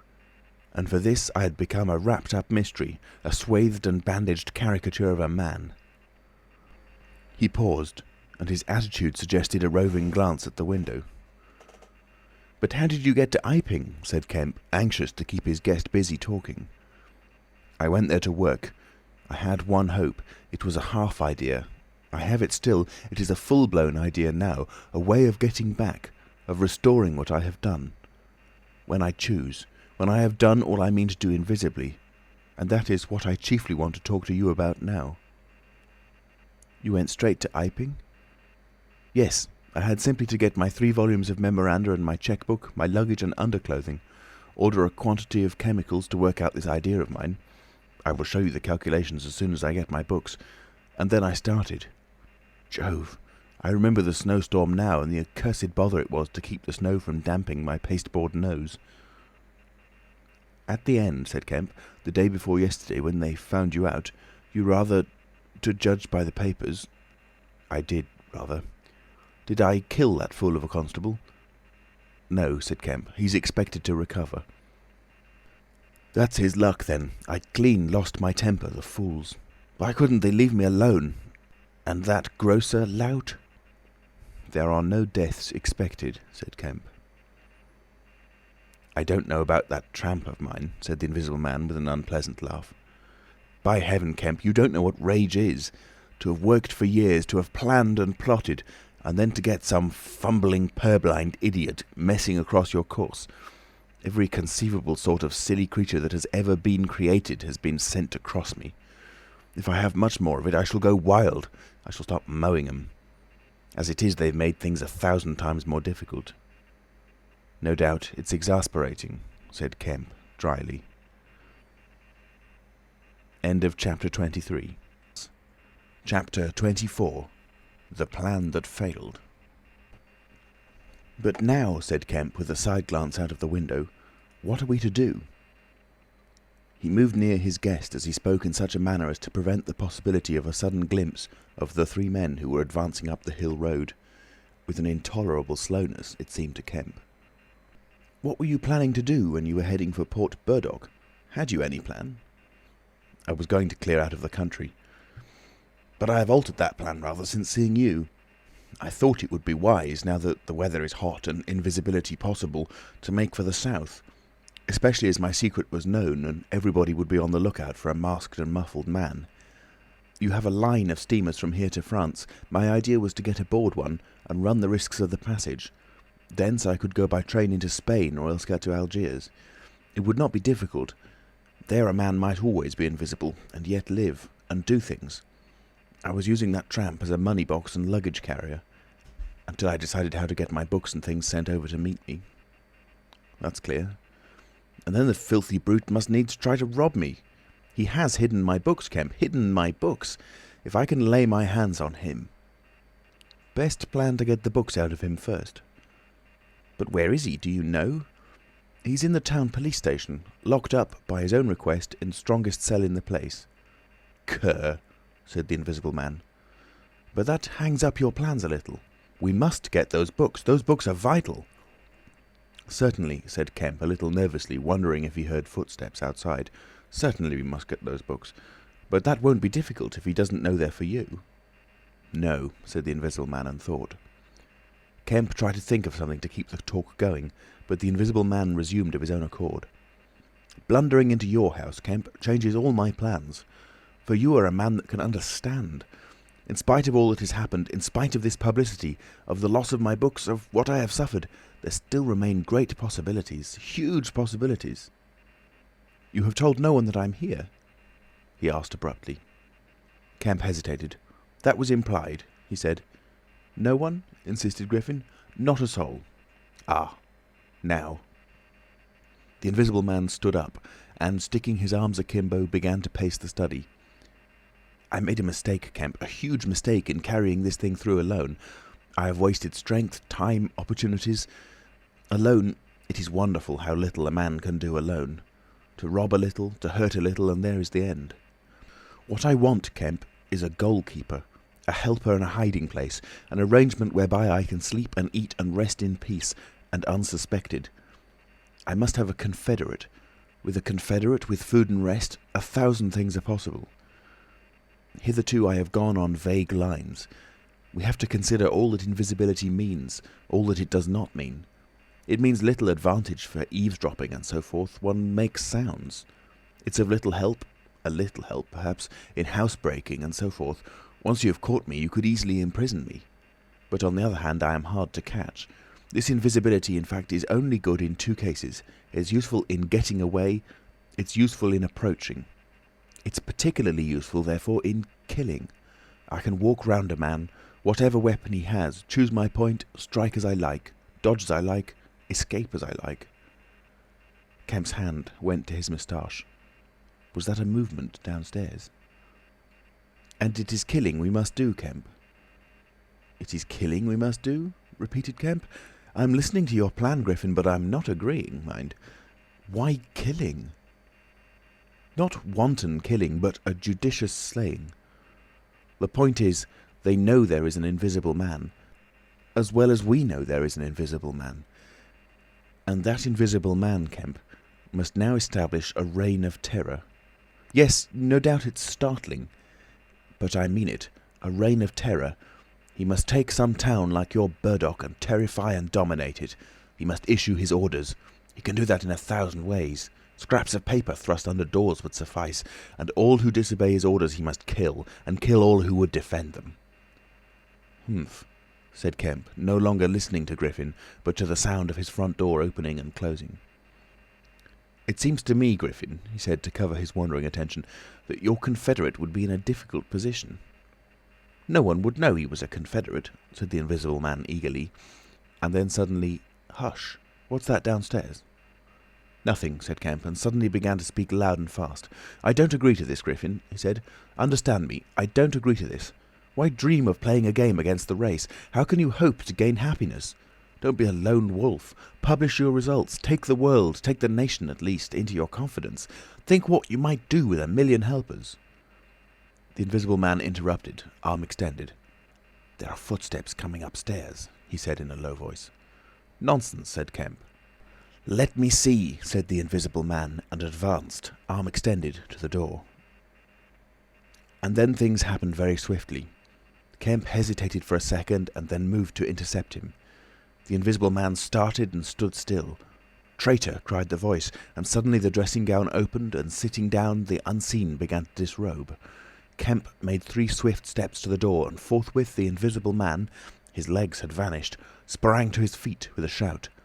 Kemp flung the door open. As it opened, there came a sound of hurrying feet downstairs and voices. With a quick movement, Kemp thrust the Invisible Man back, sprang aside and slammed the door. The key was outside and ready. In another moment, Griffin would have been alone in the Belvedere study, a prisoner. Save for one little thing, the key had been slipped in hastily that morning. As Kemp slammed the door, it fell noisily upon the carpet. Kemp's face became white. He tried to grip the door handle with both hands. For a moment he stood lugging. Then the door gave 6 inches. But he got it closed again. The second time it was jerked a foot wide, and the dressing gown came wedging itself into the opening. His throat was gripped by invisible fingers, and he left his hold on the handle to defend himself. He was forced back, tripped and pitched heavily into the corner of the landing. The empty dressing gown was flung on top of him. Halfway up the staircase was Colonel Adye, the recipient of Kemp's letter, the chief of the Burdock police. He was staring aghast at the sudden appearance of Kemp, followed by the extraordinary sight of the clothing tossing empty in the air. He saw Kemp felled and struggling to his feet. He saw him rush forward and go down again, felled like an ox. Then suddenly he was struck violently by nothing. A vast weight, it seemed, leapt upon him, and he was hurled headlong down the staircase, with a grip on his throat and a knee in his groin. An invisible foot trod on his back. A ghostly patter passed downstairs. He heard the 2 police officers in the hall shout and run, and the front door of the house slammed violently. He rolled over and sat up staring. He saw, staggering down the staircase, Kemp, dusty and dishevelled, one side of his face white from a blow, his lip bleeding, and a pink dressing gown and some underclothing held in his arms. "My God!" cried Kemp. "The game's up! He's gone!" Chapter 25. The Hunting of the Invisible Man. For a space, Kemp was too inarticulate to make Adye understand the swift things that had just happened. They stood on the landing, Kemp speaking swiftly, the grotesque swathings of Griffin still on his arm. But presently Adye began to grip something of the situation. "He is mad," said Kemp. "Inhuman. He is pure selfishness. He thinks of nothing but his own advantage, his own safety. I have listened to such a story this morning of brutal self-seeking. He has wounded men. He will kill them unless we can prevent him. He will create a panic. Nothing can stop him. He is going out now. Furious." "He must be caught," said Adye. "That is certain." "But how?" cried Kemp, and suddenly became full of ideas. "You must begin at once. You must set every available man to work. You must prevent his leaving this district. Once he gets away, he may go through the countryside as he wills, killing and maiming. He dreams of a reign of terror, I tell you. You must set a watch on trains and roads and shipping. The garrison must help. You must wire for help. The only thing that may keep him here is the thought of recovering some books of notes he counts of value. I will tell you of that. There is a man in your police station, Marvel." "I know," said Adye, "I know. These books, yes, but the tramp." "He says he hasn't got his books, but he thinks the tramp has. And you must prevent him from eating or sleeping. Day and night the country must be astir for him. Food must be locked up and secured, all food, so that he will have to break his way to it. The houses everywhere must be barred against him. Heaven send us cold nights and rain. The whole countryside must begin hunting and keep hunting. I tell you, Adye, he is a danger, a disaster. Unless he is pinned and secured, it is frightful to think of the things that may happen." "What else can we do?" said Adye. "I must go down at once and begin organising. But why not come? Yes, you come too. Come, and we must hold a sort of council of war. Get Hops to help, and the railway managers. By Jove, it's urgent. Come along. Tell me as we go, what else is there we can do? Put that stuff down." In another moment, Adye was leading the way downstairs. They found the front door open and the policeman standing outside staring at empty air. "He's got away, sir," said one. "We must go to the central station at once," said Adye. "One of you go on down and get a cab to come up and meet us, quickly. And now, Kemp, what else?" "Dogs," said Kemp. "Get dogs. They don't see him, but they wind him. Get dogs." "Good," said Adye. "It's not generally known, but the prison officials over at Halstead know a man with bloodhounds. Dogs. What else?" "Bear in mind," said Kemp, "his food shows. After eating, his food shows until it is assimilated, so that he has to hide after eating. You must keep on beating, every thicket, every quiet corner, and put all weapons, all implements that might be weapons, away. He can't carry such things for long, and what he can snatch up and strike men with must be hidden away." "Good again," said Adye. "We shall have him yet." "And on the roads," said Kemp, and hesitated. "Yes," said Adye. "Powdered glass," said Kemp. "It's cruel, I know, but think of what he may do." Adye drew the breath in sharply between his teeth. "It's unsportsmanlike. I don't know. But I'll have powdered glass got ready. If he goes too far—" "The man's become inhuman, I tell you," said Kemp. "I am sure he will establish a reign of terror so soon as he has got over the emotions of this escape, as I am sure I am talking to you. Our only chance is to be ahead. He has cut himself off from his kind. His blood be upon his own head." Chapter 26. The Wicksteed Murder. The Invisible Man seems to have rushed out of Kemp's house in a state of blind fury. A little child playing near Kemp's gateway was violently caught up and thrown aside, so that its ankle was broken, and thereafter for some hours the Invisible Man passed out of human perceptions. No one knows where he went nor what he did, but one can imagine him hurrying through the hot June forenoon, up the hill and onto the open downland behind Port Burdock, raging and despairing at his intolerable fate, and sheltering at last, heated and weary, amid the thickets of Hintondean, to piece together again his shattered schemes against his species. That seems to most probable refuge for him, for there it was he reasserted himself in a grimly tragical manner about 2 in the afternoon. One wonders what his state of mind may have been during that time, and what plans he devised. No doubt he was almost ecstatically exasperated by Kemp's treachery, and though we may be able to understand the motives that led to that deceit, we may still imagine and even sympathise a little with the fury the attempted surprise must have occasioned. Perhaps something of the stunned astonishment of his Oxford Street experiences may have returned to him, for he had evidently counted on Kemp's cooperation in his brutal dream of a terrorised world. At any rate, he vanished from human ken about midday, and no living witness can tell what he did until about 2:30. It was a fortunate thing, perhaps, for humanity, but for him it was a fatal inaction.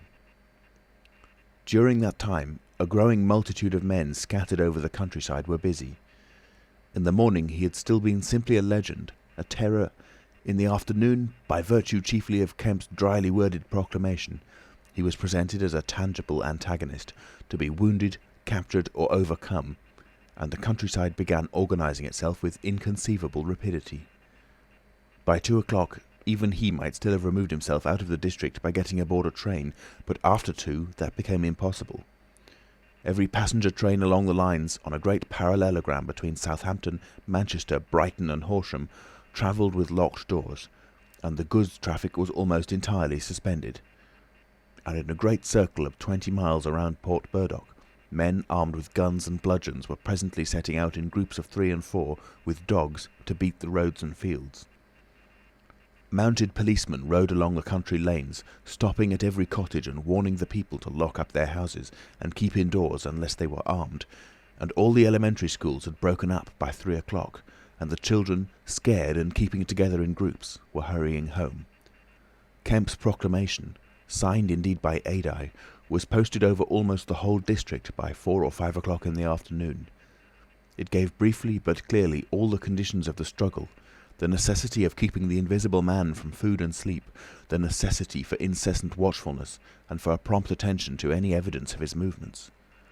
And so swift and decided was the action of the authorities, so prompt and universal was the belief in this strange being, that before nightfall an area of several hundred square miles was in a stringent state of siege.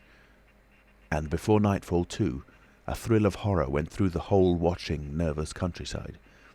Going from whispering mouth to mouth, swift and certain over the length and breadth of the country, passed the story of the murder of Mr. Wicksteed. If our supposition that the Invisible Man's refuge was the Hintondean thickets, we must suppose that in the early afternoon he sallied out, again bent upon some project that involved the use of a weapon. We cannot know what that project was, but the evidence that he had the iron rod in hand before he met Wicksteed is, to me at least, overwhelming. Of course, we can know nothing of the details of that encounter. It occurred on the edge of a gravel pit, not 200 yards from Lord Burdock's lodge gate. Everything points to a desperate struggle. The trampled ground, the numerous wounds Mr. Wicksteed received, his splintered walking stick. But why the attack was made, save in a murderous frenzy, it is impossible to imagine. Indeed, the theory of madness is almost unavoidable. Mr. Wicksteed was a man of 45 or 46, steward to Lord Burdock, of inoffensive habits and appearance, the very last person in the world to provoke such a terrible antagonist. Against him it would seem the Invisible Man used an iron rod dragged from a broken piece of fence. He stopped this quiet man going quietly home to his midday meal, attacked him, beat down his feeble defences, broke his arm, felled him, and smashed his head to a jelly. Of course, he must have dragged this rod out of the fencing before he met his victim. He must have been carrying it ready in his hand. Only 2 details beyond what has already been stated seem to bear on the matter. One is the circumstance that the gravel pit was not in Mr. Wicksteed's direct path home, but nearly a couple of 100 yards out of his way. The other is the assertion of a little girl to that effect that, going to her afternoon school, she saw the murdered man trotting in a peculiar manner across a field towards the gravel pit. Her pantomime of his action suggests a man pursuing something on the ground before him and striking at it ever and again with his walking stick. She was the last person to see him alive. He passed out of her sight to his death, the struggle being hidden from her only by a clump of beech trees and a slight depression in the ground. Now this, to the present writer's mind at least, lifts the murder out of the realm of the absolutely wanton. We may imagine that Griffin had taken the rod as a weapon indeed, but without any deliberate intention of using it in murder. Wicksteed may then have come by and noticed this rod inexplicably moving through the air. Without any thought of the Invisible Man, for Port Burdock is 10 miles away, he may have pursued it. It is quite conceivable that he may not even have heard of the Invisible Man. One can then imagine the Invisible Man making off, quietly in order to avoid discovering his presence in the neighbourhood, and Wicksteed, excited and curious, pursuing this unaccountably locomotive object, finally striking at it. No doubt the Invisible Man could easily have distanced his middle-aged pursuer under ordinary circumstances, but the position in which Wicksteed's body was found suggests that he had had the ill luck to drive his quarry into a corner between a drift of stinging nettles and the gravel pit. To those who appreciate the extraordinary irascibility of the Invisible Man, the rest of the encounter will be easy to imagine. But this is pure hypothesis. The only undeniable facts, for stories of children are often unreliable, are the discovery of Wicksteed's body, done to death, and of the blood-stained iron rod flung among the nettles. The abandonment of the rod by Griffin suggests that in the emotional excitement of the affair, the purpose for which he took it, if he had a purpose, was abandoned. He was certainly an intensely egotistical and unfeeling man, but the sight of his victim, his first victim, bloody and pitiful at his feet, may have released some long-pent fountain of remorse, which for a time may have flooded whatever scheme of action he had contrived. After the murder of Mr. Wicksteed, he would seem to have struck across the country towards the downland. There is a story of a voice heard about sunset by a couple of men in a field near Fern Bottom. It was wailing and laughing, sobbing and groaning, and ever and again it shouted. It must have been a queer hearing. It drove up across the middle of a clover field and died away towards the hills. That afternoon, the Invisible Man must have learnt something of the rapid use Kemp had made of his confidences. He must have found houses locked and secured. He may have loitered about railway stations and prowled about inns, and no doubt he read the proclamations and realised something of the nature of the campaign against him. And as the evening advanced, the fields became dotted here and there with groups of 3 or 4 men, and noisy with the yelping of dogs. These men-hunters had peculiar instructions in the case of an encounter as to the way they should support one another. But he avoided them all. We may understand something of his exasperation, and it could have been none the less because he himself had supplied the information that was being used so remorselessly against him. For that day at least he lost heart. For nearly 24 hours, save when he turned on Wicksteed, he was a hunted man. In the night he must have eaten and slept, for in the morning he was himself again, active, powerful, angry and malignant, prepared for his last great struggle against the world. End of chapter 26. Chapter 27. The Siege of Kemp's House.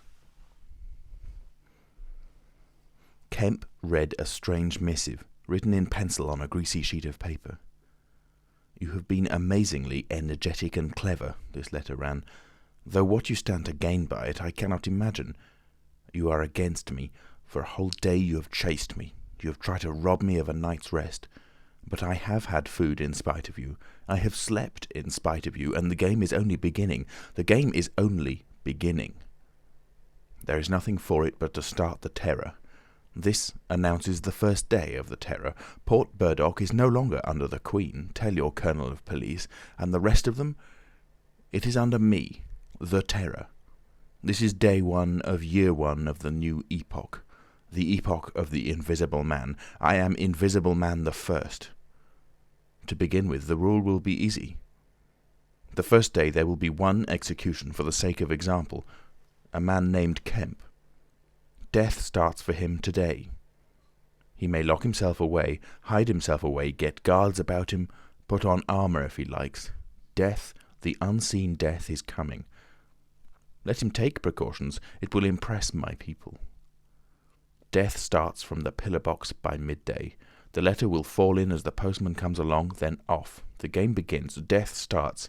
Help him not, my people, lest death fall upon you also. Today, Kemp is to die."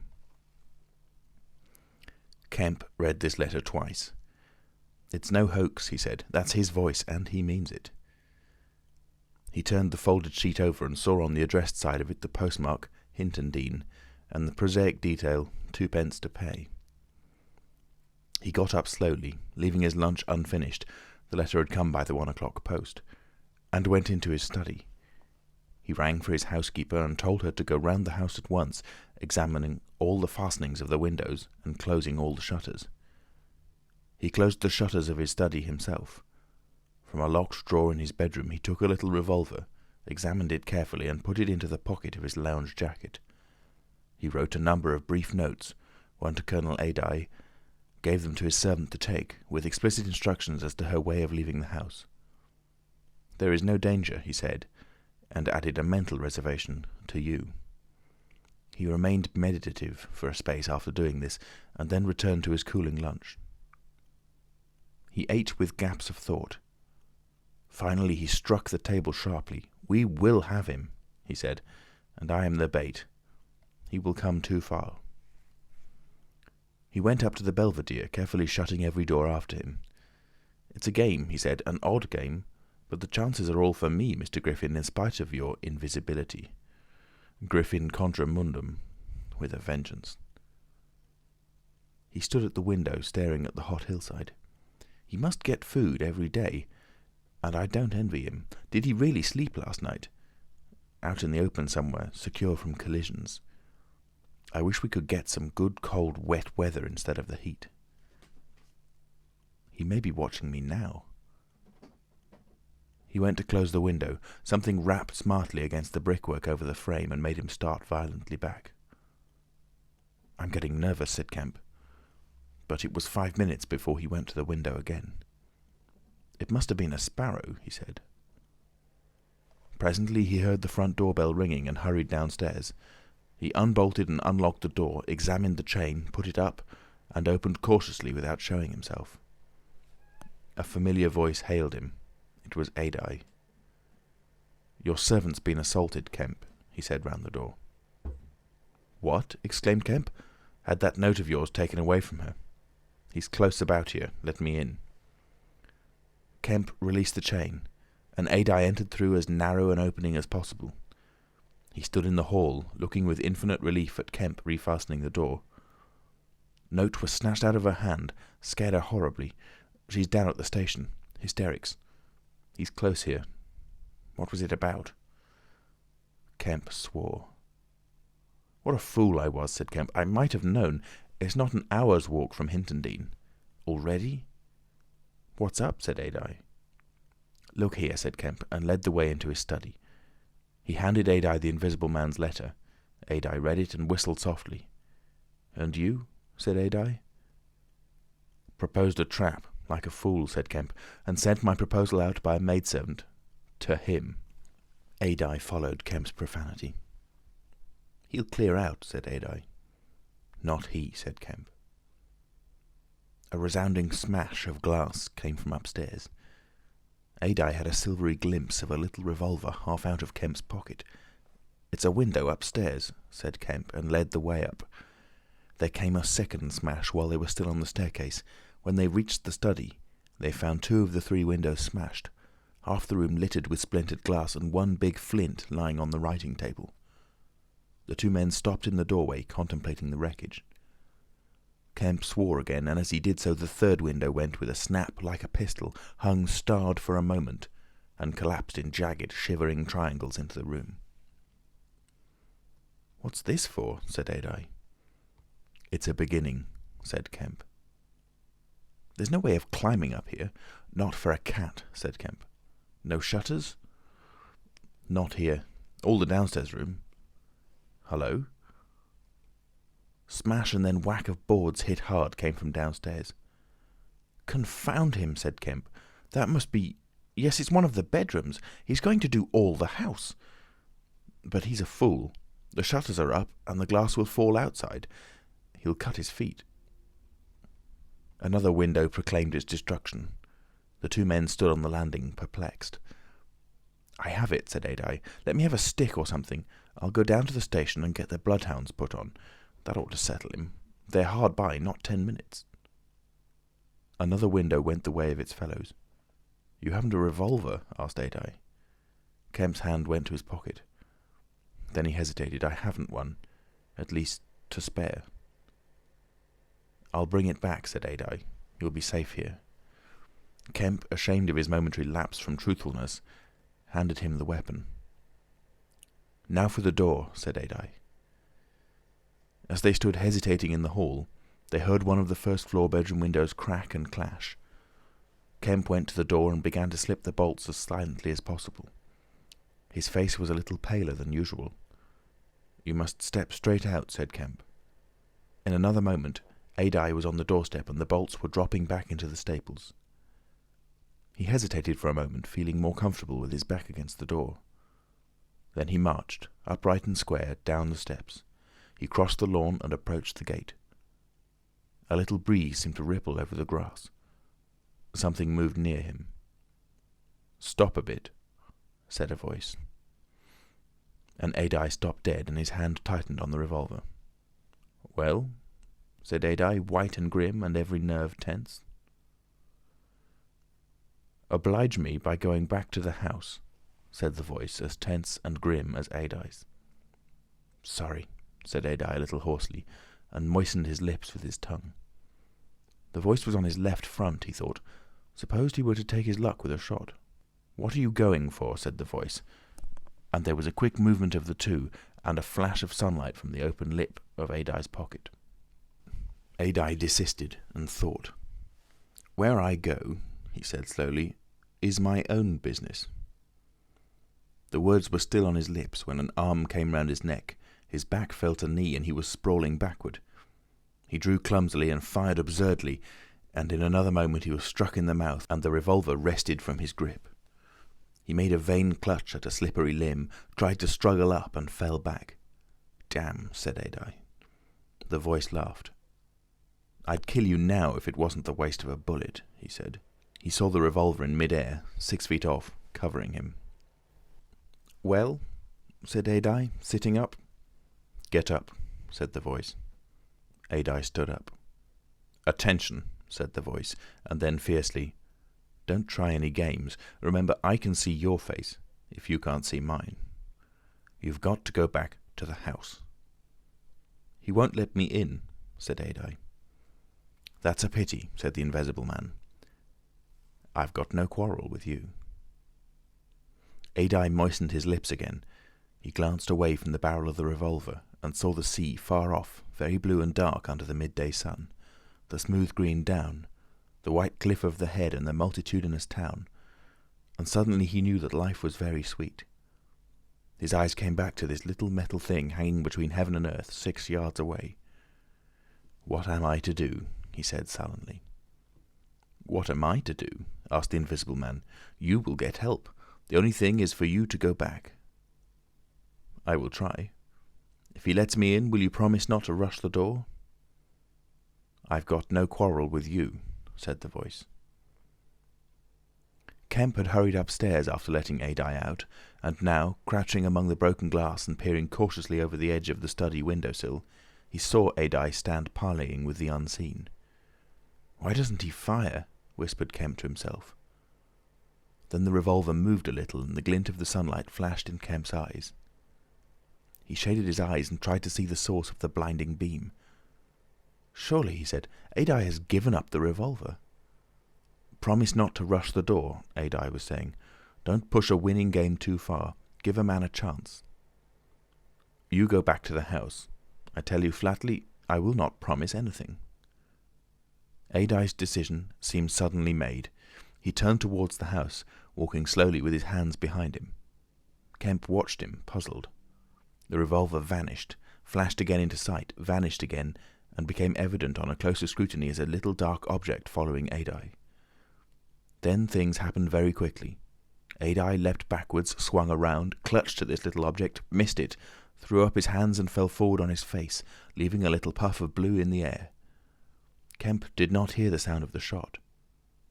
Adye writhed, raised himself on one arm, fell forward, and lay still. For a space, Kemp remained staring at the quiet carelessness of Adye's attitude. The afternoon was very hot and still. Nothing seemed stirring in all the world save a couple of yellow butterflies chasing each other through the shrubbery between the house and the road gate. Adye lay on the lawn near the gate. The blinds of all the villas down the hill road were drawn, but in one little green summer-house was a white figure, apparently an old man asleep. Kemp scrutinized the surroundings of the house for a glimpse of the revolver, but it had vanished. His eyes came back to Adye. The game was opening well. Then came a ringing and knocking at the front door that grew at last tumultuous, but pursuant to Kemp's instructions the servant had locked themselves into their rooms. This was followed by a silence. Kemp sat listening and then began peering cautiously out of the 3 windows, one after another. He went to the staircase head and stood listening uneasily. He armed himself with his bedroom poker and went to examine the interior fastenings of the ground floor windows again.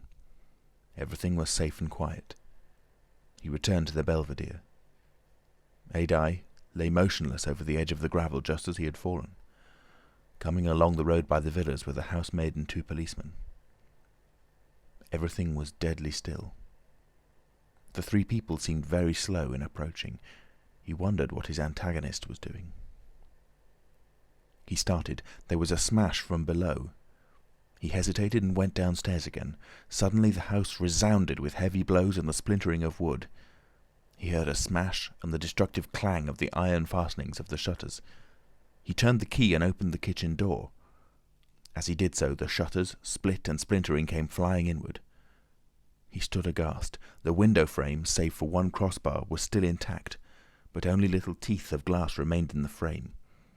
The shutters had been driven in with an axe, and now the axe was descending in sweeping blows upon the window frame and the iron bars defending it.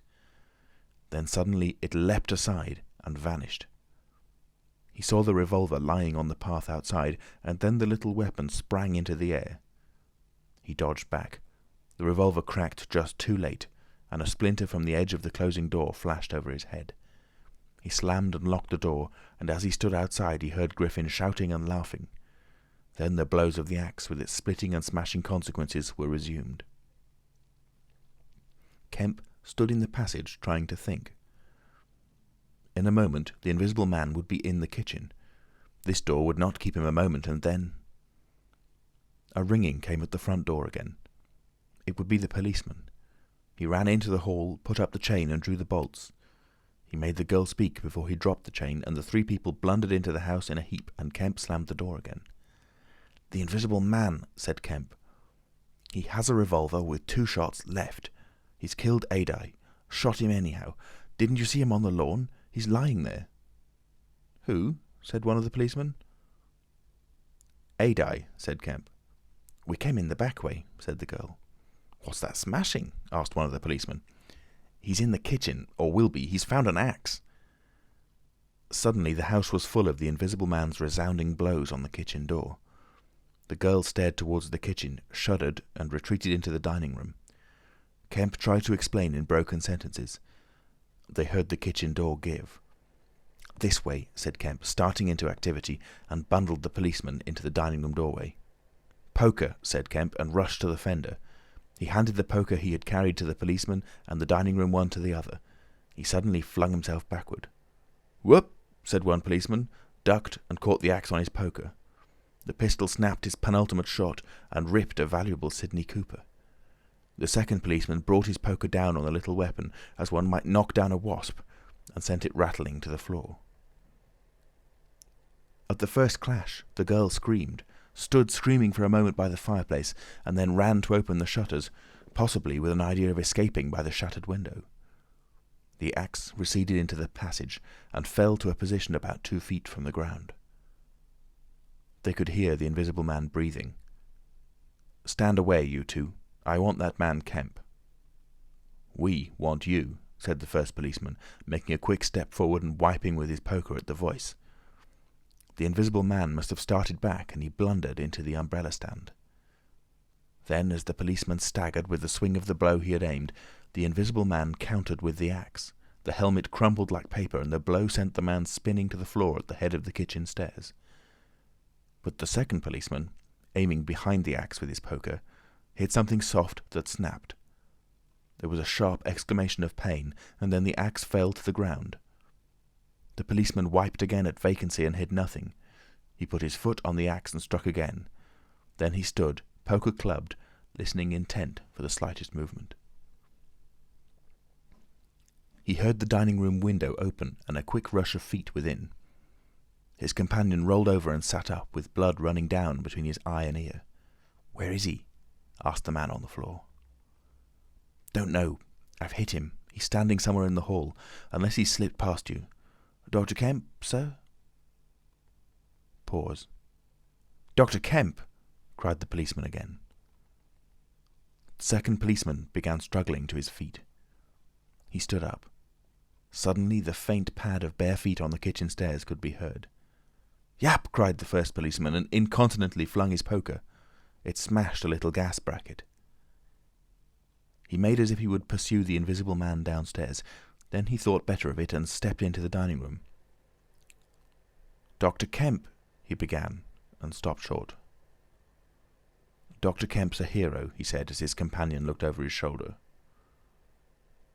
The dining room window was wide open, and neither housemaid nor Kemp was to be seen. The second policeman's opinion of Kemp was terse and vivid. Chapter 28. The Hunter Hunted. Mr. Heelas, Mr. Kemp's nearest neighbour among the villa holders, was asleep in his summer house when the siege of Kemp's house began.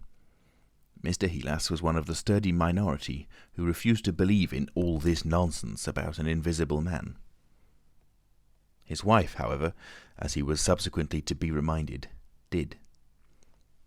He insisted on walking about his garden just as if nothing was the matter, and he went to sleep in the afternoon in accordance with the custom of years.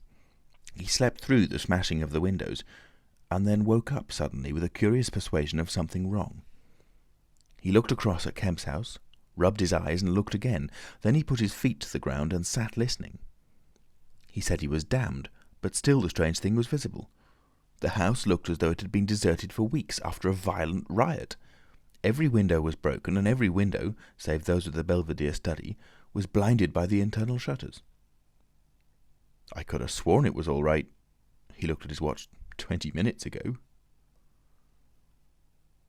He became aware of a measured concussion and the clash of glass far away in the distance. And then as he sat open-mouthed came a still more wonderful thing. The shutters of the drawing-room window were flung open violently, and the housemaid, in her outdoor hat and garments, appeared struggling in a frantic manner to throw up the sash. Suddenly a man appeared beside her, helping her. Dr. Kemp. In another moment the window was open and the housemaid was struggling out. She pitched forward and vanished among the shrubs. Mr. Heelas stood up, exclaiming vaguely and vehemently at all these wonderful things. He saw Kemp stand on the sill, spring from the window, and reappear almost instantaneously, running along a path in the shrubbery and stooping as he ran, like a man who evades observation. He vanished behind a laburnum and appeared again clambering over a fence that abutted on the open down. In a second he had tumbled over and was running at tremendous pace down the slope towards Mr. Heelas. "Lord!" cried Mr. Heelas, struck with an idea. "It's that invisible man brute! It's right after all!" With Mr. Heelas, to think things like that was to act, and his cook watching him from the top window was amazed to see him come pelting towards the house at a good 9 miles an hour. There was a slamming of doors, a ringing of bells, and the voice of Mr. Heelas bellowing like a bull. "Shut the doors! Shut the windows! Shut everything! The invisible man is coming!" Instantly the house was full of screams and directions and scurrying feet. He ran himself to shut the French windows that opened on the veranda. As he did so, Kemp's head and shoulders and knee appeared over the edge of the garden fence. In another moment, Kemp had ploughed through the asparagus and was running across the tennis lawn to the house. "You can't come in," said Mr. Heelas, shutting the bolts. "I'm very sorry if he's after you, but you can't come in." Kemp appeared with a face of terror close to the glass, rapping and then shaking frantically at the French window. Then, seeing his efforts were useless, he ran along the veranda, vaulted the end, and went to hammer at the side door. Then he ran around by the side gate to the front of the house, and so into the hill road. And Mr. Heelas, staring from his window, a face of horror, had scarcely witnessed Kemp vanish ere the asparagus was being trampled this way and that by feet unseen. At that Mr. Heelas fled precipitately upstairs, and the rest of the chase is beyond his purview. But as he passed the staircase window, he heard the side gate slam. Emerging into the hill road, Kemp naturally took the downward direction, and so it was he came to run in his own person the very race he had watched with such a critical eye from the Belvedere study only 4 days ago. He ran it well for a man out of training, and though his face was white and wet, his wits were cool to the last. He ran with wide strides, and wherever a patch of rough ground intervened, wherever there came a patch of raw flints or a bit of broken glass shone dazzling, he crossed it and left the bare invisible feet that followed to take what line they would. For the first time in his life, Kemp discovered that the hill road was indescribably vast and desolate, and that the beginnings of the town far below at the hill foot were strangely remote. Never had there been a slower or more painful method of progression than running. All the gaunt villas sleeping in the afternoon sun looked locked and barred. No doubt they were locked and barred by his own orders. But at any rate, they might have kept a lookout for an eventuality like this. The town was rising up now. The sea had dropped out of sight behind it, and people down below were stirring. A tram was just arriving at the hill foot. Beyond that was the police station. Was that footsteps he heard behind him? Spurt. The people below were staring at him. One or two were running, and his breath was beginning to soar in his throat. The tram was quite near now, and the Jolly Cricketers was noisily barring its doors. Beyond the tram were posts and heaps of gravel, the drainage works. He had a transitory idea of jumping into the tram and slamming the doors, and then he resolved to go for the police station. In another moment he had passed the door of the Jolly Cricketers and was in the blistering fag end of the street with human beings about him. The tram driver and his helper, arrested by the sight of his furious haste, stood staring with the tram horses unhitched.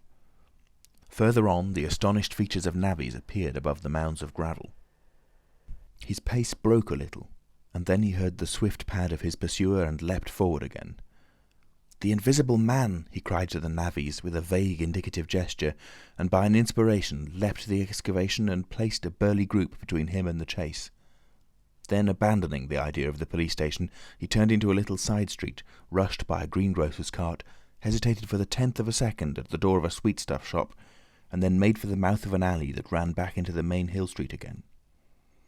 2 or 3 little children were playing here, and shrieked and scattered at his apparition, and forthwith doors and windows opened, and excited mothers revealed their hearts.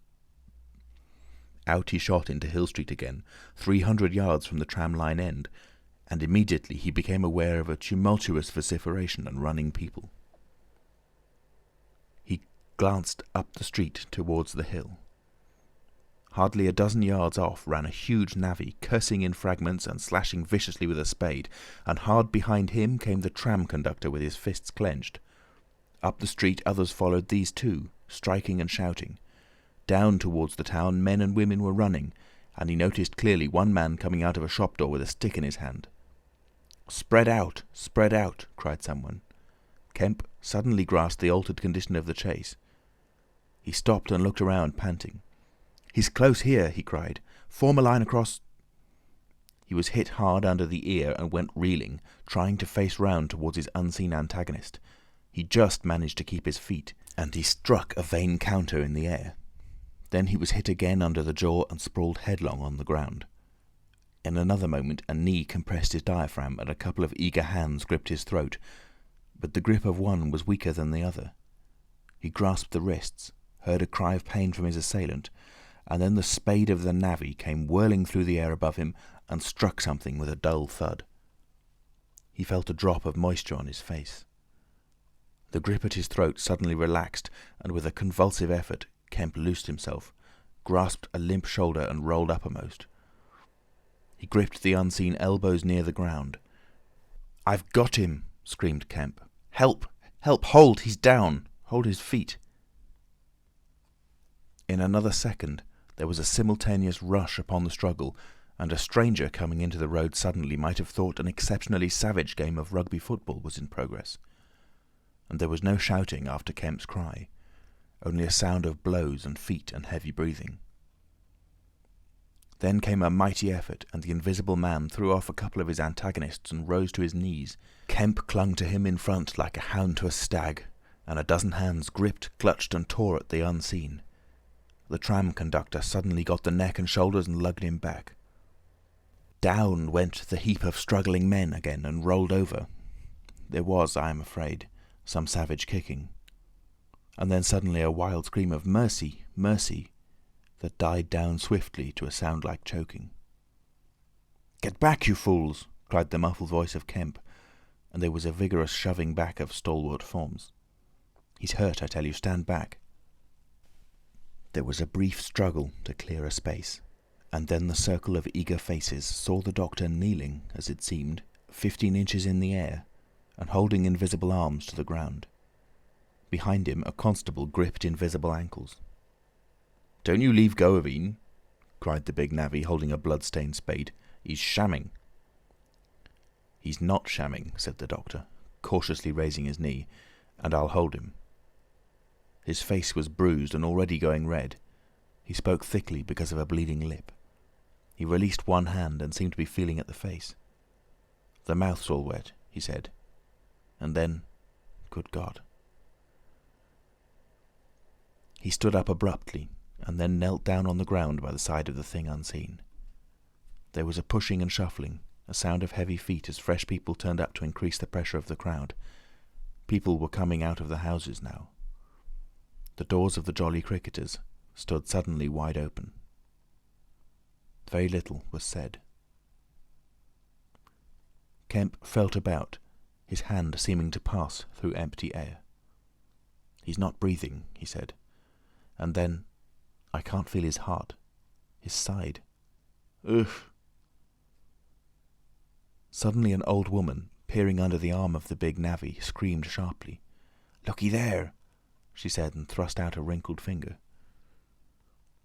And looking where she pointed, everyone saw, faint and transparent as though it were made of glass, so that veins and arteries and bones and nerves could be distinguished, the outline of a hand limp and prone.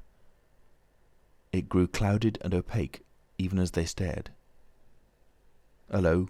cried the constable. "Here's his feet a-showing."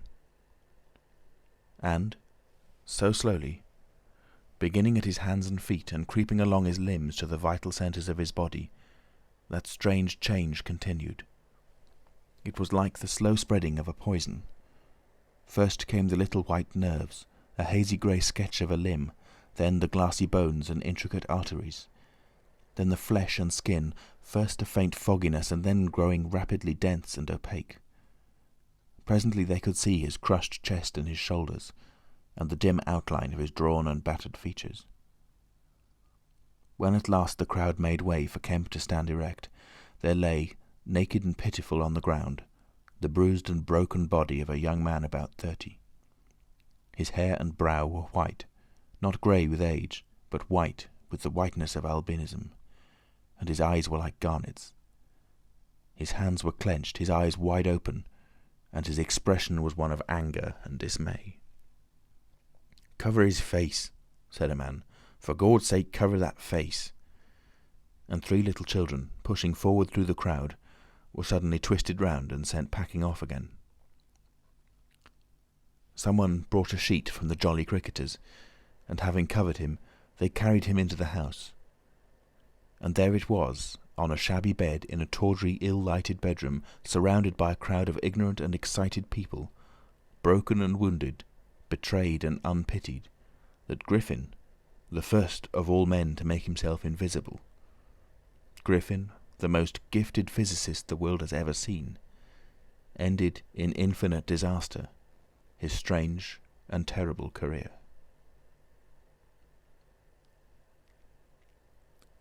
The Epilogue. So ends the story of the strange and evil experiments of the Invisible Man. And if you would learn more of him, you must go to a little inn near Port Stowe and talk to the landlord. The sign of the inn is an empty board save for a hat and boots, and the name is the title of this story. The landlord is a short and corpulent little man with a nose of cylindrical proportions, wiry hair, and a sporadic rosiness of visage. Drink generously, and he will tell you generously of all the things that happened to him after that time, and of how the lawyers tried to do him out of the treasure found upon him. "When they found they couldn't prove whose money was which, I'm blessed," he says.